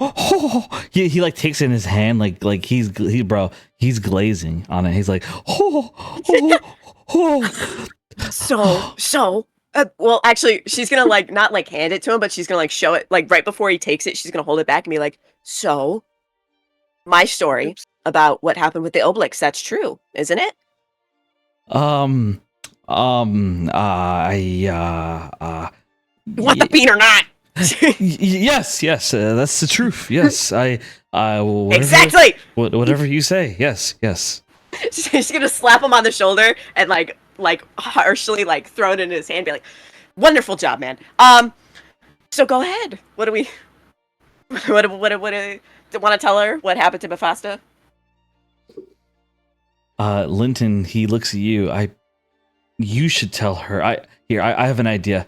As Linton steps forward, tribal leader, Glue of the Kymari tribe. I am Linton, as you know. It's a pleasure seeing you. And Glue smiles. Linton, you're not going to seduce me right now. I've already had my courtesy call last night. Now, what is going on? Where's my uncle? As Linton kind of blushes, well, Mufasta, he died. And, well, we have a new leader of our group now. A woman named Percy. She's proven her test of strength. And we all serve her now. She can tell you what happened. As he steps back for Percy to step forward. Mm-hmm. So, you see, do I see like the pile of goop that was the Obelix? Yes. She's gonna point to that. She's gonna go, this really, really nasty monster, the Obelix, your guys called it. Listen, we tried so hard. I managed to kill it, but it killed Mufasta first. So, for whatever reason, your people here decided to follow me, and which I accept with the most humblest of graces, obviously. So I'm terribly sorry for your loss. As you say that, Saley would be like, well, no, that's not what happened. I forgot you, bro. I didn't see Mufasa anywhere around us. I didn't see my daddy anywhere around here. As Glue's eyes narrow at you. Is there a reason why you're lying to me? Well, I didn't see her there either, so...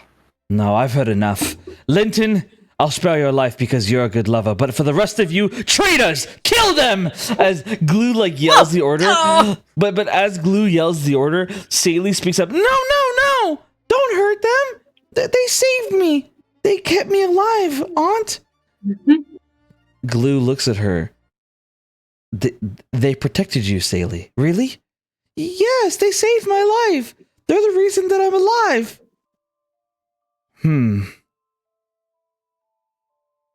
Very well. Rescind the last order I just gave. Listen carefully. Tell me the truth as to what happened to my uncle.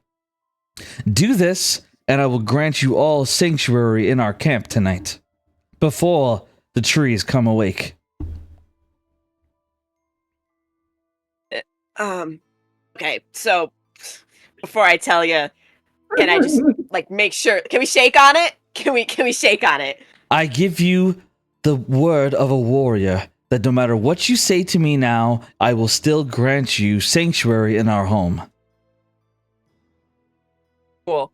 So your guys kind of ambushed us, and we had to ambush them back, and I may have exploded his head with thunder. In one shot, not I add. In one shot. One. only because he attacked us first, okay? Which I get it. I get it.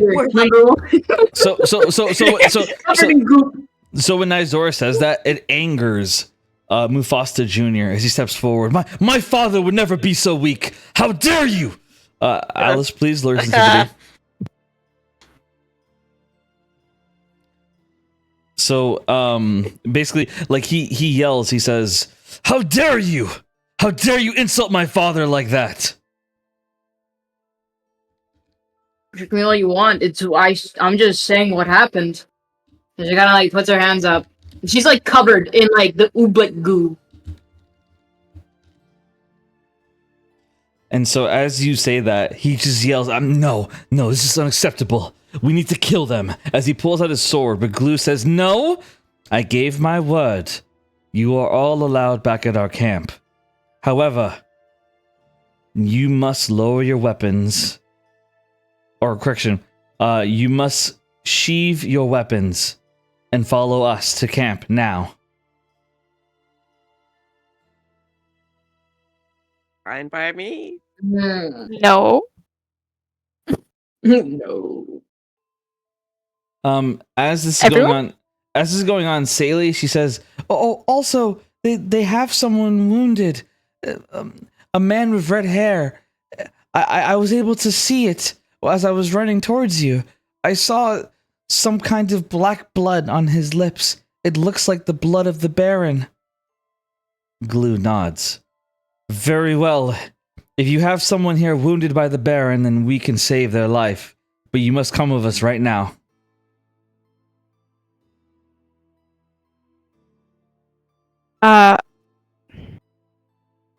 Well, is there someone that can lift him then?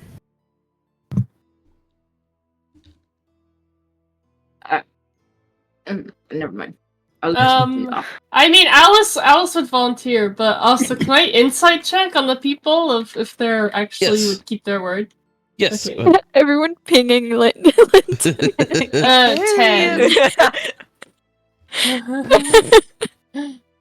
Bro.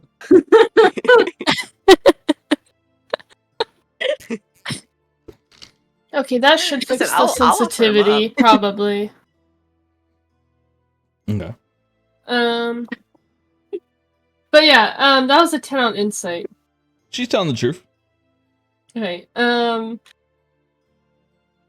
how heavy is Xavier? Like, I mean, I probably could carry him, but I don't want to hurt him more. He is lean and muscular. He weighs about roughly 210 pounds.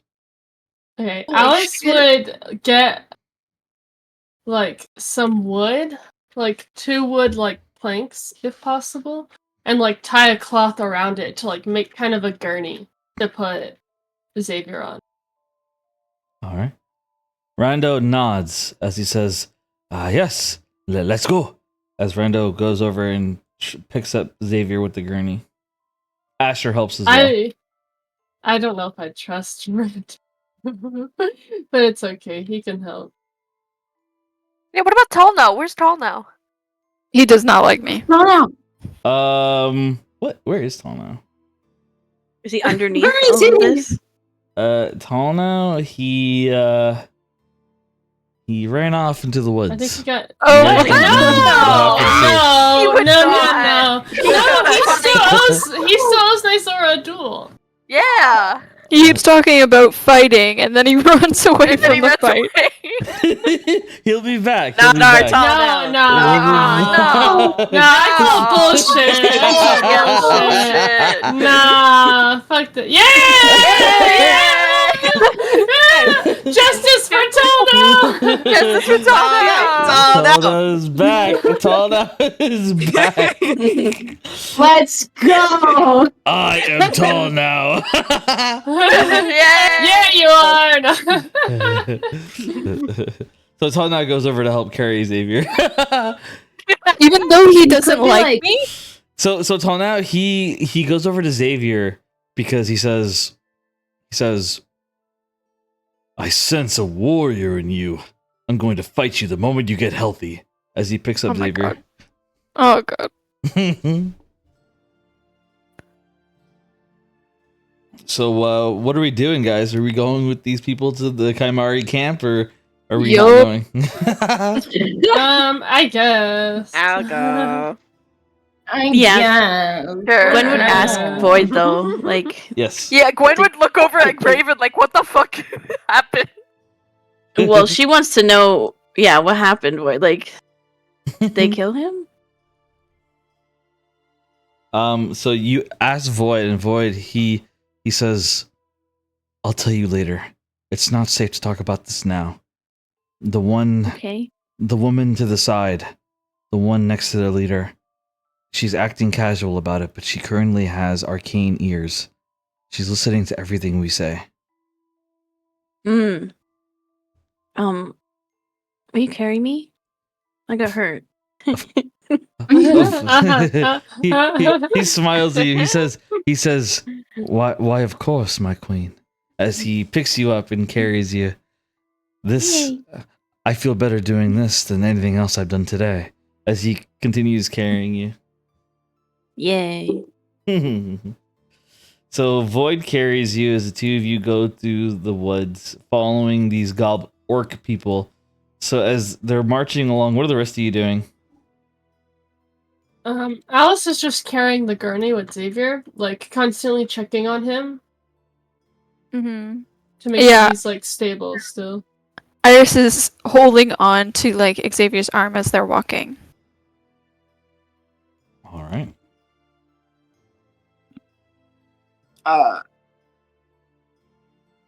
Could I see this? Like, could I see the man on the gurney? Yes.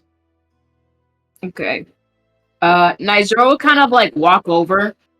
But she got goop in her shoe, so like it's like Squidward. And she walks over and she's like, "What happened?" Your mic's cutting out bad, bro. Poison. Oh, what? Hold up. We gotta get your mic figured out, bro. I'm sorry. I thought it was fixed. Not I even think close. it's because Sadly, not even close. it's my fans. I have too many tabs open. It's not Your mic's been acting up the whole session now. I'm just saying something now. my bad. I'm sorry. You want me to switch to my phone? I honestly, if it's better, I don't know. I have no idea if it's better or not. It's just gonna be more consistent, but the quality's gonna be probably lesser. It's really up to you. I've just been ignoring it, so Okay, I'm sorry, bro. it's okay. But basically, she'll go over and be like, "What happened to him?" Poison. She'll Alice has no idea what kind of poison. Like, she doesn't know it's from the Baron or anything. Like, she was not part of the conversation. Yeah, Iris would say that new girl, her brother did this. I wouldn't trust either of them. I didn't trust her from the start, and she kind of like growls that out. She's like, I could try something to at least slow it down a bit more, but I don't know." And she like kind of like rubs her hands together a bit, if you'll allow me. She kind of looks at Alice. No. She doesn't really know what Iris does.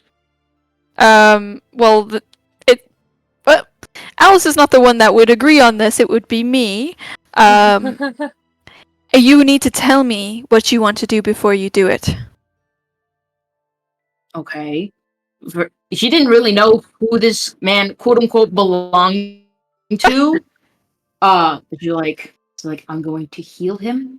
If that wasn't obvious, I wasn't gonna kill a man. Direct help does not seem to help. Normal healing is not going to heal him. It may actually kill him. So maybe not.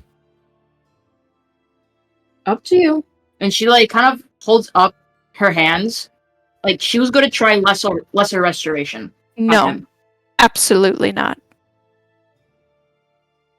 Okay, princess. And she kind of backs off. She's ignoring that for now. Usually, I would be doing some shit, but no. Right now, I'm ignoring it.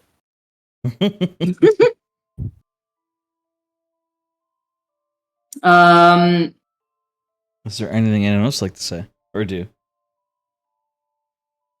Can I ask Linton why he liked the bean so much?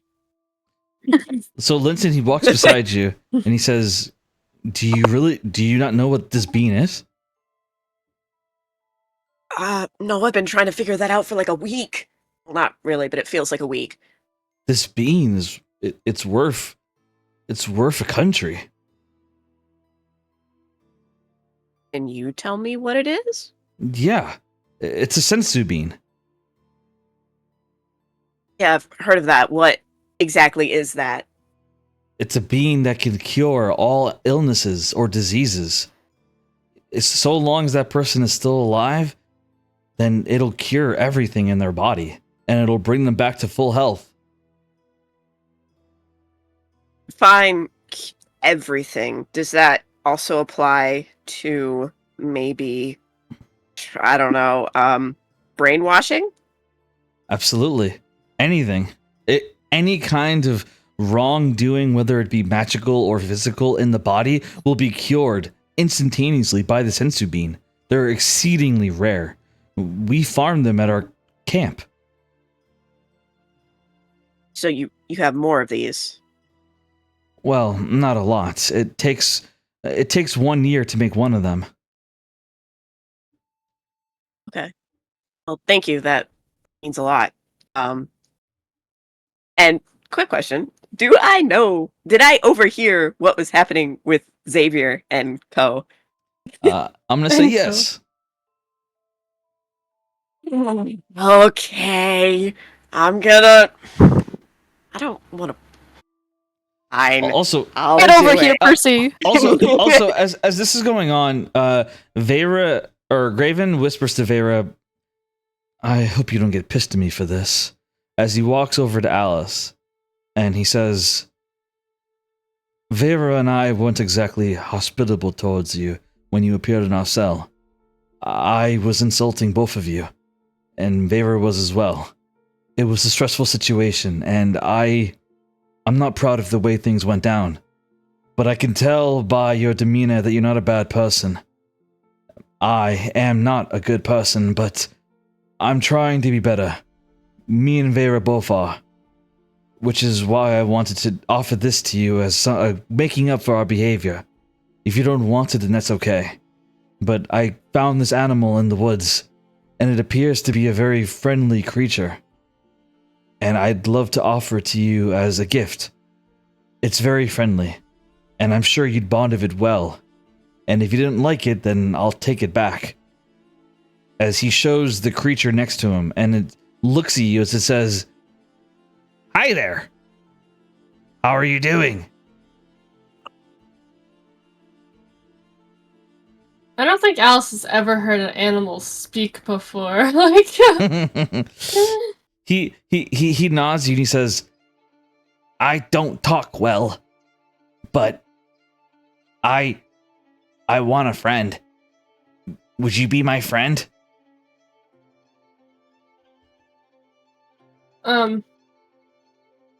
what are you? She's like very confused looking at this creature. Like, "Well, I don't really know what I am. I've just existed for years. But this man, he was able to bring my mind back. Before, I only had one command, to spy for Ovilius. But I heard this man's voice in my mind, and it told me that I was free. That I was in free." your mind? "Yes, I heard his voice. Yeah, I don't really know what he's talking about exactly, to be honest with you. But regardless, I don't really think that my life has room for a friend like this one. Not right now, anyway. I'm busy helping Vera with her problematic brother." Asher is standing next to you as he looks at the creature.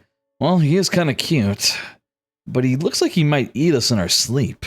As Asher's like petting it, and as Asher's petting it, the creature kind of like leans its head against his hand, like, "Oh, that's nice, thank you."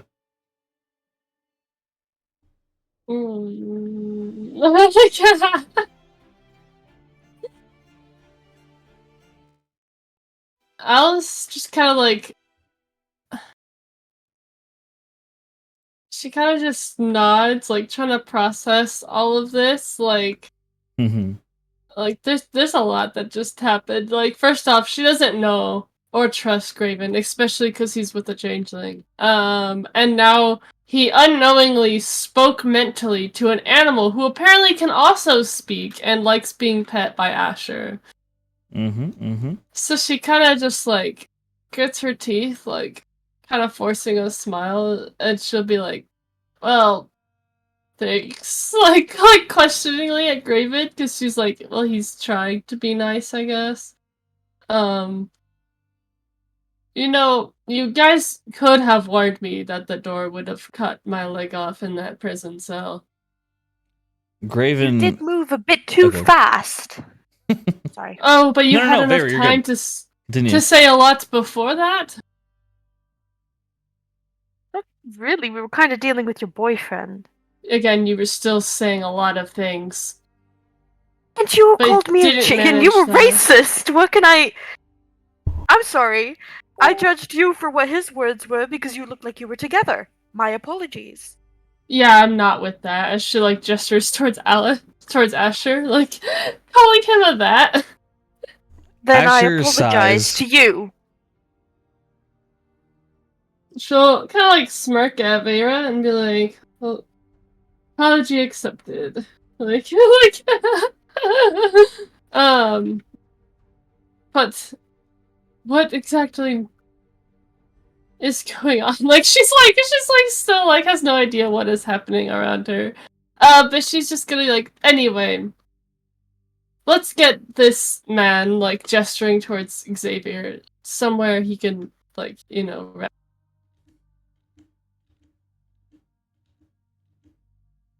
Alright. Okay, yeah. Somewhere he can rest up. I don't know how much when my mic cut out, but So, Percy, you have 14 orcs, 15 if you count Linton, loyal to you. I'm marking the loyal ones with a blue marker. Well, I don't know how loyal they're going to be for long, to be honest, but True. Very true. for now.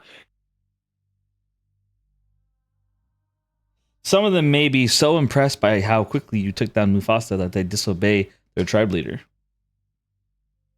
Oh, shit. But, like, okay, for later. I have thoughts. I will share later. I'm putting you guys a new map in one moment.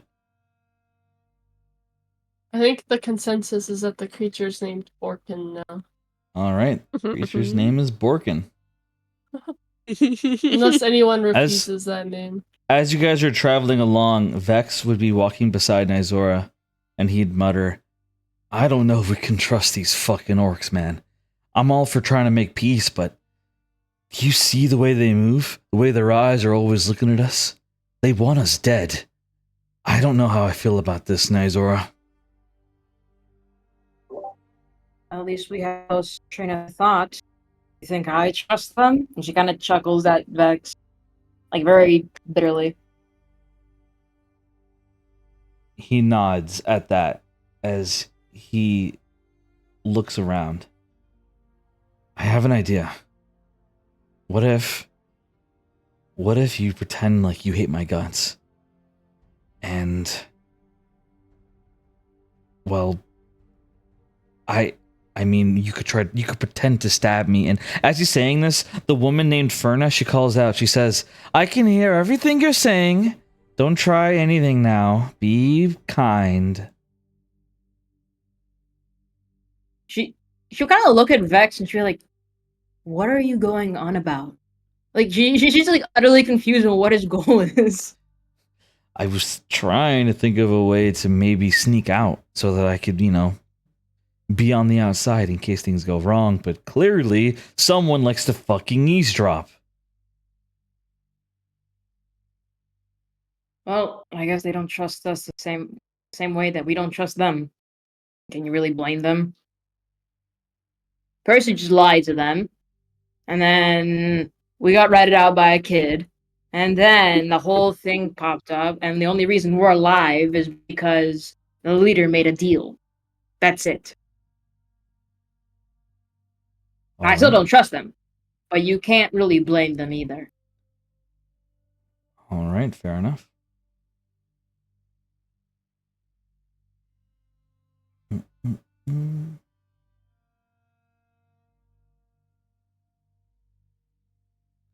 All right, I'm putting you guys a new map. All right. Are you guys ready? Mm-hmm. Mm-hmm. Yep. All right. Yep. So this is the Kymari tribe camp. Oh, it's nice. Man. This is nice. Ooh. Yo. Is Haven in prison? Where's her? Yeah. Not that I mind, to be honest. Thank God. No, that was just a Oh, no. mistake. Get out of here! No. Creep.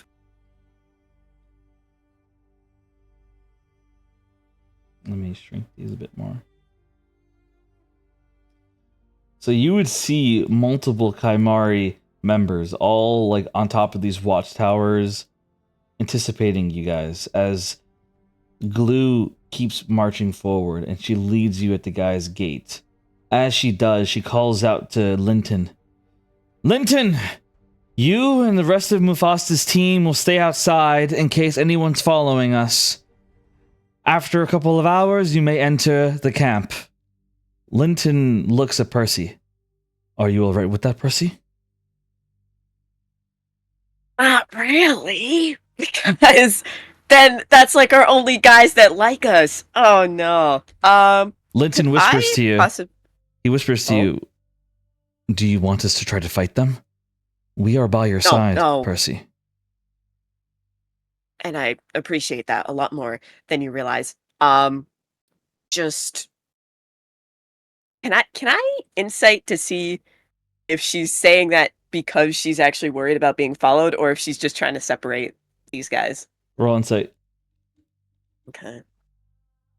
Oh, that's a 9. I don't know shit. Yeah, you have no idea. Yeah, no. Fuck. Okay. You know that little thunder trick that I did back there with Mufasta and stuff? Idea here. You hear that again in there. Then I say try to get in to us if you can. But if I'm gonna be honest, you seem like a really nice guy, and I really don't want you to die. So just do whatever you can to stay alive. But if you hear that big boom, you know, my signature, just try to come and find us, please. He would nod and he would look at you with soft eyes. You have nothing to be worried about. I assure you, if things get bad, I will charge in and I will try to save you. You defeated my leader in one single blow. You are powerful. You are by far the most powerful person I've ever met in my life. And nothing is more important to me than power. So believe me when I say this, Percy. My life is yours. I will serve you in any way you desire. He says as he kneels and like tries to kiss your hand. I don't know how I feel about this. Oh, you, man. Fuck you. She's just be like, okay, enough of that. And she's gonna put her hands on his shoulders to try to lift him up. Be like, look, I don't need any of that my life is yours bullshit, because like I said, I really want you to stay alive. So just keep that in mind. And then she's gonna turn back. All right. Let me put the new token you guys put for Borkin. Oh, you don't have to. I don't mind. Borkin. I don't mind putting that. He is our new mascot of the group. On our way here, can I pet Borkin?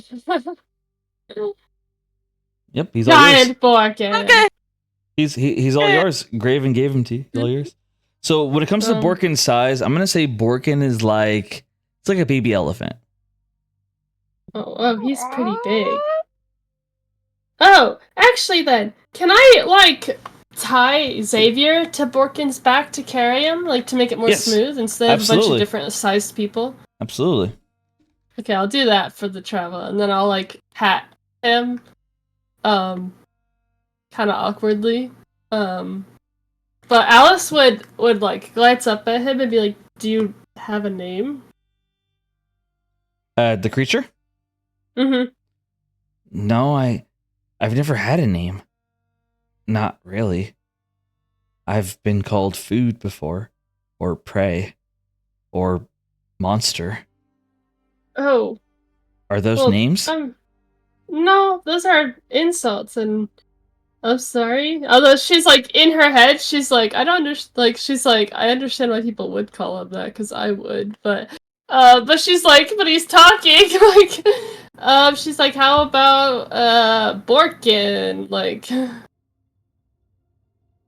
I like that name. He like nods and like he nuzzles his head against your arm. I like that a lot. Thank you. I like that a lot. And as he says that, as you guys are approaching the camp, you guys hear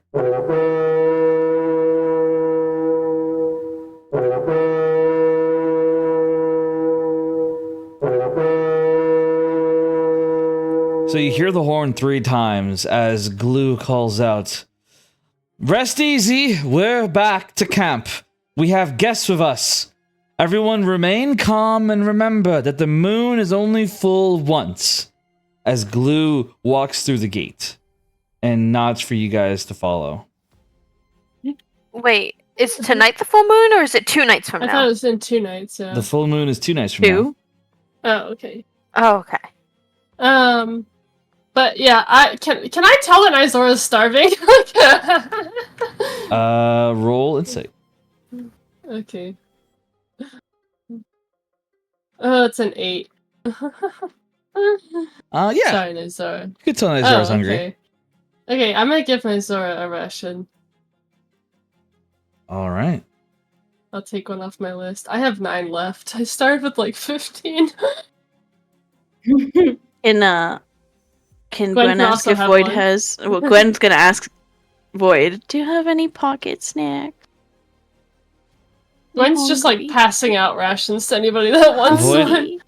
Void looks at Gwen and he says, "Of course," as he pulls out some blueberries. Here you go. Oh. Yay! Nizora would look at the food that Alice passed her and it's like, what is this? It's food. Like, do you not want? It's like imagine like a small like almost like a bento box, right? And it has like a little assortment of like foods, like some like fancy fruits and like nuts and cheeses and stuff, enough to like give you full nutrients for a day, basically.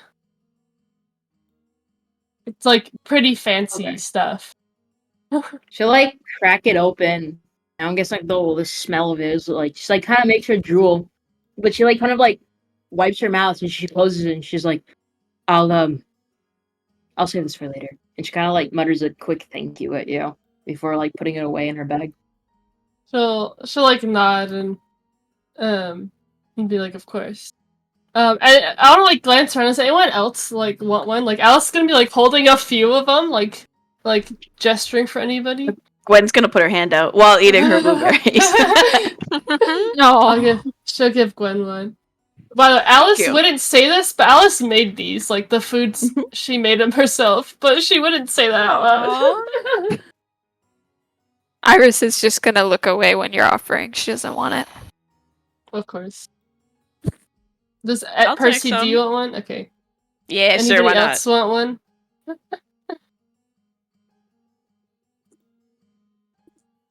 I'll also give one to Asher and one to Xavier, even though he can't really eat it now. I'll like put one wrapped up with him on Morgan for when he wakes up, basically. All right. Anyway. So with that being said, people begin to move into the camp. Tall now marches up first. "Well, don't mind if I do. Hopefully there's some great warriors here," as Tall now begins marching into the camp. I'm going to shrink all your guys' tokens again, actually, and it's still not small enough. We're shrinking. Honey, I Shrunk the Kids. Love that movie. What about Honey, I Blew Up the Baby? That one was freaky. It was freaky. I do love Honey, I Shrunk the Kids, though. The kid! Oh my, I'm favoriting that one. Let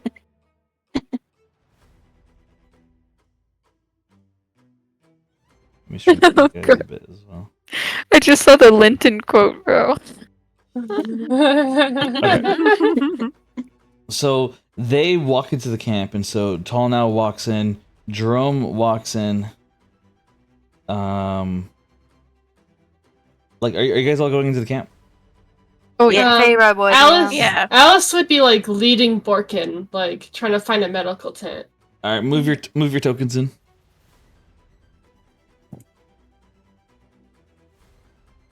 Everyone roll a perception check. Gosh. Mm-mm.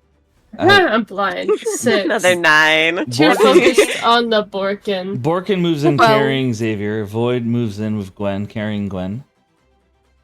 Where's Gwen? She's up I here. see. Rando walks in as well. Asher walks in. Niles walks in. Raven walks in. Vex walks in. Oh, dirty 20. Neither are walking very hesitantly. All right.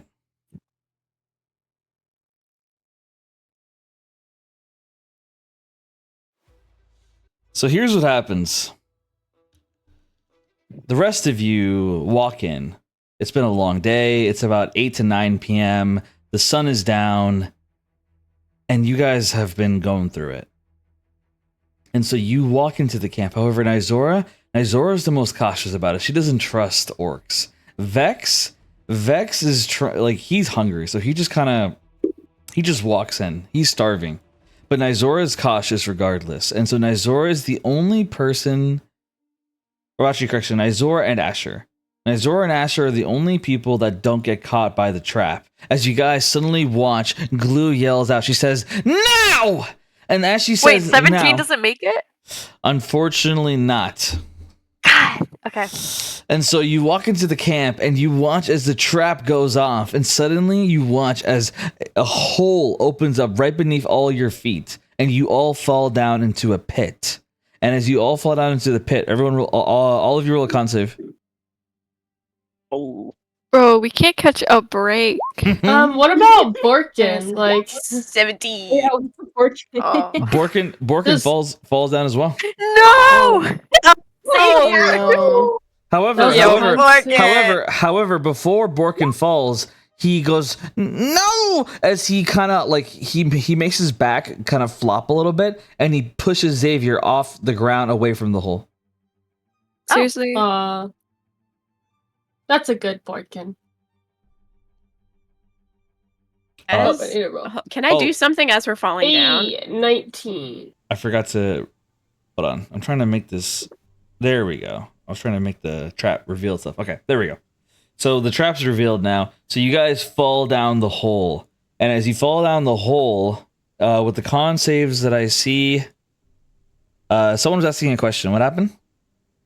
I was gonna say, is there something I could do as we're falling? Yes, go ahead. What's up? I'm a cast thunderclap just for the noise factor. So roll a dex check to see if you're faster than the gas. Okay. Can I lucky? Because I don't like that. Yes, you can. It's a 13 still. So unfortunately, you are beat by Yeah, the no. gas as you watch the gas gas begins to fill the hole, and as gas fills the hole, all of you go unconscious except for Alice. As Alice, she is at the bottom of the hole. The pit is roughly 15 feet deep. So you guys fall 15 feet down into the pit, and Alice is still standing, but everyone else is unconscious. And as Alice, you stand there at the bottom. Glue stands over the hole as she looks down at you. Stop fighting the gas. Can I pretend to be unconscious before she looks? Yes, absolutely. Okay, I'm gonna do that, and I'll just hold my breath and just pretend to be unconscious. All right. So what I'm gonna do is Also, anyone in this circle gets an advantage on the spell or magical effect. okay. So So I get advantage on the gas well, because of my sword. I'm gonna say it's too late for that to go into effect right now. But next time, you gotta remind Well, me. You gotta remind me next time. Well, I thought the save was for the fall, not for the gas. Is why I said it. Oh, yeah. That's why I waited to say it, because I thought it was like if we like hit the ground or whatever. I don't know. Okay. Who would have the advantage then? That'd be Iris, Jerome, Percy. If Tallnow's in the thing, What's the then range? him and What's Vex the as range? well. Whoa. It's my circle around me. It's 10 feet. Okay. It's the glowing yellow circle around me. All right, all those people roll I con don't save see again. what- I can make it a brighter color. I'm just out of that range. Dang it. All right, so Percy and Okay. Iris roll con save. Oh god, that sucks. 22. So Iris is still awake as well. So everyone else is passed out except for Alice and Iris. So Alice and Iris are both still awake. Alice pretends to be unconscious. What are you doing, Iris?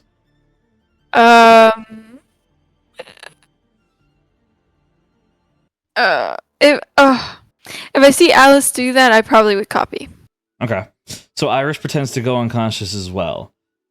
Well, actually, you wouldn't know she's faking it though. So what would you do? Like in your mind, Alice would be unconscious. Because I thought there was a everyone went unconscious. We were standing, and then she pretended. That's what I thought happened.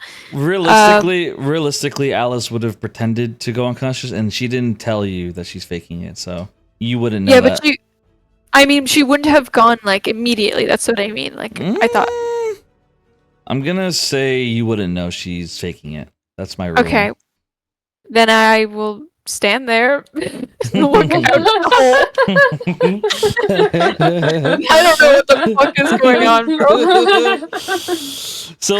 So like as you're like standing in the hole, Glue begins approaching, and she looks down at the hole, and her eyes narrow at Iris. I shouldn't be surprised you're the only one unaffected. Typical Janashi. As Glue spits down into the hole, she tries to spit at Iris. She's gonna, I guess, You dodge dodge the spit. it? So you dodge the spit. You dodge the spit, and she looks down at you with gritted teeth, and she says, "Inhale more of the gas, or I give them the order to fire." As she motions her archers ready to fire. Can I cast message to Iris? Yes. Oh yeah. Like without anyone knowing, because I'm like pretending to be unconscious. Yes. Go ahead. So Iris, in your mind, you hear my voice, like, and you know it's from me. And it's basically saying, like, play along, fake it. We will get out of this. So okay. Okay, so when what is her name, Glue? She said like, "Oh, typical Genasi." Iris would probably be like, start to say, "Yes, typical Genasi, being the most powerful one here." And then when she heard Alice, and I'm assuming Glue would also be telling me like, "Breathe in the gas." Iris would be like, "Ah!" scared at the voice in her head, because what the fuck? That's never happened before. And then she would try to play that off as like, oh, she's scared, like there's gas, even though she knows like she can hold her breath. So she would start to fall down and say to Glue, I will kill you," and then she'll fall down and hold her breath because she can. All right.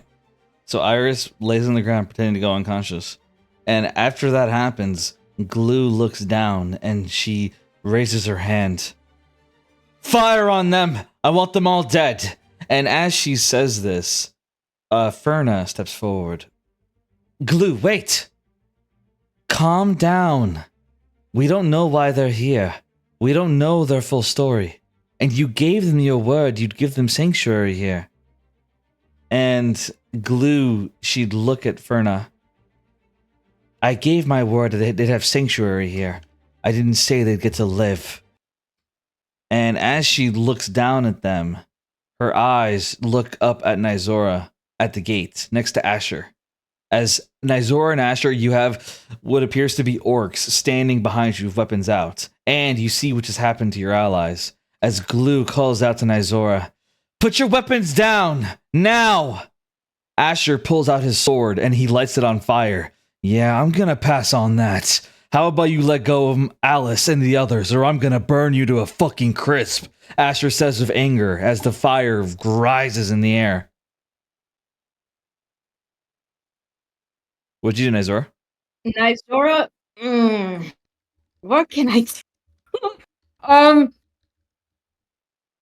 She would take out her pistol. She's like, yeah, I don't think I'm gonna really follow you anymore.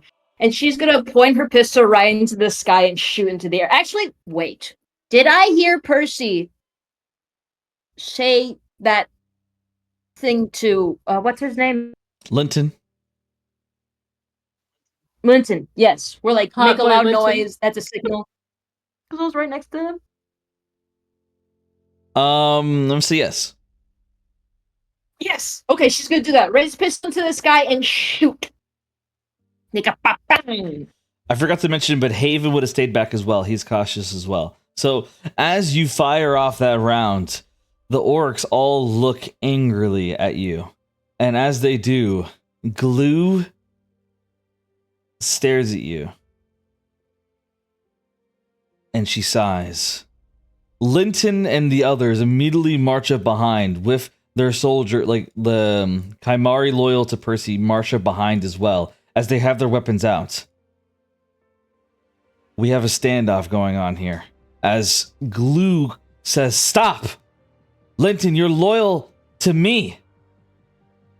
"I am sorry, Glue, but I am loyal to Percy. She is much stronger than we are. She deserves our servitude. In more ways than one," Linton says as he stands aside the other soldiers. And as this is going on, Glue, she kind of sighs as she looks at Nizora. "You're about to have a lot of people die. I have over 100 orcs at my command. Do you really think this little mutiny is going to work?" I never really liked orcs anyway. And she's gonna... Could I? Cast Spirit Guardians again. Before you do, Glue says, "Well, wait! I have a final proposal. Mufasa is dead. This is his son, Mufasa Jr. He deserves the right to avenge his father. If you or your friend Percy agree to a one-on-one trial of combat, then I will let your friends go, and no one needs to die. Do you or her accept my terms?" And as she says that, she looks down at Percy, and she says, "Awaken." As Percy, you wake up in the pit. Yo, what the fuck? Okay. Cool. Can I don't want to trigger anything, but just for my own sake, can I Misty Step out of the pit? So, Percy, you Misty Step out of the pit. So you're out of the pit now. Where do you go? I want to go with Nizora and Asher, actually. I don't want to be anywhere near Go that. behind me, bro. Go behind me. Trust. All right. So yes. Percy is standing next to Nizora and Asher. Haven as well. Haven has his sword out as well. So the four of them are all at the gate right now. And as this is happening, one second. I swear these tokens can be so annoying. As this is happening, there we go. So as this is happening, she calls out and she explains, "You or Percy, one of you accept the trial of combat to fight against Mufasa Jr. Do this, and you'll be allowed to stay here."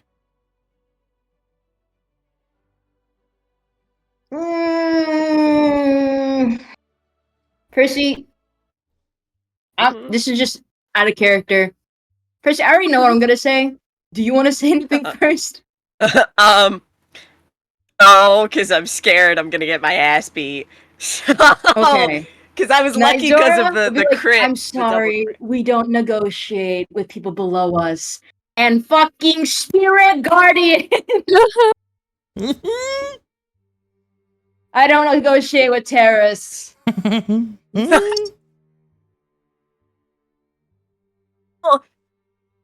forgot.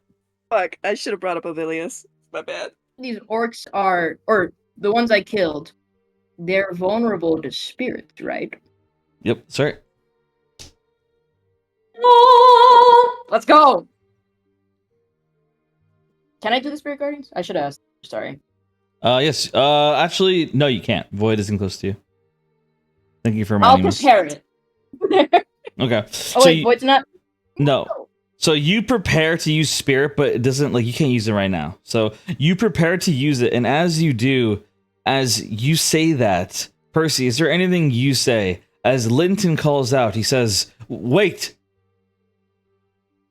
Make it a trial of combat against you, Glue. The winner will be the leader of the Kymari tribe. Fight Glue for leadership of the tribe." Or, I mean, if this doesn't work, maybe. We hate Ovilius, and we think that you also hate Ovilius, and we kind of want Ovilius dead. So what if we didn't fight anyone, and we fought except for Ovilius? Like, what if we teamed up together? Maybe. Roll persuasion. At least let us explain what happened. Roll persuasion. Yes. I'm gonna lucky that because that's a nat 1. So I'm gonna do that again. And that's a nat 20. A nat 20? I got a nat 1 and I luckied it. It was my final lucky. So then I got a nat 20, yeah. You got a nat 20.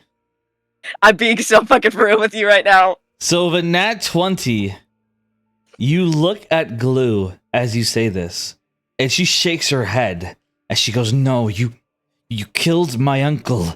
As she kind of grits her teeth and her fists are curled up. However, as she says this, Mufasa Jr., he says, "Aunt, you need to stop." As he looks at, what is it? At Glue. And he says, "If they want to take down Ovilius, then they're an ally of ours." And as she says this, other Kymari members begin marching up behind within the camp. All of them marching up behind. And Mufasa, he says, "We stand with anyone who stands against Ovilius." Do you really mean what you say? You intend to kill mean her? it. We mean it with every fiber of our being. We want Ovilius dead. Glue, like, she looks at you and she says, no, they killed one of our own. They have to die. Shoot them! And as she says this, you guys watch as Mufasa Jr., he takes out his sword, his bone sword, and he stabs it through Glue's chest right there. Glue falls to the ground dead. And as she does, Mufasa Jr. yells out, he says, "You all loved my father, and now he's dead. None of us wanted Glue in charge. You all wanted him, and we all know it. We honored the tradition of the Kymaris. But in truth, I am the leader now. And I say that if these people want Ovilius dead, then we are allies today. We honor my father's death, along with Glue's death, by a dinner of honor in which we will kill that demon Ovilius together. We do it here and now, for we all want the Black Baron dead." As he raises his hand up and he lifts his sword into the air, and as he does, you guys hear... Oh, wrong sound. Like that. Oh yeah, we're heroes, guys. Yeah. Rightfully so.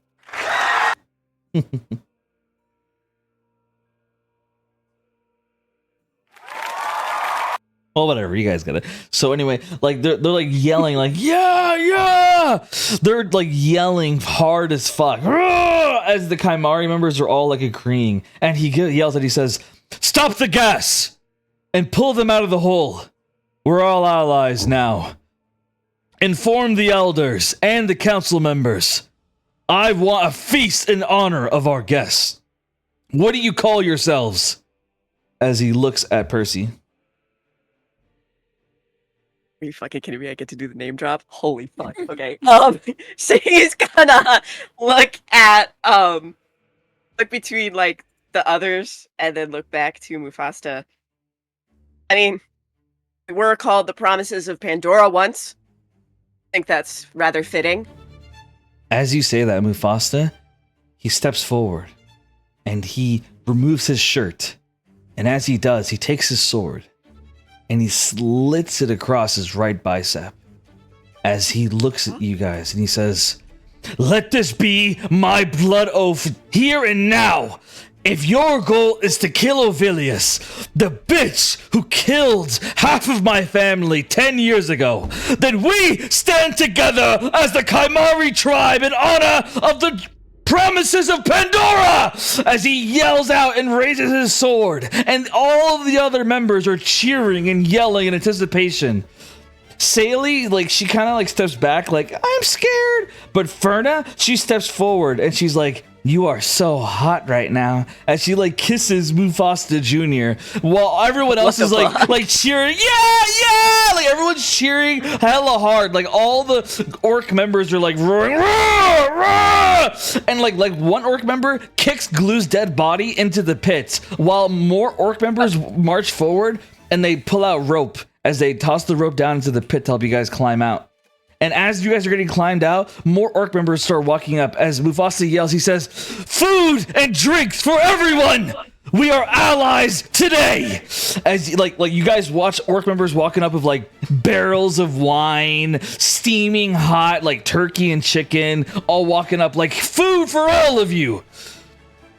Get yourselves situated in the camp and find me at the elder tent in an hour. We have much to discuss. I'll be busy until then with you. As he wraps his arm around Ferna and walks away with her. Oh. And you guys are like climbed out of the pit. I thought they were related. Ferna is not related. Oh, I thought she Okay, was thank God. I related. thought she was like the aunt or something. Yeah, I No, thought no, she no. said she was related to Saley earlier, who Okay, was related to Okay, Mufasta. so for clarity, Glue is the one related to Saley. So Yeah, but yes, go ahead. Oh no, he's sorry. right. No, when we were at the The Saley was camp, going she ran to- up to Ferna and was like, and called her something, No, like aunt or something like that. No, I think it was Glue. no, It was that was Glue. That was Glue the whole time. That was Glue the whole time. So as I was saying before, Glue is the aunt to Saley. She was the niece to Mufasta. So technically she's a great aunt to Saley. Or I might be mixing up the family names, but regardless, no, there's no blood relation to Ferna. To be super duper clear here, there's no blood relation. All right, go ahead and continue. How deep is this pit? 15 feet.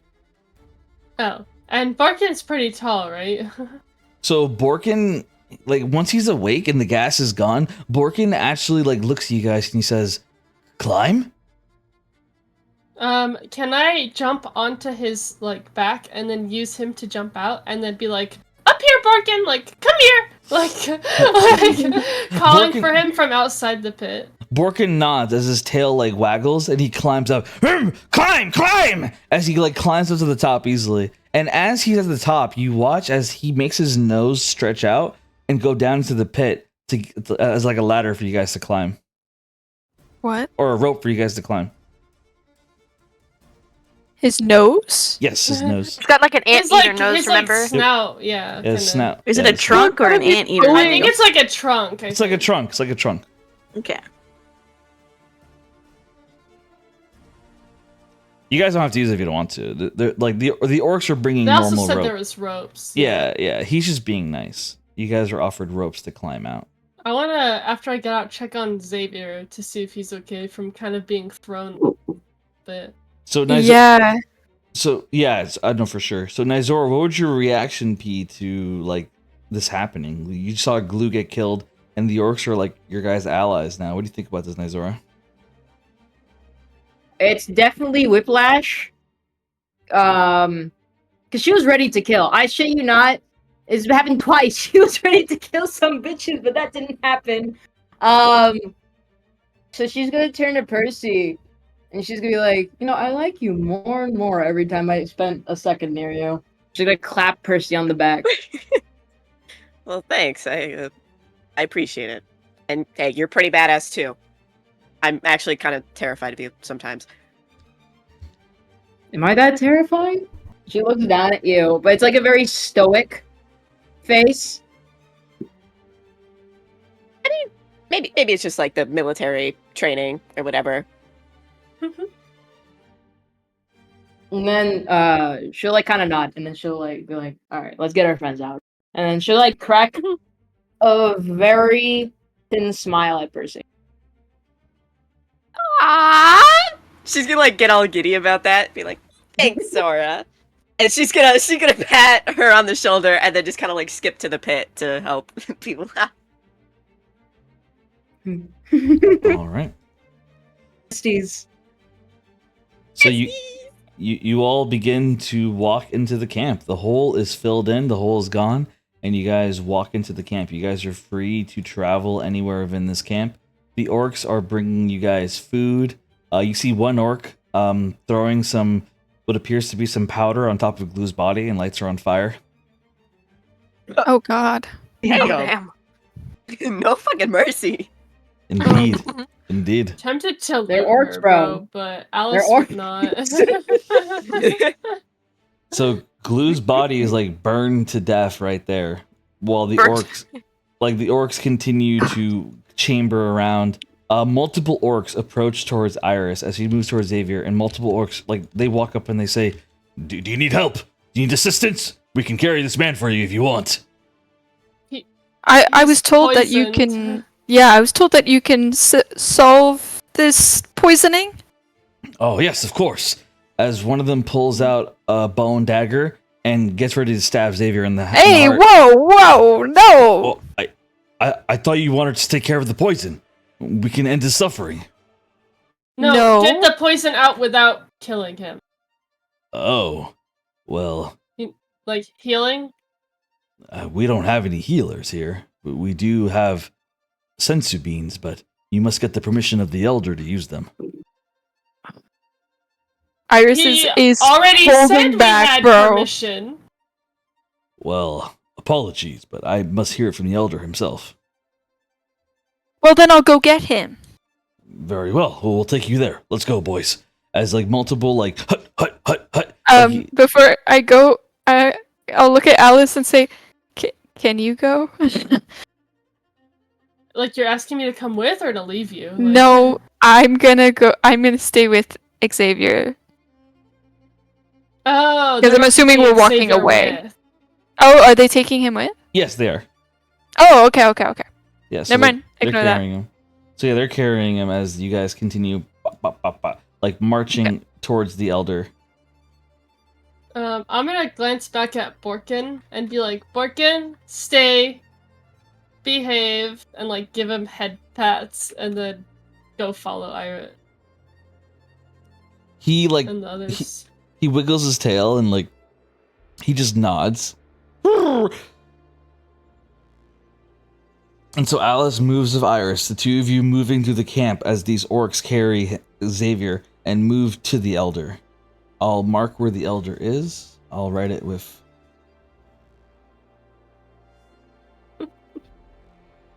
I'll write it with text. Elder. This is where the elder is. And so you guys begin moving there together. Now, as for the rest of the players, what are you doing? Everyone has entered the camp now. Vera's gonna want to pull Graven to somewhere they can speak privately. So Graven, he walks along with you, and as he does, Niles calls out. He says, Vera, I'm going to explore around the camp a little bit. I'm very curious. If you need me, I won't be far. Just be careful. I will. I promise. As Niles walks away, and Graven continues walking with Vera. And the two of you go behind a little hut with no one there. And he looks at you. What can I do for you, my love? So you know how I told you before that I had a long story? Yes, you always tend to have long stories, and I always love listening to them. You're not gonna love this one so much. Well, When I, you know that prissy bitch? I don't know her name. Iris The one with Orlo. the white hair. Iris Orlo, that's her name. Yes, her. Uh, well, we had a fight again, and she poisoned Niles. She And what?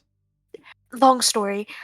We had a fight. She threw a bottle that Niles had, and it Oh, I'll kill broke and her. it poisoned As her. he begins stepping forward. No. I saved him. He had another bottle. Apparently, two poisons counteracted each other.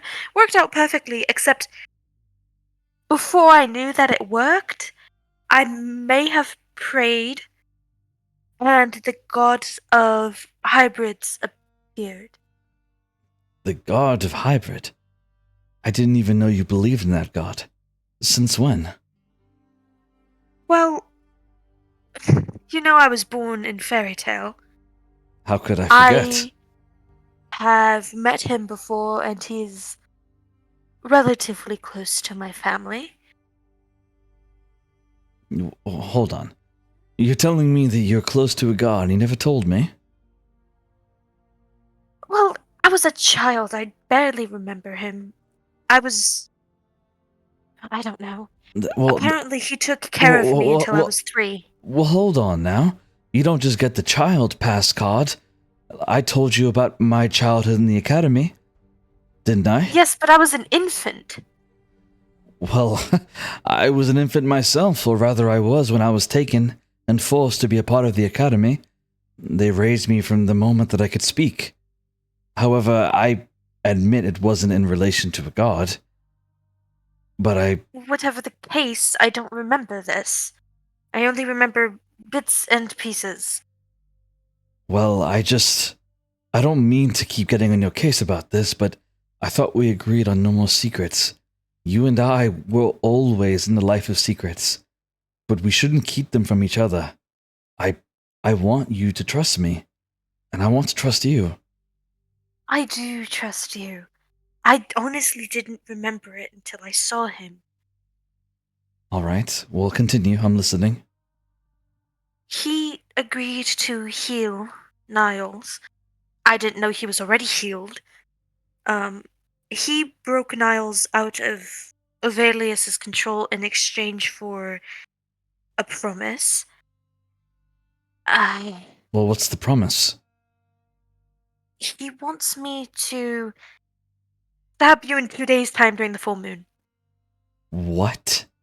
You're going to stab me, and not in the way you like? He says, kind of like smirking a little bit, not taking it seriously.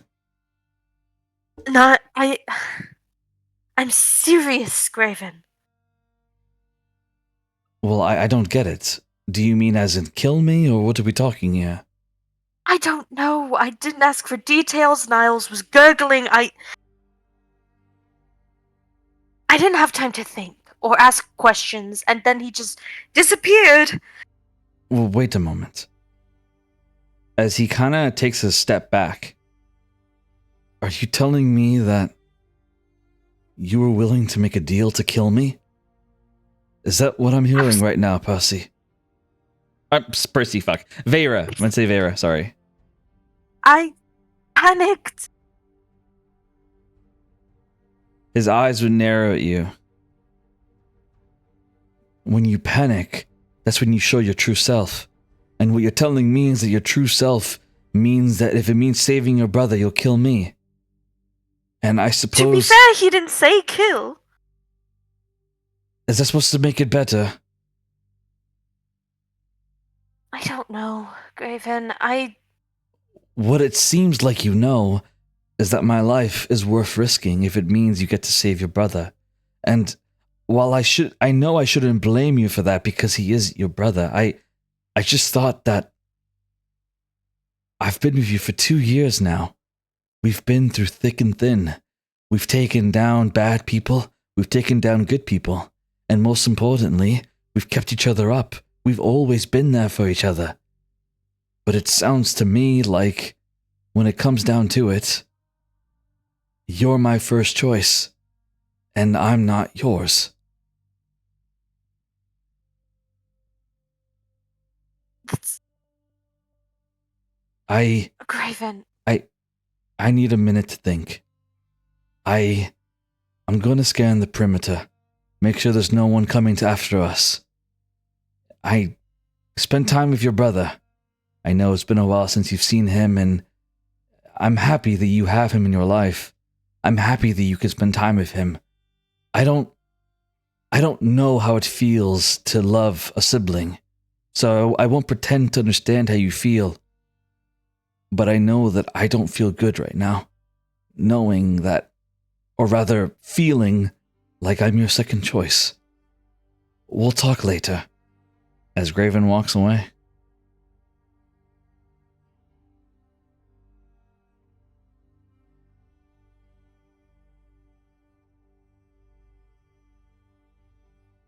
Vera would just sit there.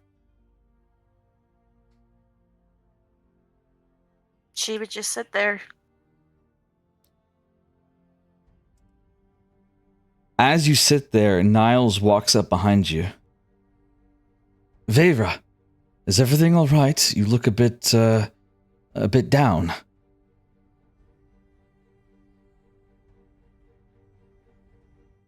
I don't know. Well, what do you mean? What happened?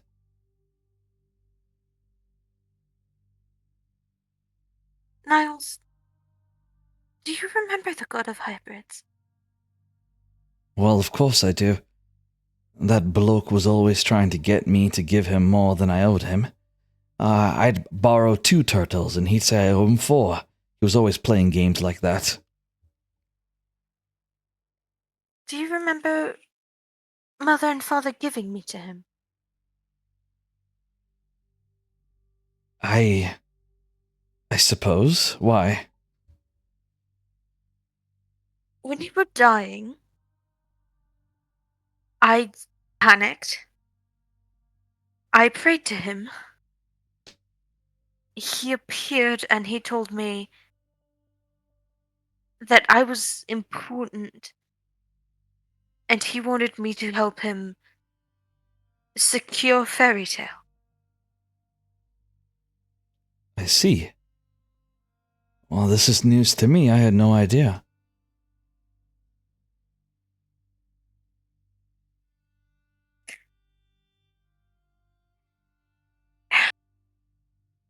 He made me make a choice.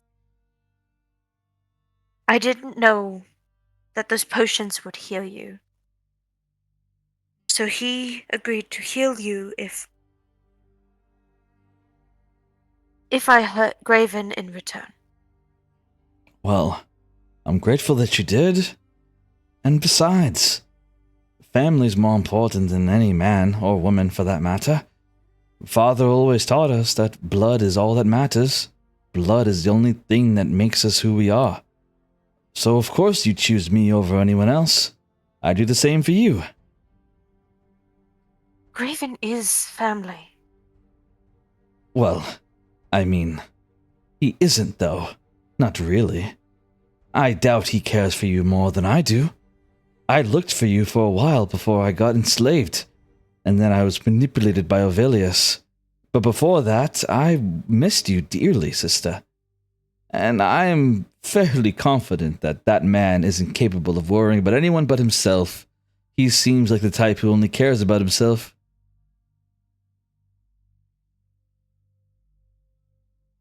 Then you don't know him at all. Oh, come now, Vera. We'll find you another man. Don't worry about it. Now that we're together again, we can be bachelors for each other. I'll help you find some hot piece of meat, and you'll help me find a nice woman. He says with like a smile. Like he's not taking this seriously at all.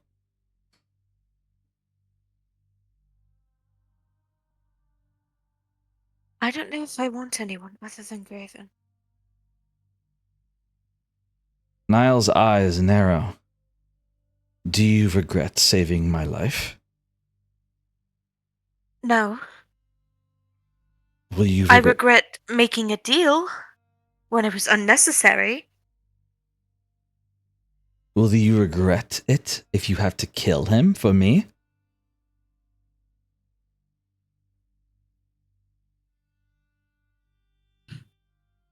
Why must I choose? Niles looks down. How is that any fair? Niles looks down. And he looks away. I suppose I might be a bit bitter that you left me so long ago. It's been 20 years, Vera. I've wanted to see you ever since. So I suppose the idea of you loving someone more than me angers me. It makes me wonder if maybe I should have stayed with Orvilius. You would smack him.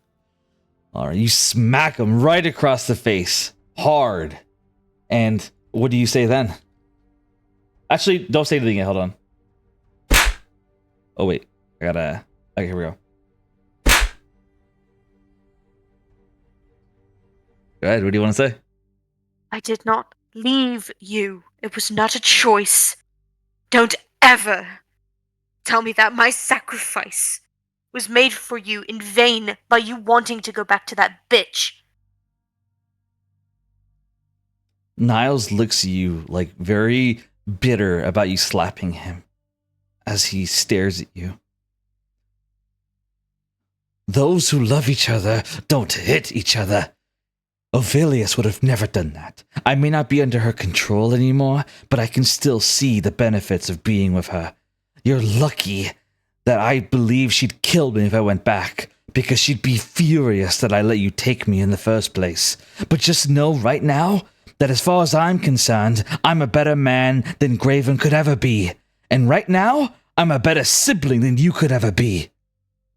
I'm going to... Shot me. And I would do it again if I had known how you were going to act right now. Now I need a drink. As Niles begins to walk away.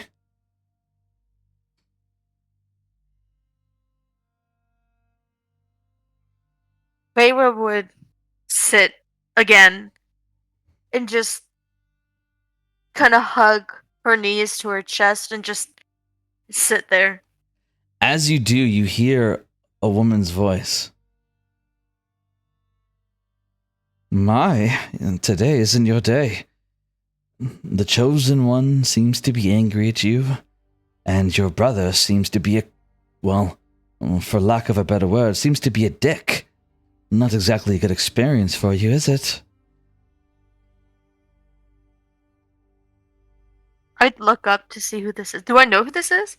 You've heard her voice before. She is... Oh, shit, this bitch. Let me double check. What do you call it? I forgot to put her art in keynotes. Her name is... here we go. Alexi Westphalia. What do you want now? I want you to gather yourself and remember, you are strong. You are meant to do many good things. Your brother Niles is damaged.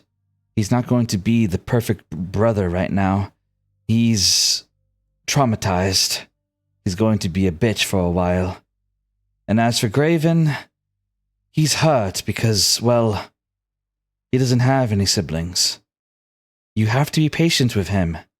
You and I both know how much you love him. Give him a couple minutes and go talk to him. Don't let him be alone for too long. Someone of his power can't afford to be angry.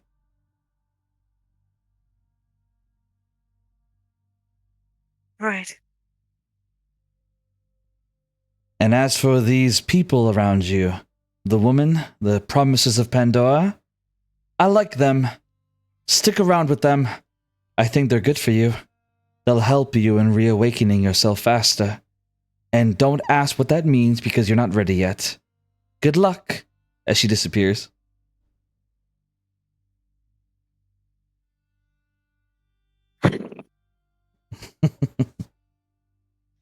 All right. And with that being said, is there? I know that was a lot of screen time for Vera, which was really well done, by the way, Vera. A very good performance. I was very impressed. I feel bad with how harsh Niles is, but that's just who he is right now. But you did very well. I was very impressed. Is there anything anyone else would like to do? Talk to the elder. We'll get to that in a moment. So Iris and Alice are walking along with Xavier and the orcs to the Elder. Mufasa Jr. and Ferna are smooching. Vera is sitting alone after a harsh conversation. Vex is walking in, like, Vex demands for food and drink. Percy, Gwen, and Nizora, what are you guys doing during all this? I want to try to talk to Asher again. All right. So you approach Asher while all this is going on, and Asher, he nods at you.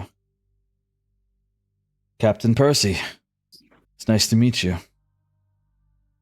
Or rather, it's nice to see. No, correction. He doesn't say nice to meet you. Sorry. Okay. He would I was say, like so freaked sorry. out. No. He would say, sorry. He would say, It's okay. it's good to see you again, Captain Percy. I apologize for how we met the last time. That I'm gonna be completely honest. I was not expecting that from you. I was under control by one of the lords.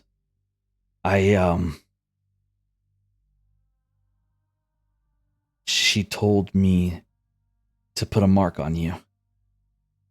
She told me to put a mark on you to be able to control you while you were sleeping.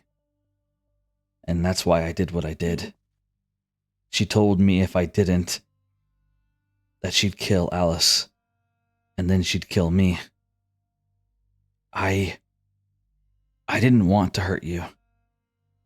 I'm sorry for what I did. It was wrong and it was cowardly. And if you want to kill me, I won't stop you. Oh, no, I'm not gonna fucking kill you. Okay? That's a little much for that. So since you're you now, could you just tell me how you know my dad?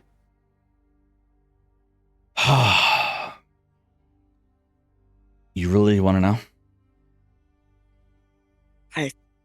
More than anything. I mean, you were there when we last spoke. If there's anything that could maybe help me get him back, I'll take it. Bloomin, he was my father. He was born in the Divine Union.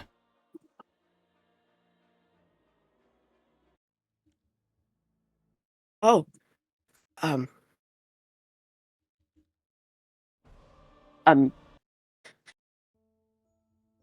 Okay. That's wow. Were you guys on okay terms? I know that's kind of stupid to ask. It's a bit of a long story. If you want me to tell it to you, I'd like for us to do it over a drink. And I'd also like to invite Alice as well. I'd like her to get to know me more. Although I suppose if she's busy, then we can talk about it now. And I'll just tell her later. As he looks and sees... He looks and sees Alice walking away with Iris. And Jerome walks up. What the fuck are we talking about here?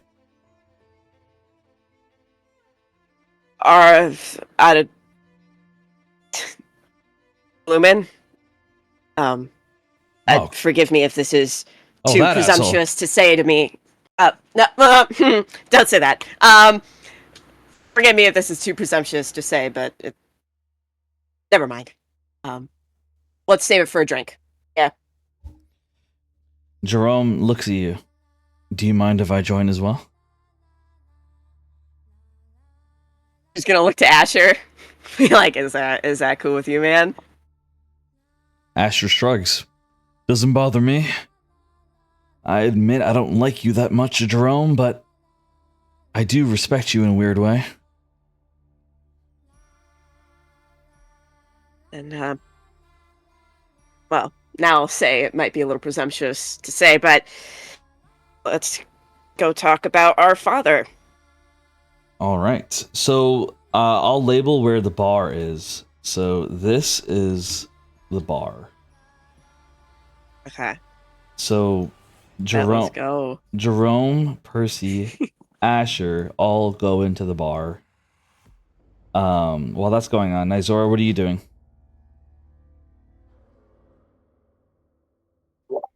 So, Nizora would just basically just be eating the rations that Alice gave her. And just kind of making sure that Vex is okay. She doesn't want to really interact with any of the orcs, and she's kind of keeping to herself because she doesn't really like the orcs that much. They're like She you doesn't know when watch they're as gonna- all of them are like marching towards you, like food and drinks in hand, like begging you to take it. Like, please, please take some roasted ham, please, please. She would she would like no, I'm all right, thank you, but no. And she would like gesture to the rations that she has. It's like I'm all right with this.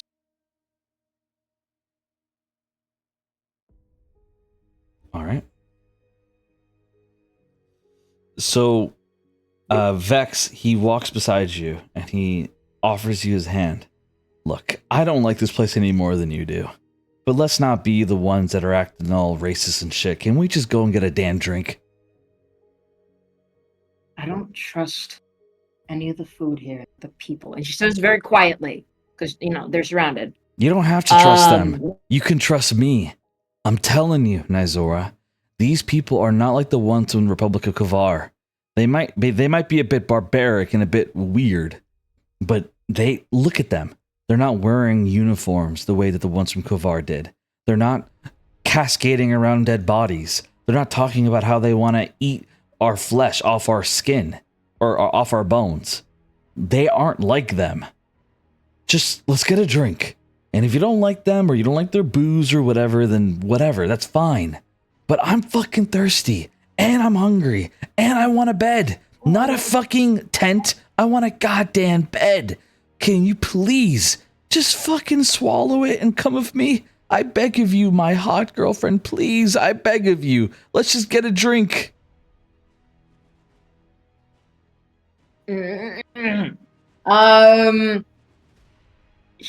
She I am would look literally down at the begging food. you. I am begging you, Nizora. You like it when I do that, right? I'm begging you. Begging.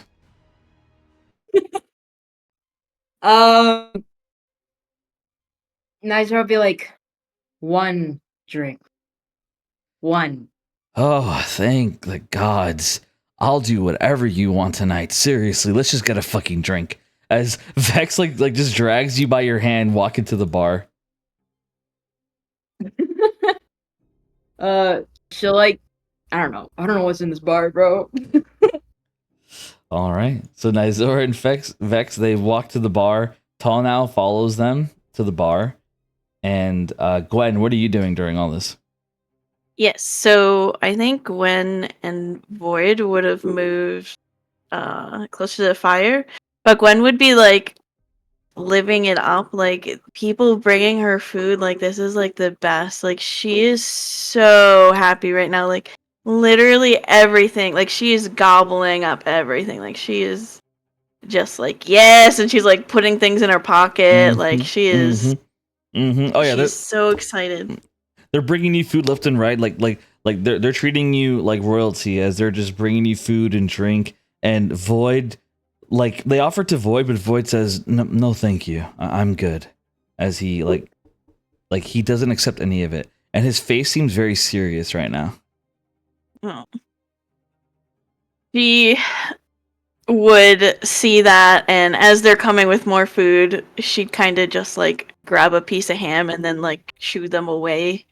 And she'd be chewing on the ham, and she'd lean over to Void. And putting her chin on his shoulder, and she'd be like, "What's wrong?"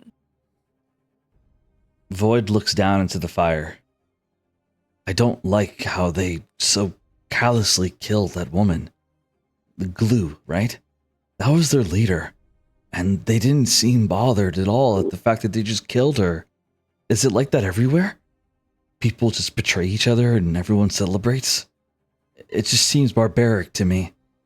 It just seems unfair. Can anyone just betray each other like that? I would never betray you like that, he says, looking at Gwen very like passionately. She would take her chin off of his shoulder and scoot closer and take his hand in hers, and she'd say, "And I would never betray you like that. But that is the world that we live in. People have free will, and..." Well, then maybe we need to change the world. Maybe taking away their pain isn't enough, Gwen. Maybe we have to do something more. Something more revolutionary. Void's voice takes a slight dark edge to it as the fire kind of like the fire crinkles of sound. Is that what you think? You think... What would you do then, Void? Would you kill all their leaders and make them subjugate to you? Like, what would you do? I wouldn't kill anyone. I wouldn't have to. If I was in charge of the world, or no, if we were in charge of the world, I'd allow you to give everyone happiness and love. And I would give them fear. I'd give them pain. Not enough to where it's wrong, but enough to where they're in too much pain to hurt each other. No one will ever cause pain to each other ever again. I don't agree with what Ovilius is doing, but maybe she's onto something. Maybe you need power to make a paradise, Gwen. I'd like to think that people could talk things out, but I tried that earlier and look what happened. Mufasa was killed. Others were killed. And then they wanted to fight us because of it. It's a cycle of pain over and over. And it's never going to stop unless I am the one causing the pain. Don't you see that?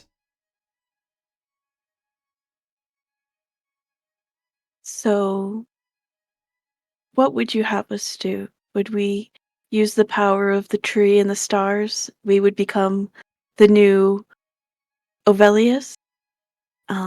And stop this cycle of pain? That's not what I want for you. That's not who I am, and as much as I appreciate how you protect me from pain, I'm starting to see how we can learn from pain. And I don't know if we should create a world with no pain. And Roll I believe persuasion. people should have free will. Yeah. Sorry. Without me leading them. Persuasion? Yes, roll persuasion. I'm gonna... no, it's gonna be a 16. All right, so if it's 16, Void, he nods and he kind of he shakes himself out of it. No, you're right. We believe in a world with no pain. It would be wrong for me to hurt others. I forget I said anything. I'm sorry, my beloved. You are the only thing I need in this world for it to make sense to me. As he holds your cheek with his hand and kisses you by the fire. She would kiss him, but she would pull away and she'd say, I value... Oh, for the record, if you don't want him to kiss you, you could pull away. That's totally an option. No, she'll kiss him, Okay, but only for a second. Okay. And she'd say, I value you telling me how you feel. That means a lot, Void. I think we should talk about it later, maybe. But right now, I want to eat, and I want to have fun. Remember, people forget to have fun, so sometimes we need to remind them how to have fun. But at the same time, she would see, I'd like to see at least Graven out of the corner of my eye, which would remind Gwen about what happened in the prison. And she would say, "Did you ever apologize to Graven and Vera?" Not really. I could do that later if you like. I definitely think you should. They have to have known that wasn't me, though. I was under control. Yes, well, here's a lesson of being mortal. Even if someone knew that you did something in the wrong, it's still up to you to apologize. It's the right thing to do, Void. Very well. I'll go apologize. Okay. All right. And when you get back, we're gonna have fun. He nods and smiles. And with that being said, we now go back to Alice and Iris. Are you two ready? Yeah. All right. Give me 1 second. Wait, which question? Don't worry about it. Oh. Gwen Oh. knows. Is this in the present RP? Yeah, it is in the present. I mean, I'll just tell you. Alice in the tent asked Gwen if she could ask Void how to kill a ghost. Oh, yes, I remember that now. Yeah. You guys are sneaky. Mhm. Okay.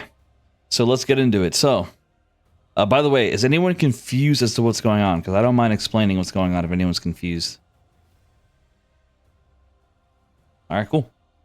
So basically what happens is Iris, she desperately moves along with the other orcs, the Kymari, as they move towards the Elder tent. And as you keep moving quickly, Xavier's carried as well, until finally you get to the tent. And as you do, Xavier is laid down in front of it. You see what appears to be multiple culture symbols in front of this Elder tent. You see little green flames emulating around of the tent, and you also see a sign at the front that says, "Only the holy may enter." And the Kymari members, they look at you and they say, "The elder has to come outside and let us in first." And one of them pulls out what appears to be a horn. And you guys watch as he begins to let the horn blare off to signal for the elder to come out. Mm.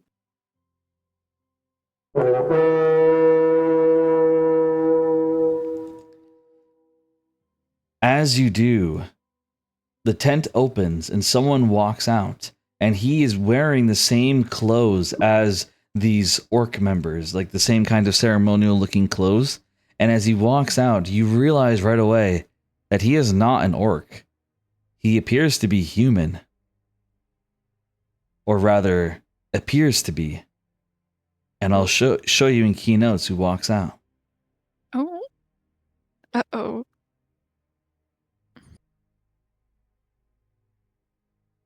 It's a man that one of you knows. Oh. A man named Elliot. You bitch! Oh my god. Elliot walks out of the tent and he smiles at Iris. I'm jumping at him. I'm jumping at him. This is glorious. I'm Anyway, jumping at him, bro. even if it means risking Xavier. That's right. Elliot appears to be wearing the clothes of what they call to be an elder. If you attack him, you might endanger Xavier getting that cure. Alice doesn't know him, so she'll just do like a curtsy and be like. So for Vera, because Vera wouldn't know, but I do want to tell Vera as the player, so she's not confused. Vera, you there?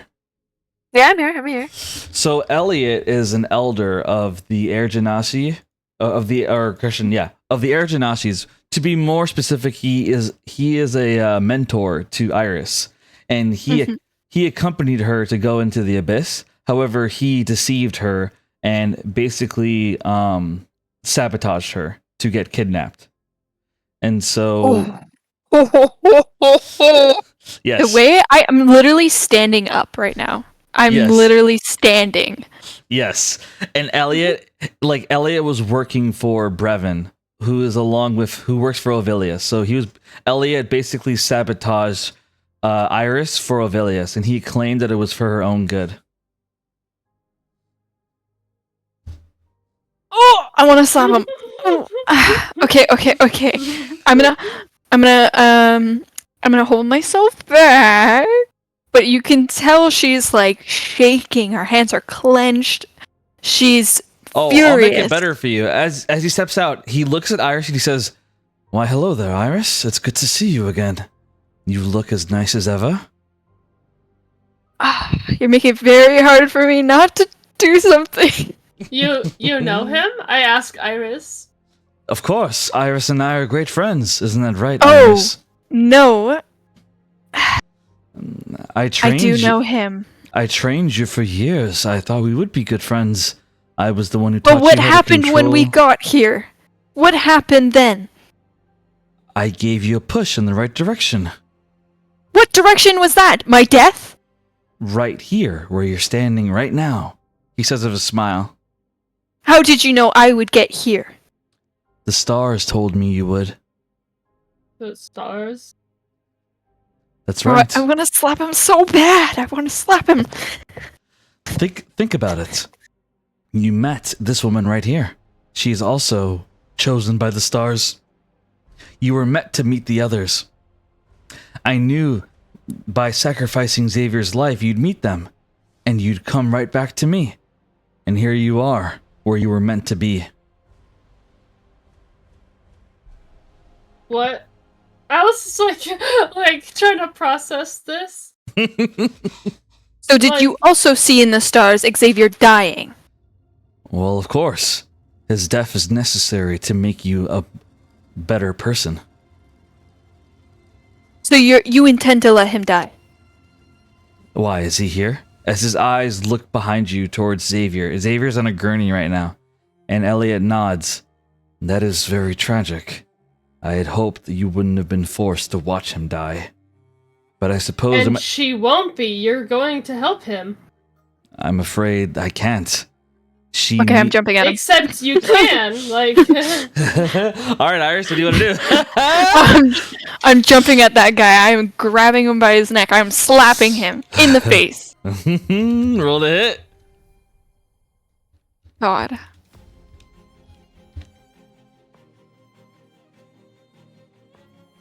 Oh, natural 20. Oh, 21. 21. Alright. So if a nat 20, what do you want to do? Tell me. You can do anything.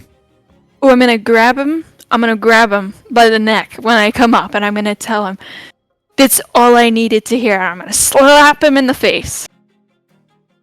So you slap him in the face hard, and like so hard. In fact, I'm gonna say a tooth flies out of his mouth, and as his tooth flies out of his mouth and blood trickles down, he goes, That hurt a bit, Iris." And as he says that, a man walks out of the tent.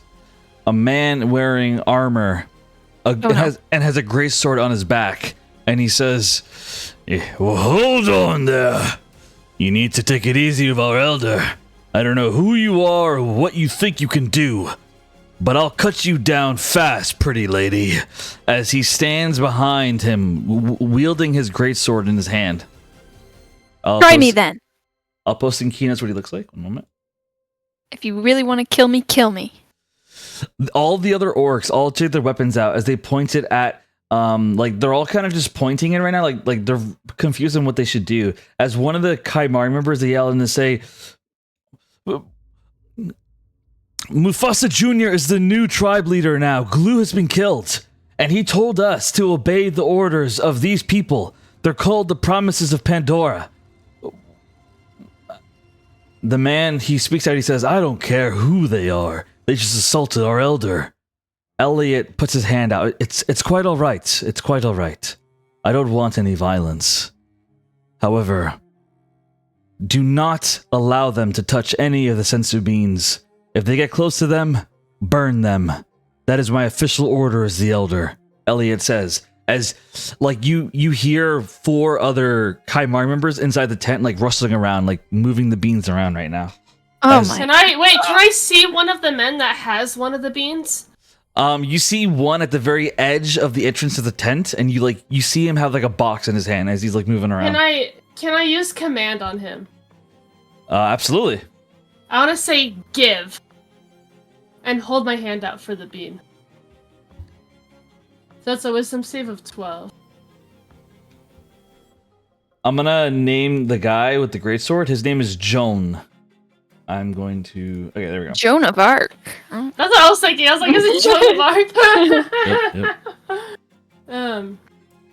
I'm posting in keynotes. Joan. I'm still holding on to Elliot, right? Yes, you are. Okay. So, what's the save for command? It is a wisdom save of 12. All right, let me roll. With 17, he passes. And Can so, I yes, use go ahead. inspiration to make him reroll? Is that a thing? I'll allow it. Okay, bet. He fails. Make sure you mark off that inspiration, though. Yeah, I did. So he fails. What do you do? So I said give, so he has to give me the box now with the bean in it. So you say give, and he stops and he begins walking towards you with the beans. But as he does, Joan immediately swings his sword down, slamming the box into the ground. No! You heard the orders of our elder. Did I grab it before? No, because like Joan, like, so to be clear, the entrance is right here. Like Joan is in front of you. So now, Oh. yeah. Oh, then I wouldn't have done that then, if he can't even give it to... I mean, there's no way of you knowing he was going to do that.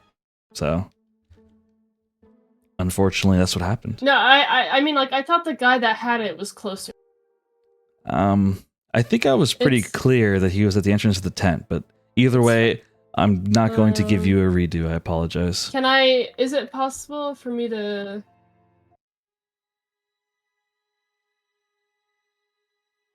Is it possible for me to grab it at all?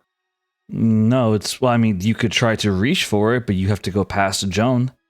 He slammed a box down to the ground behind him. So if you want to reach for it, you can, but he may attack you. Sorry, I meant to be muted. No, you're good. It's up to you. Yeah, I'm gonna try to grab it. Okay. So Alice, she quickly moves in. She sees the box on the ground, and as you move in on it, Joan tries to stop you. So we're doing a dex contest.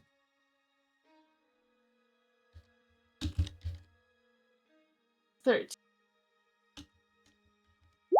19. So Joan stands in your way. So at this point, you're not faster than him. So you have 2 options right now. Either A, you can fight him, or B, you can back off. Or, like stare him down. Either way, if you want to get the beans, you have to fight him. Or you can try to get it later. I wanna, like, glare at Elliot and be like, are you really willing to burn every single bean here? Because I will get one to help him. I absolutely will. As a matter of fact, your tenacity reminds me that I can't take chances. Burn all the beans now! He yells inside the tent. Can I use control flames to, like, keep the beans from burning? You don't see what's going on. You do not see what's going inside the tent. There's a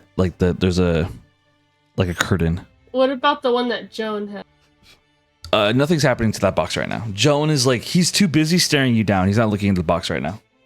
Oh, If my hands are still on him, I want to do shocking grasp because no one's stopping me, and I want to hurt him. All right. What's the save? Or actually, no, you rolled a hit. Yeah, I rolled a hit. That's a 27. Roll damage. Elliot's screaming. 4. Not So that you- much. But So you deal 4 damage. He screams in pain. Oh!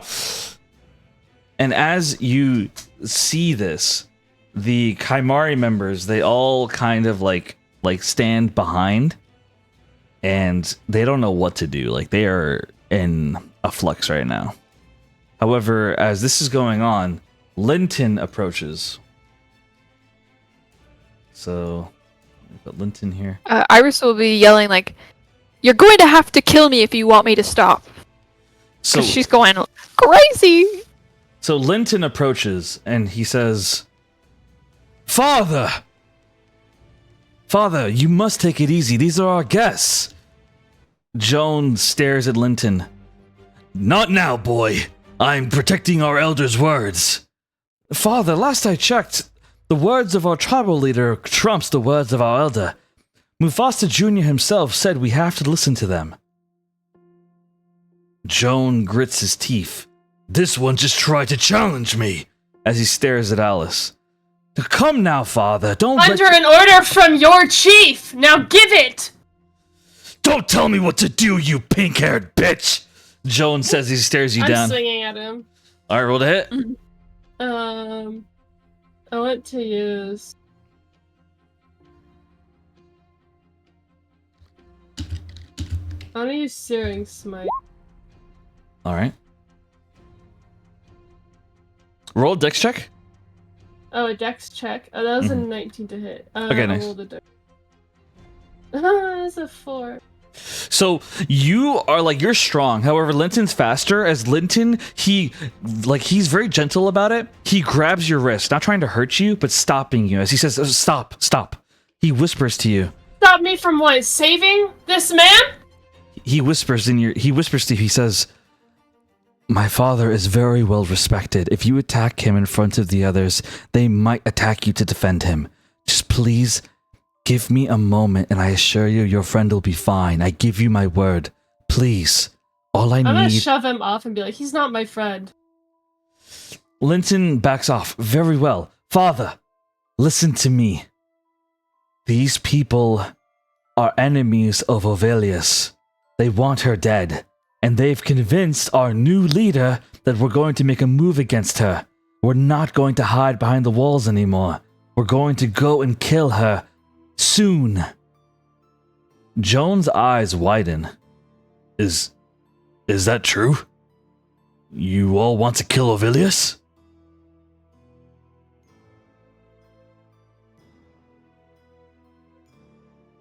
He looks at Alice saying that. Alice just glares at him and be like, I do not answer to you, you green oaf. He looks at Iris. Is it true? So sorry, I missed that part. Iris. I'm sorry. Wait, is what true? My boyfriend had just got home. Oh, okay. No, you're good. No worries. I got distracted. It's okay. No, you're good. Not a big deal. So what happens is he basically, Linton, his brother, he told him that you guys want to kill Ovelius, and he's asking if that's true. Joan is asking me if that's true, and Joan is Yes. I thought Joan was his dad. Joan is Linton's father. Yes. Oh, okay. I thought you said brother. Sorry. You're good. Oh God, what do I say? I should look at him and say, yes. Of course. Well, in that She's the reason this has all happened. Well, in that case, forgive me, but if you are enemies of her, then we are allies, and I want to stab that bitch myself. Forgive me, Elder, but you've never helped us with Ovelius. You've always told us that we should stay hiding, and it's pissed me off. I want to finally take the fight to her. As he reaches down to the box, and he tosses the box to Alice. Take this and give it to your friend. If that means that you will help in taking down Ovelius, then you can consider me an ally. As he sheaves his sword. Shh. Just gonna scoff and be like, again, not my friend, and you are never an ally of me. But I'm gonna open the box and like take the beam out and give it to. You certainly are a mouthy one. I would love to take my blade against you and remind you what a worthless little father. Stop! You need to behave properly to our guests.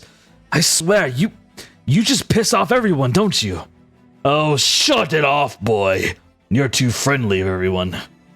We are the superiors here. Remember that, you little elf girl. As Joan walks away.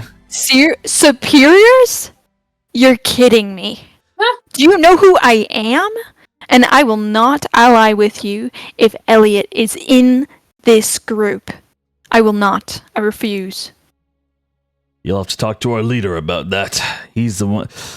Our elder is chosen by our leader.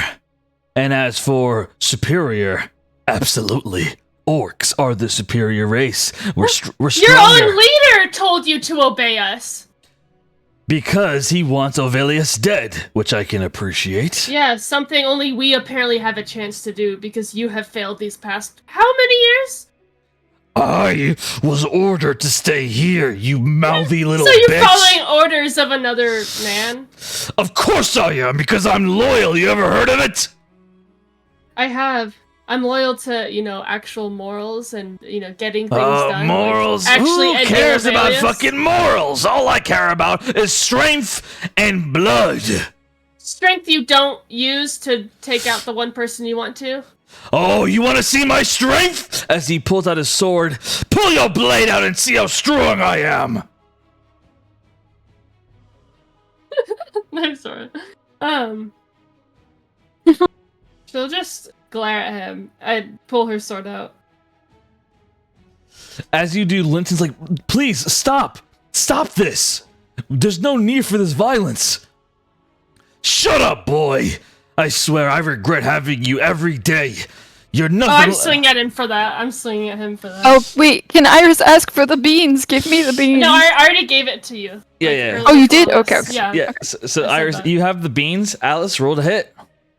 I'm going over to Xavier. Fuck you guys. After Joan says that, like Linton's eyes widen and he gets like really sad by him saying that. Yeah, that's a 15 to hit. So with 15, you do not hit as he manages to clash your blade against his. Both your blades are Token of clashing in the air. inspiration. Okay. I will use them all this session if I have to. All right, make sure to I'm mark killing it. him. I am. It's in my inventory. Oh, it's a 16. 16 to hit. 16 misses. Okay. But I would grit my teeth and glaring at him and be like, "You talk about your own son like that?" My son. He's barely my son. Nothing more than a bastard who turned his back on me and served Mufasta when I asked him to serve by me. Something about how I'm not polite enough or some weak bullshit like that. He's nothing more Sounds than like he will only serve a real man, unlike you. Please! He's nothing more than a bitch, and so are you. And I'll show everyone that with my blade here. Bitches tend to bleed more when they die. As he he's clashing your blade of his, and he rolls to hit. It's a lot of words for a man about to meet his grave. With a 12, it misses, and so he keeps his blade against yours. The two of you toe to toe, facing off against each other. While this is going on, we go to Iris. Iris, you go over to Xavier. Xavier's on his back, in a coma. What do you do, Iris?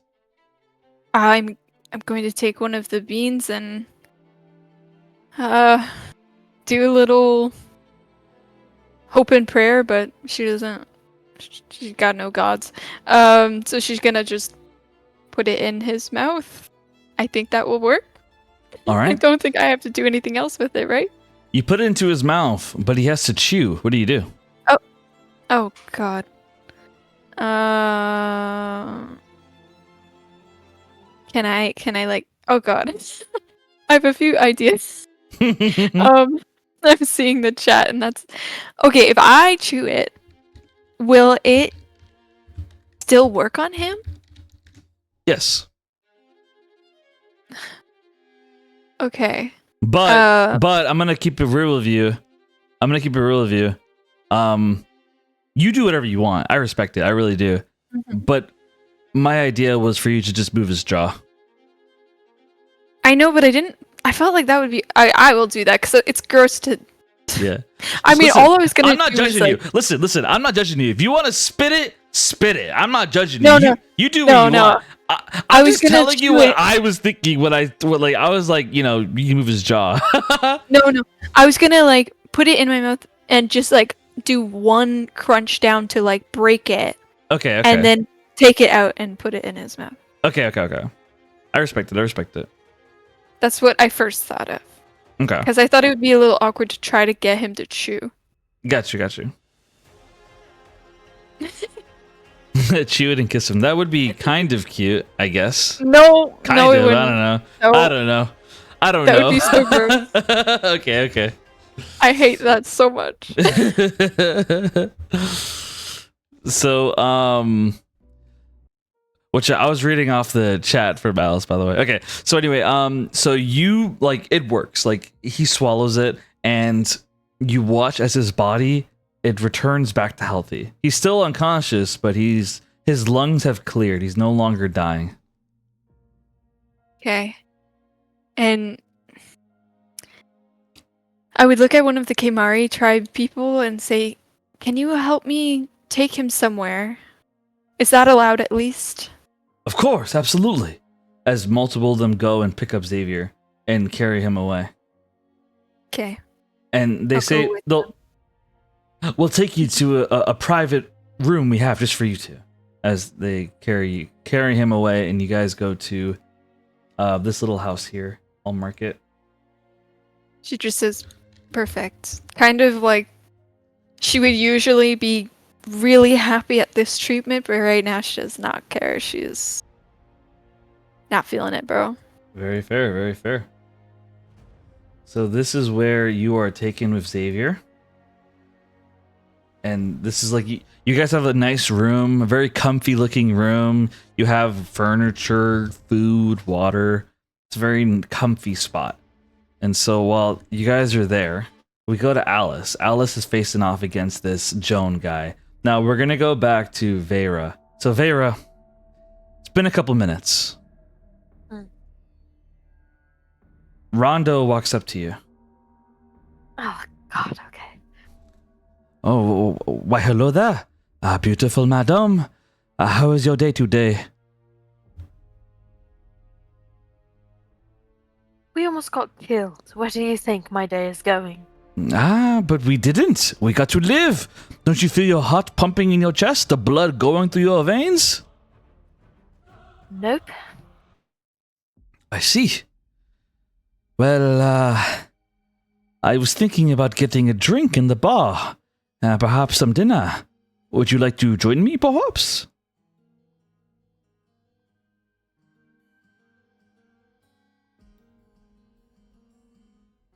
I appreciate the offer.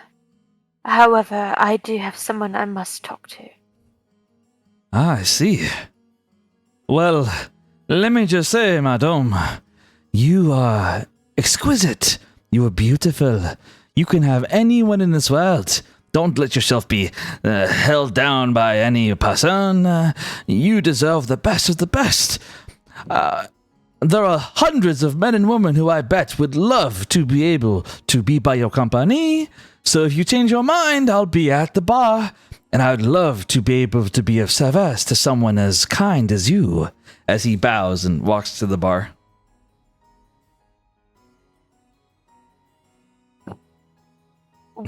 Vera would kind of roll her eyes as soon as his back's turned.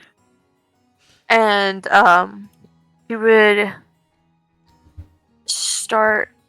It's been a couple minutes, so she's going to. She's gonna go find Nizora. All right. So. Oh shoot, she is in the bar. Yeah, Nizora's at the bar. Then I'm gonna go find Graven. Then I'll do Okay. Graven first. So you see Graven. Graven, he's standing by the edge of the wall, and he's just looking out at the sky, You see mist like going all around, and he's just standing there. So Vera, you approach towards him, and what do you do? His back is to you right now. I would move beside him and like gently not grab his hand, but kind of graze it as like an offering if he wants to. The moment that you do, half of it is instinct, but the other half is relief, as his hand envelopes of yours. And he sighs. It's almost scary how good it feels when your hand is on mine. I am sorry, Graven. You can't do that. You can't say sorry like that to me. You know what it does. I can't stay mad at you when you say it like that, because it reminds me how much I love you. It reminds me how much I need you. I suppose it makes sense why all your marks always get caught, huh? He says with a sly smile. It is a habit of mine, isn't it? I remember that one job when you had to seduce that guy into handing over the keys to his house and his car, and you made it look easy. I wondered that day if you could ever do that to me. And as time went on, I realized that I didn't even care if you could. It'd be worth it just to be able to hear your voice. To be able to hear the love in your voice. And I've always believed that the love in your voice towards me was real, while the voice you made towards others was fake. And even though now I'm angry at you, I still believe that. I think I always will. As he looks you in the eyes. I've never been good with panic, have I? And she kind of jokes as she smiles. I suppose not. But you don't have to. Not when you have your charm, that is. Oh, what good my charm did. I suppose. It certainly works well for you. The moment I felt your hand, I almost turned around and wrapped my arms around you and kissed you like there was no tomorrow. I'm still thinking about doing that, to be honest, even though I know I'm supposed to be mad at you.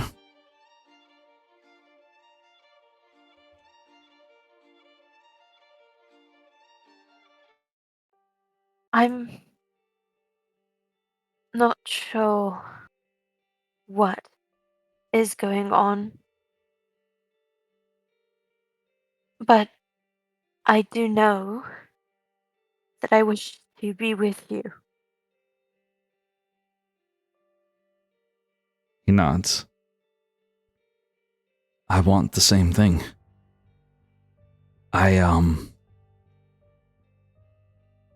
There's something that I have to tell you about me.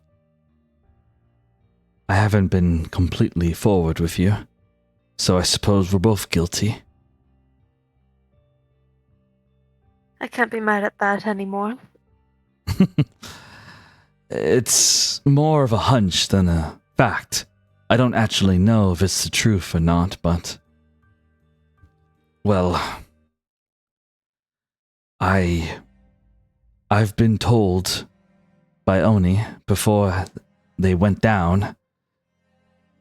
They told me that my father, he wanted me to come home. That he sent an envoy for me. He told me that the Westfon Kingdom wants me to come back and take the throne for myself. That they want me to become king. I didn't believe them, so I told them to fuck off. I never told you because, well, I didn't want you to feel like I was staying because of you. Because I wasn't. I was staying because I wanted to. Being by your side was just a bonus.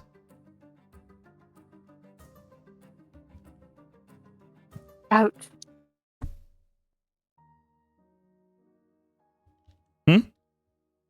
She'd say ouch, like playfully. He smiles at you. I suppose having you by my side makes it worth getting stabbed over. I'm not going to stab you. Well, of course you are. You made a deal for God. I'm not going to let you break it. Who knows what they'd do? He might kill you if you break it. You're going to stab me, Vera. That much is already guaranteed. I am not. For what it sounds like, he does need me alive. He faces you now, fully, and he puts his hand on yours. And as he grabs your wrist, he places it over his own heart. You're going to stab me, Vera, because that's what he wants. And I'll be okay. He didn't say you had to kill me, right? I don't want to hurt you either. Oh, Vera. Have you met us? We're always going to hurt each other. That's inevitable. I'll hurt you, you hurt me. That's who we are. We hurt each other. But what's important is that we love each other more than we could ever hurt each other. That's what makes us you and me. That's what makes us the wolf and the canary.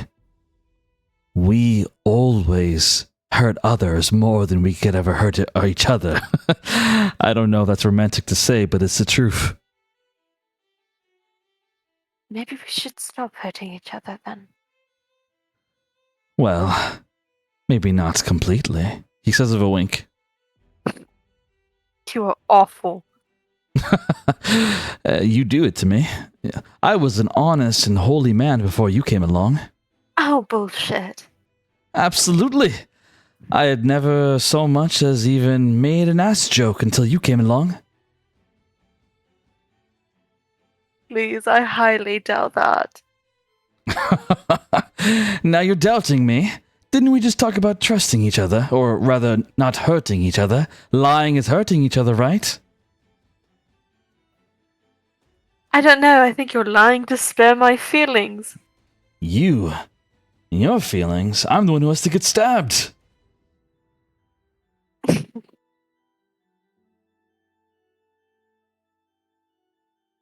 Do me a favor. The day is coming soon when I ask you a question. And I really hope that you say yes. Because when I ask you, it'll be knowing that it's what I've wanted, even after you told me you were going to stab me. He says with a smile as he places his hand on your cheek, and he moves in to slowly kiss you. Vera would move in to kiss him. As the two of you kiss for a hot moment, he pulls back and looks at you with a serious face. But seriously, please don't kill me for your brother. I understand you have to love him and all, blood and blood, but, well, I'd like to think that you're my family, and I'd like to be yours as well. I did just slap my brother for this comment. You could slap me as well, perhaps not in the way you did with him, but maybe a different way. He says with another wink as he puts his arm around you. You are awful! Absolutely, I am.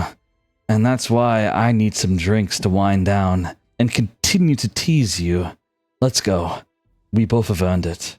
As he puts his arm around you and begins to walk towards the bar.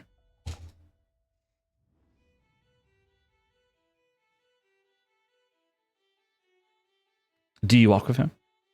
Yeah. Okay, cool. And that is the end of that scene for Vera and Graven for now. We now go back to Nizora and Vex. Actually, no, Percy. Percy, are you ready? Oh, I'm so fucking ready, dude.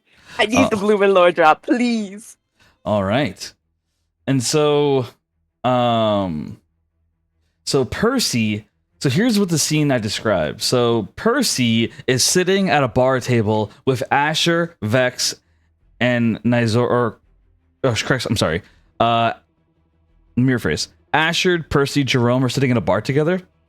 And when Jerome's sitting there, Jerome waves, "Hey! Hey! Federation guys! Come sit with us, come on! I love a good drink with friends, right?" Jerome says, like, waving at Vex and Izora. Vex curses under his breath. "Oh my fucking god. Why is this psychopath talking to me? Fuck." What would you do, Izora?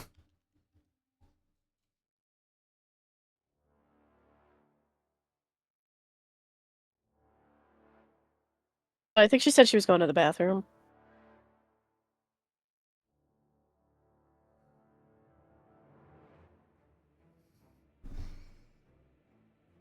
Oh, okay.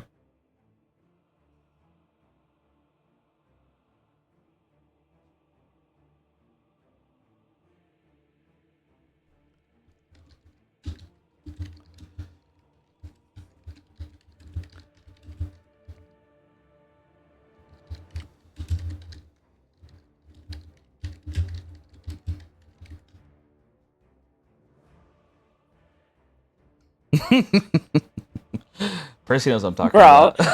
I don't know. I don't know. Graven's Do not talking about hurting each other in even. different ways. Yeah, Graven means in a different way. It's like emotional damage.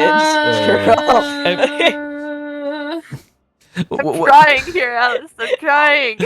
Which We had when two when very he said it, masochistic couples. to be clear, when Graven said it, like, he meant it more like, you know, like it's gonna happen. Like, you know, they're both spies. Sometimes feelings get hurt. It happens. Uh-huh.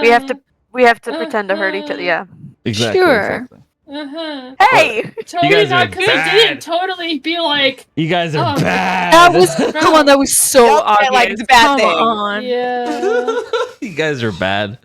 So Guys are- obvious. That's what they were talking about. Come Okay. on. Okay. But also, Isora and Vex, we can't let them off the hook if we're going that route. Okay.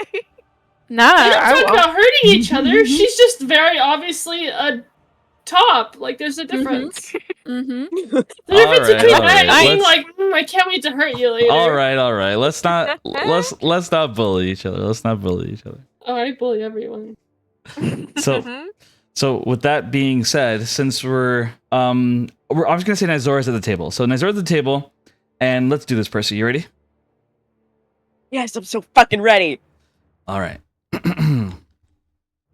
So Percy, you're sitting at the table, and as you are, Niles, he sits at the table as well, and Rando sits at the table too. Rando says, "Well, why, hello there, my friends. May I join you? I'd love to have a good drink with some friends, huh?" She's again gonna look to Asher and be like, "Listen, this is your business. Whatever you say goes." Asher shrugs. Sure, why not? Niles sits down as well, and Asher immediately says, "No, I don't want him sitting with us. Absolutely not." As he looks at Niles, and Niles goes, "Why? I haven't done anything." "You're a changeling. That's enough reason to not have you at my table." "That is... What is... You know, people like you are always discriminating, and I am fucking tired of it," Niles says with anger as he pulls out a dagger. Asher stares at Hey, him. can we? Oh. Go ahead. Oh no, sorry. You go. You go. No. Oh no, I was gonna say, can we please just take this fucking fight till after I find out about this, please? Jerome chimes in and says, "Look, Asher, I know you don't like changelings, and I don't blame you. I don't either. But it is a bar. Let the guy sit and have a drink. And if he pisses you off, then you can beat his ass. I'll join in too. I love fucking people up, trust me." Asher sighs. "Fine. Take a seat. So the six of you sit together. And Asher, he looks at you. He says, "All right. Here's my story. I was born in the Divine Union. I had a mom and a dad, but my mom died giving birth to me. And my dad, he was bloomin'. Things were tough. Money was tight. I was about 5 years old when my dad told me he had to go and run an errand. He left me at the house. He told me he'd be right back. However, he never did. He never came back home. I found out later that my dad, Bloomin, he had tried to rob a bank. He said he needed money. So he tried to rob a bank and he got caught. They were pursuing after him and there was an explosion and apparently he died. Or rather, supposedly. And that was the end of it. They told me that my dad died and that I had to be a foster kid. So I ended up going to the same foster home as a man I knew named Davis, someone that Alice knows. The two of us grew up together for a little while. We were friends, but I ran away. I joined a group that called themselves the Supremacy. They told me that they could keep me well fed, give me a warm bed, have a nice home for myself. However, I quickly learned that they weren't just a group for people who needed help. They wanted to hurt women. Women, girls, innocent females. They wanted me to help them in hurting them, killing them. When I found out that that's what they wanted, I immediately said no. And I ran away from them as well. I walked away from them. And when I did, they hunted me. They almost killed me. I was left with an inch of my life left. Davis saved my life. After he saved me, I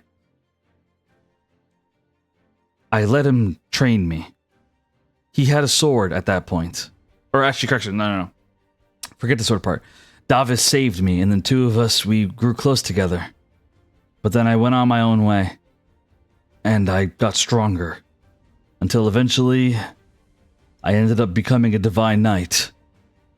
And when I did, my name became known by everyone within the Union. They called me Asher, the Fire Son. And as I got stronger, I got more popular. Until eventually I got a letter from a man who claimed to be my father. He called himself Bloomin. I never believed him. He sent me money. Month after month he'd send me money, but I'd never believe him. And then I saw him in person. When I saw you and Jerome. The man who used to be my father. The one who clearly had a whole life to himself while he left his only child alone in the Union. So that's how I know about Bloomin.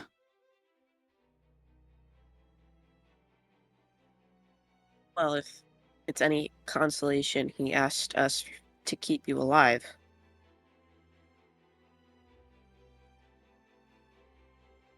Don't know if that counts for anything. It doesn't. I don't care about what happens to him. He's not my father. As far as I'm concerned, he's dead. And I'm an orphan. And when it comes to everything else, all that matters to me right now is protecting Alice and trying to save my friend Davis. I suspect that he could be here, and I want to save his life, if I can. And if it comes down to it, I will die to protect Alice.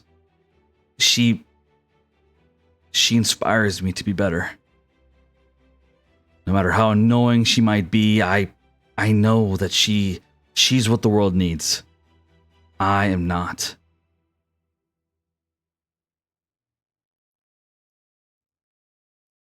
Isn't that optimistic of you? She says sarcastically.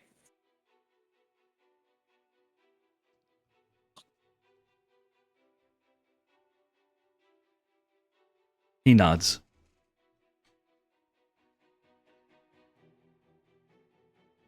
Yeah. Actually, forget the Davis line, because I forgot about that. Actually, my bad. I misread my notes. So he doesn't say that he thinks Davis is here, but that he wants to avenge him. Okay. So he says he wants to avenge Davis and protect Alice. Well, here I was looking forward to calling you a brother. And she said like with like a disappointed sigh. Why? Do you see Bloomin as your dad? Yeah. Well, then let me give you a free He- piece of they- advice. You don't want that man to be your father. Because take it from me, he'll just abandon you. The same way he abandoned me. Jerome nods. Well, you're not wrong there. He did betray us and is working for the Legion of Destiny or whatever the fuck they call themselves. I don't. We don't know the full story. Maybe he was just playing her or something like that. He wouldn't he wouldn't just do that. He wouldn't. Yeah, you tell yourself that. As Asher keeps drinking. Yeah, I'm gonna keep telling myself that, motherfucker. And she's gonna down the drink and she's gonna walk out of the bar.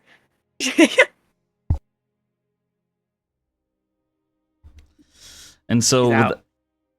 with that being said, Percy walks out. Jerome follows after her. You guys get your own tent. As you do, Kymari members would tell you guys that Mufasta is going to be busy tonight, and so he will see you guys in the morning. He says to meet you at his tent in the morning, and you guys will talk. But that you guys are welcome guests here, and that you guys can do whatever you desire until the morning. And so, Percy, you get your own tent. I'm going to mark where it is.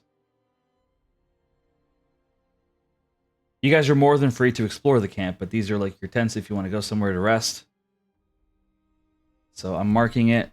Percy. So that's Percy's tent. Fancy. Jerome would follow you, of course. Here, I'll mark everyone's tents real quick so I don't forget. So this would be Alice's tent. This would be Alice and Gwen would probably be close to each other. So Gwen. Where's Asher's tent? Because he's not staying with that one. I don't know. We'll see. I'm just doing for the players. No, I know. I'm just joking. Nizora.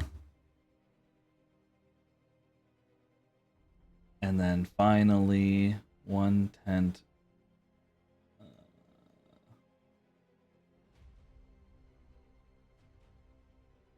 We'll say Vera's tent is right here. Right there. Vera. Okay, perfect. So those are the tents for you guys. And so you guys are all kind of like figuring out your situations. And with all that being said, I'm going to say it's about 10 p.m. at night. And Nizora and Vex are currently at the bar drinking. Percy walks away with Jerome towards her tent, angry about what Asher said. Iris and Xavier are resting in their tent as Xavier is recovering, but he is not dying anymore. Alice continues in her battle against Joan in front of the Elder's tent, while Elliot stands there injured by Iris's shocking grasp. Vera and Graven both walk towards the bar together after their moment together. And Gwen continues sharing the fire with Void as they enjoy their food and continue talking about their future. And so with all that being said, I'm going to end session there. I will be doing TexRP, don't worry. But all in all, that is the end of session 43 of the Chronicles of Dolores. We're gonna end it there because session has gone on for a good minute now, and I know you guys want to continue, but I do think this is a good spot to end. So we're gonna end it there, and we'll continue through TexRP. So that is the end of session 43 of the Chronicles of Dolores. You guys were all amazing. Very good session, seriously. I'm ending it there. As always, I want to do a little health check. Did everyone have a good time? That was such a good Yes. session. Yeah. Oh. I want to kill this guy, bro. Which, I'll tell you what. Let's do Alice's fight real quick, and then we'll end. We don't Yes, have I want to. to see this. No, I want to see this. All right, we'll do Alice's fight real quick. All right, so Before we end, we'll do Alice's fight. So, before Alice's fight, let me give a little bit of extra RP to Gwen, because I do feel a little bad. Gwen, is there anything you want to say to Void? I'm still kind of crafting that, so we can just do it in text RP. It's okay. Okay, are you sure? Mm-hmm. Awesome, just making sure. So, with that being said, we now go to Alice. Alice, you are facing off against Joan, blade to blade. He does not like you, as Elliot just kind of stands there watching. Now, he attacked, so it's your turn, Alice. What do you want to do? To attack. Yes, what do you want to do, Alice? Just attack again with my sword. All right, roll to hit. That's a 1. And that one? I'm using inspiration. All right, that's your third inspiration. Make sure you're marking that I off. am. It's at the bottom of my inventory in other position. Okay. How many do you have left? 1 now. I got like Okay. 3 this session. Now I have 1. Okay. That's 24 to hit. That hits. Okay. Can I also use Searing Smite? Yes, absolutely. Okay. Okay. So that is 8 damage, and then plus the 10 radiant damage, and then also he has to make a con save, and that's also 8 fire. Okay. Nat 20, he passes. He still takes fire damage though. So, where'd my... Okay, so that is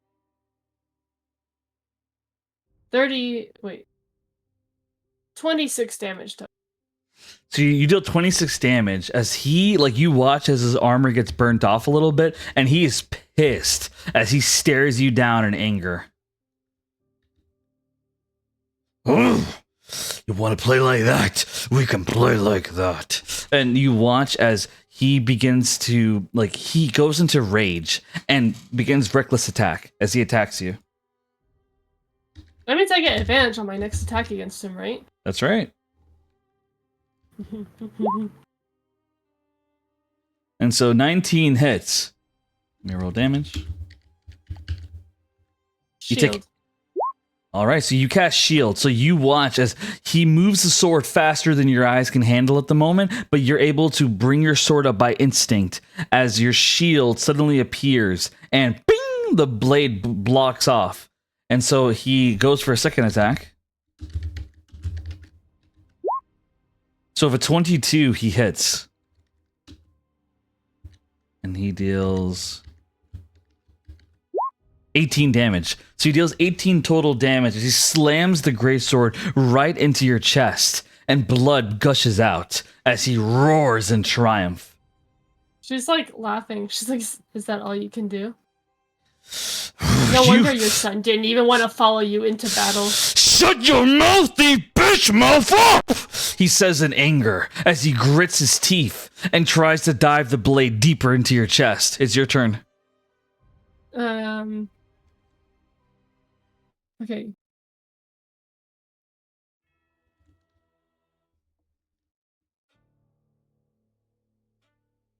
Yeah, I'll just do the same thing again. Attack with my... Reminder, if you attack with your sword, he takes half damage on bludgeoning damage. Yeah, I'm debating for...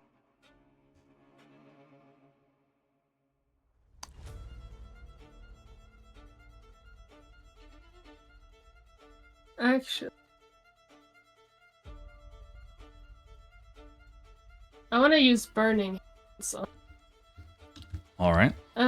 Would he get disadvantage from the... Because it'll be a dex save for him. Would he get disadvantage because of the frenzy thing? Or how does that work? No, that's for... Because he can't dodge as well? Yes, go ahead. You get advantage. Well, it's just... Oh, you're good. Well, okay. It's just burning hands. So he has to make a dex save. All right. Oh, no, it doesn't work that way. So for saves, it doesn't work that way. It's only for attacks. So... Okay. He still has to make a dex save. Okay. And he just takes half if he... He fails. Okay, that's 17 fire damage. And then I want to use. Oh, let me update my.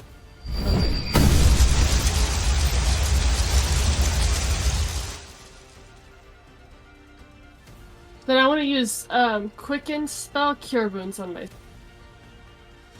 All right, so you guys watch as she bursts fire onto him, and then afterwards you immediately heal yourself as the fire kind of like moves around him, and he kind of roars in anger. And as he does, he looks at you and he swings his sword at you as he casts Searing Smite. And this time he uses Frenzy attack. The first one misses, he attacks again. Second one misses, he attacks again, a third time. With a 22, this one hits. Roll a con save. And I get advantage because. Yes. 14. So with 14, you pass. You take half fire damage. I'm rolling. So you take 3 fire damage. So you take 11 bludgeoning and 3 fire damage. So 14 total. Okay. And after he does it, he roars and says, "Roar!" Meanwhile, Elliot slowly gets up as he says, what happened? Where's Iris? Please tell me that she didn't save Xavier. He has to die for what's meant to happen. Xavier is supposed to die.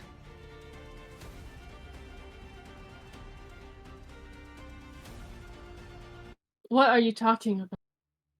The stars, they told me.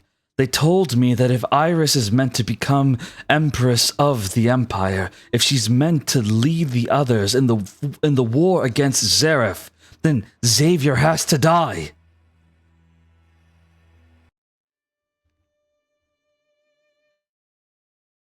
I'm trying to make when Alice believe him. Yeah, she's like,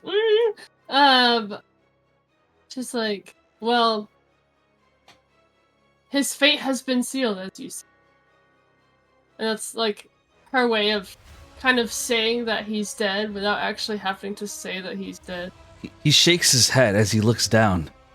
Perhaps I read the stars wrong. Perhaps I was lied to. You probably were, considering how many times I've seen gods lie to others. You don't understand. He told me what had to happen.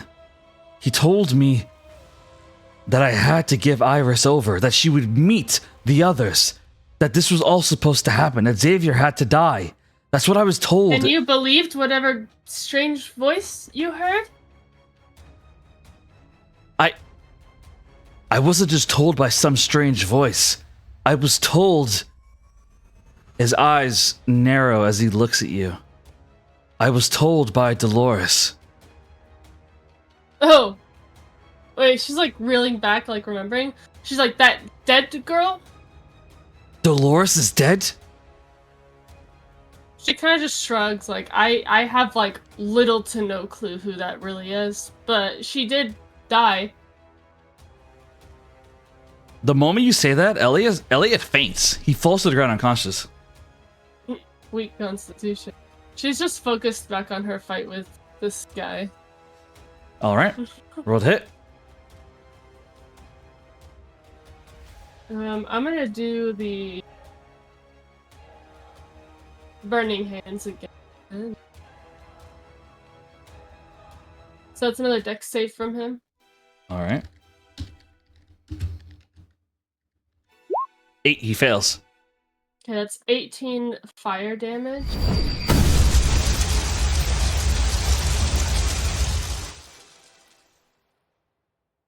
And then I'm gonna quicken spell cast it again at first level. And you're healing yourself, or what are you doing? Well, yeah, no, I was gonna do quicken spell. Well, yeah, I'll instead do quicken spell. How much damage was it again? 18. Okay. Yeah, I'll do cure wound. Alright, so you heal yourself.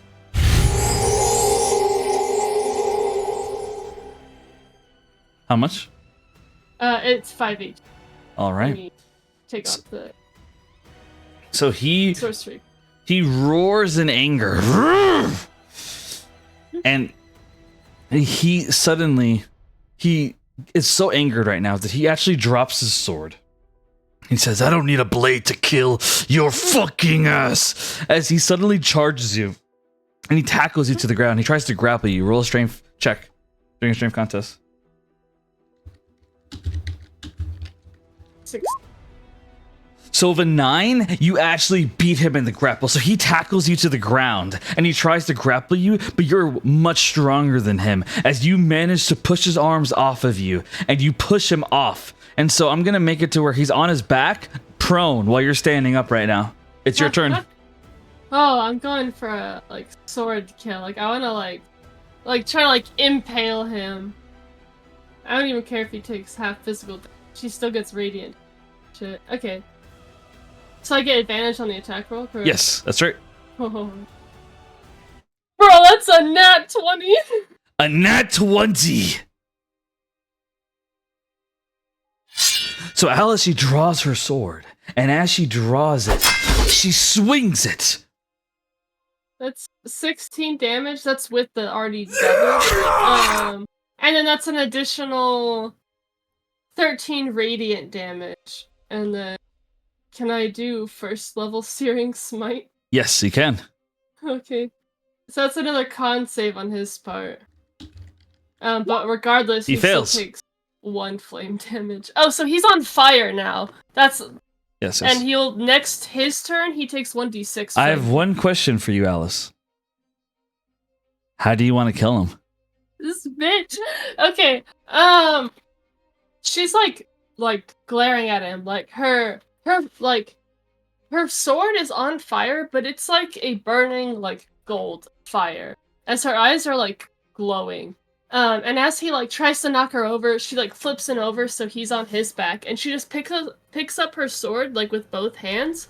And is like, "How dare you talk about your own son that way?" As she stabs it right through his heart, and it burns his heart as he erupts in fire. Damn, so he just dies right there. As Linton, he watches all of this, and he has a tear in his eye. And he has a tear in his eye as you see this, and he walks up to you, and he says, that may have been the most beautiful thing I've ever seen. You can have whatever you want, miss. You can have my life. Well, I can't give you my life. That belongs to Percy. But everything else I own is yours. My possessions, my food, my money, anything you want is yours. What is your name, miss? Alice. And there's nothing of yours that I want. I completely understand. You are clearly a woman who deserves more than I could ever offer. But my name is Linton, and I have so much to thank you for. Thank you. As he kneels to you, you freed me from my asshole father. Oh, and I didn't even have to kill him myself. Thank you so much. Thank you. He bows to you, tears in his eyes. She's kind of confused, but she'll just kind of nod and be like, "Get up, soldier. He If stands your up. tribe really is to help us in this quest against Ovelius, then you have more work." You're absolutely right. I have to warn you, my father had a few allies. I doubt they'll make a move, but just be forewarned.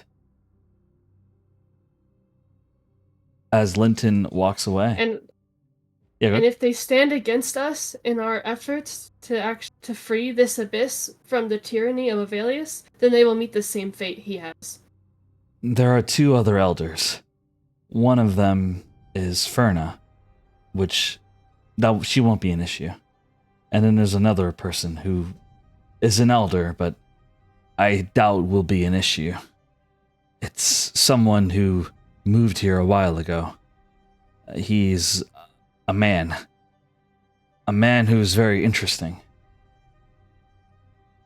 Okay, she's like, "I don't really care who your elders are." She's not. Well, I should warn you, he's human as well. The same as that man with the red hair. Why Elliot. does the race matter? Well, he might not be as big of a supporter of what you've done. Our culture dictates that we follow those who are more powerful. Humans are a bit different than that, though. At least the ones I've met. I can understand why, but do you not also serve your tribe leader? I do. I just don't know what he'll do. He has been taking a long nap. He had a lot of work done yesterday. His name is Atlas. Alright then. If that becomes an issue, then I will solve it later. He nods. Very well. And with that being said, that is the end of session 43 of the Chronicles of Dolores. The beginning of the session, I think my mic may not have been working, so I apologize if you couldn't hear me. But once again, I do appreciate you guys listening and watching so much. You're all amazing. Incredible performance done by everybody, seriously. And I look forward to where this story goes. Very well done, everyone. Very well done. That is the end of session 43. We'll see you next week for session 44 of the Chronicles of Dolores.